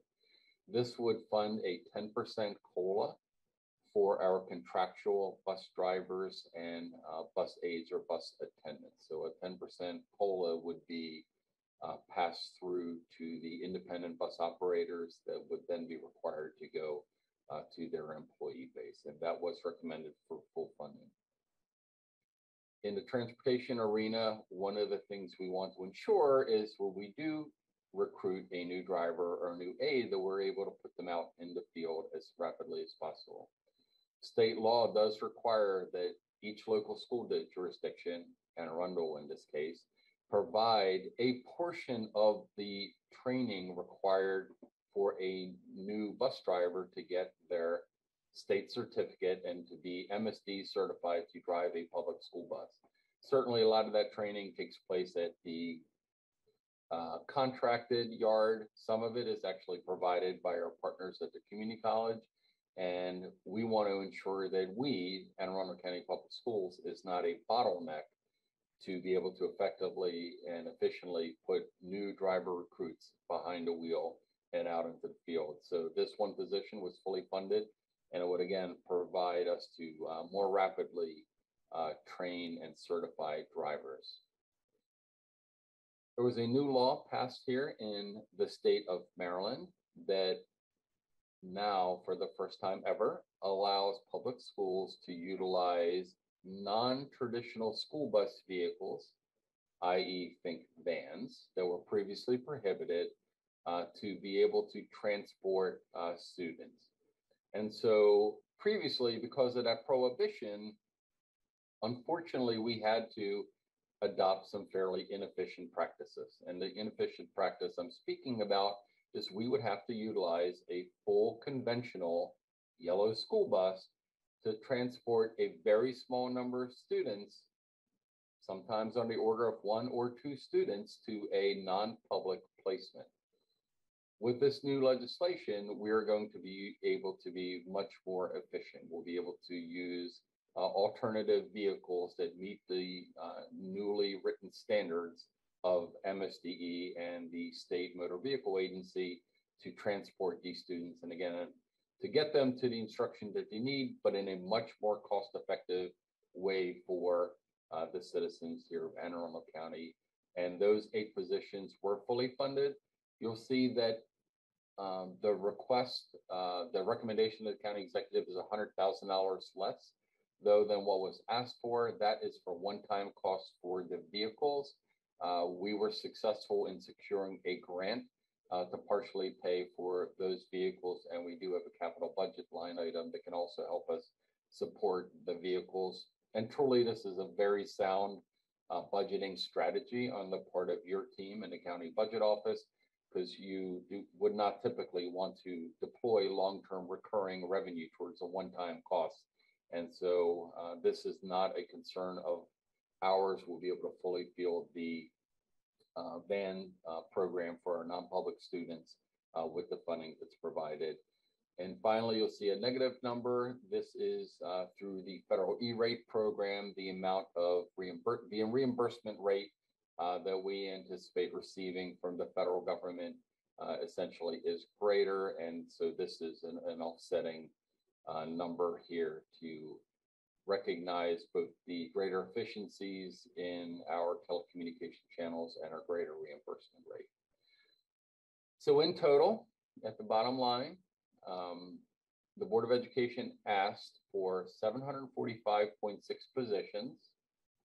424.0 of them are recommended for funding. We again spoke to the total dollar value, but on a percentage base, including funding from all sources, again, thinking in terms of the significant state funding increase tied to the blueprint legislation, as well as the recommendation of the county. The Board of Education asked for 14.41% increase, again, from all funding sources. The recommendation put forward by the county executive is 11.56. So in terms of both dollar value from both the state and county government, in terms of the total funding, and in terms of the percentage of funding, this certainly is a historic budget. It is a budget with many thanks to both the county and the state that we, the local school system, have never been privileged to see before. And we certainly look forward to work with the county council, the county administration, and our partners in state government to seeing this budget through and deploying it for the benefit of the students and citizens that we serve. And Madam Chair, with that, we would conclude our portion of the presentation and be happy to entertain questions that you and your colleagues will have with respect to the operating budget, and then we will do a much more brief and succinct capital budget overview. Thank you. Fortunately, the Vice Chair gets to take over because Madam Chair is actually going to teach a class, I believe, right now. So how appropriate regarding the budget. But I just want to thank you, Mr. Shaknovich, for always providing a detailed explanation for each of the categories and helping us kind of sort through what are the new requirements. I think that's important for the council to understand some of the changes that have occurred with the blueprint, and certainly your priorities and where we can help. So we'll just start with questioning now on the operating side. Councilwoman Fiedler, you have the floor. Thank you, Mr. Vice Chair. I appreciate that. Mr. Shaknovich, thank you for that presentation. It was very detailed and always helpful to get a reminder on how that page works, or several pages. I know that you said the request for 11 assistant principals does not get the system all the way to where the school system needs to be for assistant principals. What is that number, out of curiosity? Approximately 3 dozen. Okay. I have one more question, but I can yield to Ms. Pickard if that's what you'd like to do.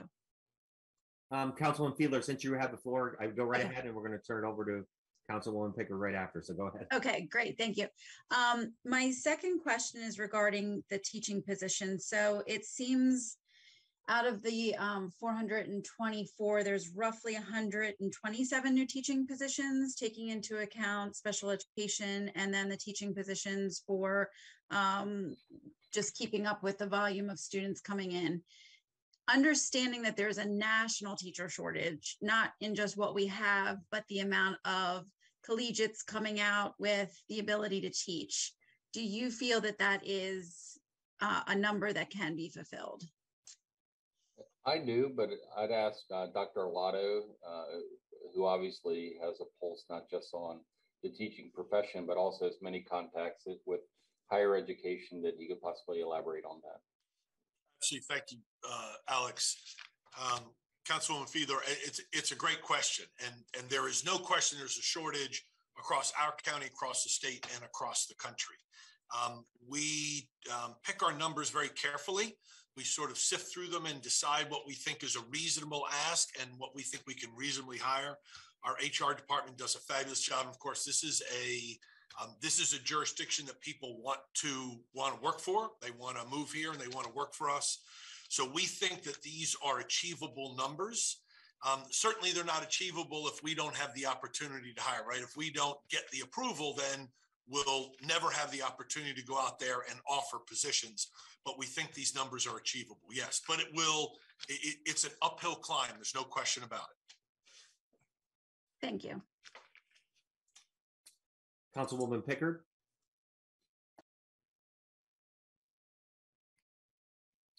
Thank you. Thank you, Mr. Vice Chairman.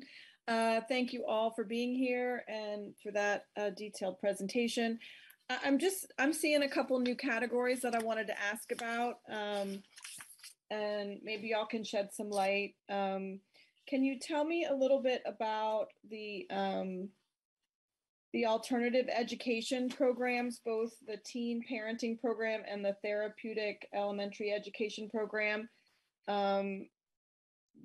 There's a combined of, almost a little over 11 positions. Yes, ma'am. So thank you, Ms. Pickard, for the question. Two really important programs. Let me start with teen parenting program. That program currently exists. So we are serving, if I'm not mistaken, currently 10 young ladies from Annapolis High School in a teen parenting program. It's not new to us. This has been around for a number of years. And those students have the ability to stay in that program and graduate, earn their diploma. We coordinate that with county government, and the county government provides some wraparound services to those students, and we provide the teachers, and they are in school in the current program in a building not even a block away from your offices at the Arundel Center, right there at the corner of Calvert and West Street is where that program currently operates to support students from Annapolis High School. The program before you in this budget, and that was approved or recommended by our Board of Education and now the county executive, is to increase our ability to offer the program to other students, in particular students in the West County. And we are going to pair up and team up with a nonprofit group in the Odenton area, Kingdom Care, that is already operating a child care center and a teen parenting program, but they don't have the ability to hire and maintain certified teachers that can then also teach and offer a diploma-bound program. That's where we will partner with them. They'll offer some of the wraparound services, childcare for the students, for their children of the students, and as well as meals, and we'll be able to provide the education. So that program exists now. We want to broaden that program to another part of the county, and we have a nonprofit group that wants to work with us in that realm. The second is the therapeutic elementary education program. I'm certain you've heard that we are having, and this is pre-COVID, we have been experiencing more violent and disturbing behaviors from some of our youngest students. And so this is not a new ask. This is something we've asked in previous budgets that has not been supported. And so we are coming back to you again, asking that we can start a program where we can pull out short-term students that need some additional supports, therapeutic supports, so that we can get them back on track and send them back to their home school so they can perform well academically. We have something similar at the middle and high school at J. Albert Adams at Mary Moss, where we can do some of those high staff ratio with some of the therapy and access to the counseling and the school psychologists and social workers, but we don't have anything at the elementary level program. And so we're coming back to, again, the county executive and you, the county council, to ask to let us build that program where we can begin to assist small groups of students and then hopefully bring them back to over a short period of time and bring them back to their home school.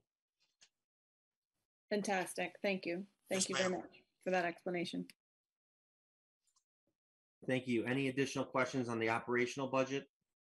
Looks like Mr. Volke. Thank you. Thank you, Mr. Chairman. Question about the buses for the prismatic calculated shortage. And if I missed it, I apologize, but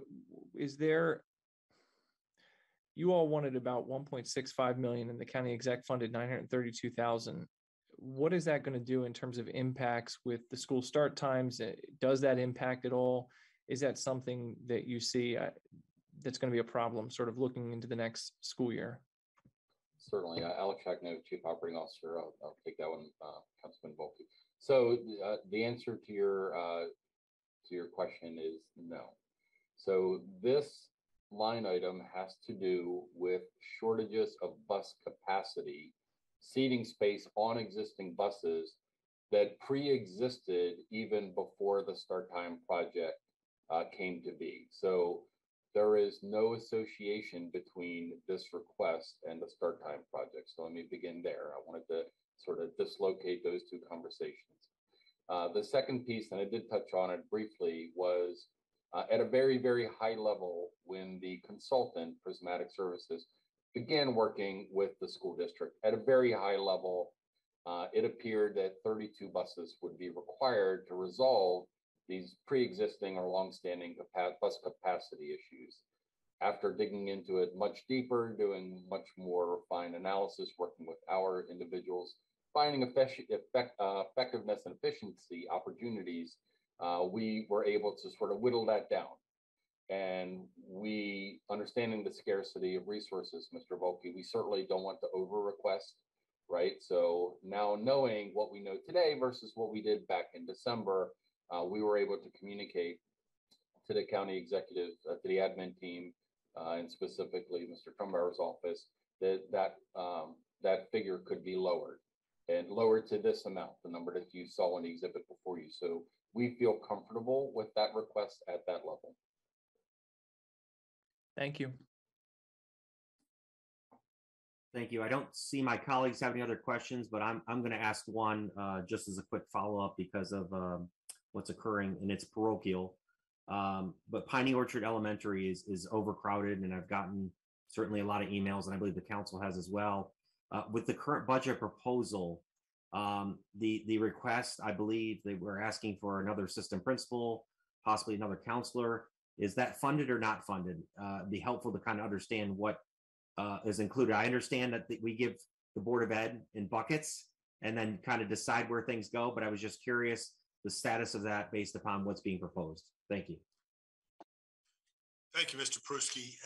Let me begin with the key will be first is making sure the classrooms are all appropriately staffed. So as you're well aware, and as you mentioned, absolutely Piney Orchard has got lots and lots of kids. So we are adding a classroom addition. We are adding a 8 classroom portable, which will be the second one there on site.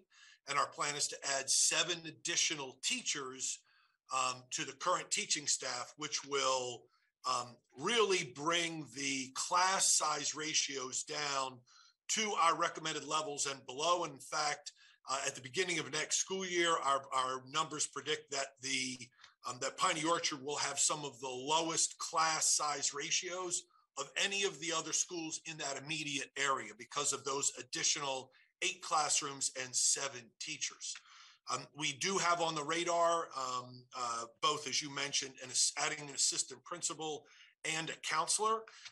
That is certainly our intention, but I don't want to get ahead of myself and guarantee anything based on, we'll see how enrollments go with all of the schools in that area, but our intention is to add an assistant principal and a counselor to that building based on the numbers.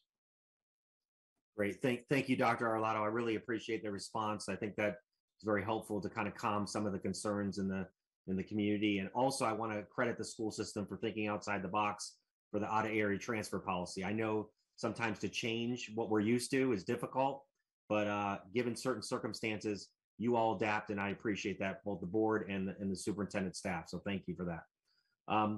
I don't see any other hands regarding the operating budget. I'll give my colleagues one last chance here. Any other questions? All right, well, let's go to the final stretch here and get to the capital budget. I think this one might be a little bit easier, but we'll find out. Mr. Shaknovich, I'll let you go ahead. Thank you. Yes, and thank you, Alex Shaknovich, Chief Operating Officer. I do again want to take a point of personal privilege. I previously recognized the administrative's budget team, Mr. Trumbauer, Ms. McAllister, Mr. Theroux. At this point in time, I'd also like to recognize and extend my appreciation for Madam Auditor, Ms. Bolaire, and her staff. She's already been working closely with us and already asked a significant number of questions with respect to our operating budget. And I just wanted to ensure you and your colleagues, Mr. Peruski, that we are working with Madam Auditor and getting her all of the information she needs as rapidly as possible so that she can do her due diligence and advise you accordingly. But with that, we will now turn our attention to the capital budget. Yes, it will be a significantly shorter and less complicated presentation. If the administration can put the exhibit up. So we have all become accustomed to this form, and the legend, the deciphering legend has always been, you occasionally saw some things in a red font, which meant they weren't funded at all. Some things with a blue font, meaning they were partially funded, and those that were in a white band were fully funded. You will see that you will not need those instruments this year. The Board of Education's request, as it was adopted and transmitted to County Executive, requested $196.4 million from all sources of funds. The recommendation for the FY23 year is to fully, I want to repeat that again, I've never been able to actually say this in my entire career, fully fund the capital budget exactly to $196.4 million. I said earlier, and I want to reinforce this, this is a partnership. We in Maryland are very fortunate that the 24 localities have a partner in the school construction arena, and that is the state of Maryland. The state of Maryland is putting forth through their adopted budget historic, never before seen level of funding into public school construction. And if I can expand on that, Mr. Vice Chair, not just from the traditional IAC sources, but the state of Maryland also adopted a Built to Learn legislation that authorized the Maryland Stadium Authority to sell revenue bonds that then were also available to support public school construction. So let me begin by first thanking our partners at the state. Again, a historic level of state infusion of capital funds into the program. And then our county executive and his administrative team came up with the matching funds to allow us to leverage all of those state capital funding resources, as well as to fulfill the remaining line items that are not eligible for state funding. So he fully is recommending full funding for the local line items and all of the requisite matching funds required to make sure we're not leaving any state dollars on the table. And in the interest of time, Mr. Pruski, I'm not going to go through. I believe you and your colleagues are very familiar with this exhibit. And as you can see, without any funding deficiencies, you don't see an expression of great concern or angst on my face. Great. Looks like we do have a few questions. We'll start with Councilwoman Pickard. Thank you, Mr. Pruski. I just wanted to ask about additions. Can you elaborate just a little bit about where those addition dollars are going around the county? Yes, thank you. Alex Shagno, Chief Operating Officer. So we currently have a number of additions for going on in the county. We're sort of completing the additions required for our pre-K program. So we have projects under construction, for example, at Sunset Elementary School and at Rockbridge Elementary School out in West County, as well as at Mead Heights. We also have capacity concerns here in the county that are unaffiliated with the expansion of K or pre-K. And a good example of that is in Far North County, Park Elementary School, principally driven by the Cedar Grove development that is sort of bursting at the seams in the upper, just north of the MVA facility in Glen Burnie, is driving rapid enrollment growth. So Park Elementary School will be a good example of a capacity driven addition. I will say that we have already provided to Madam Auditor, Ms. Pickard, a entire list, a breakdown of sort of line items, some of those more generic categories, and I'm certain that she would, through her normal channels, be happy to share that with you and your colleagues. Because again, I think it gives you that fuller, more in-depth picture about each and every one of these categories. Thank you. Well, you know, we're politicians, so we want to know what's coming to our districts and our clusters, right? So I'll make sure I understand that fully. Thanks.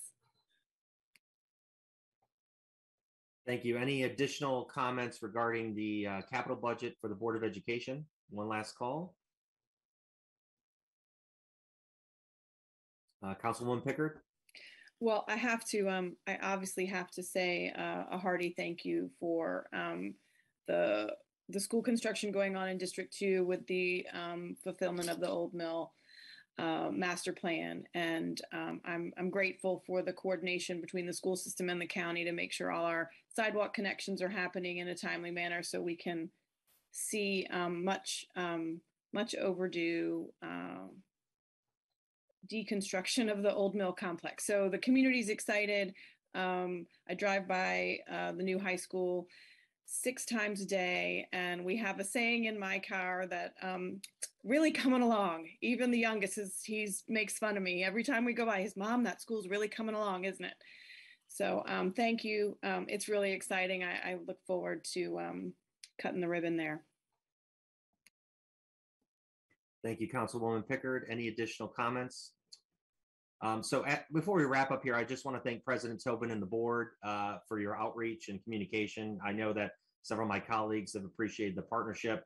Mr. Shaknovich, Mr. Stansky, as always, excellent budget presentation, very detailed. You guys definitely know the ins and outs, and you're always helpful. And of course, I know Ms. Bolair is very helpful in making sure that we're all seamless in trying to answer those questions. But I just want to take a moment, some of it personal privilege, but also on behalf of the County Council, to thank Dr. Arlotto. Your years of service have brought a great partnership, not only with the council, but have led our school system through a pandemic and also through many challenges. And I just want to thank you because you really have been a great leader. You've been a great leader for Anne Arundel. You've really worked with many different folks all across the aisle.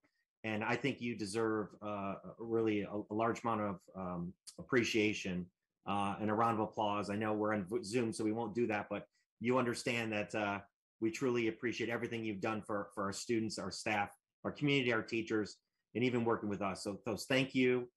Godspeed. I hope we see you in some capacity, somewhere. But again, I think you deserve a well-rounded applause for everything that you've done for everyone in our school system. Thank you. Thank you, Mr. Pruski. It's been my honor. So thank you very much. Thank you to all. Thank you. Well, once again, thank you all for the presentation. You all are good for today. We're going to move on with our agenda, and we appreciate. I'm sure we'll communicate further if we have any other additional questions. At this point, that is all the budget. Thank you. This is all the budget presentations for today. Is there any other business to be brought before the county council? Okay, seeing no movement. May I have a motion to adjourn? Motion to adjourn, Fiedler. Is there a second? Second, Allison Pickard. All in favor, say aye. Aye. Aye. Opposed? Abstention? The motion carries. The county council is adjourned until May 9th, 2022 at 7 p.m. when we will meet in the council chambers for our first public hearing on the FY23 budget. Please continue to check the county website for important information and updates. Thank you again for everyone being here today, and have a wonderful day. Thank you.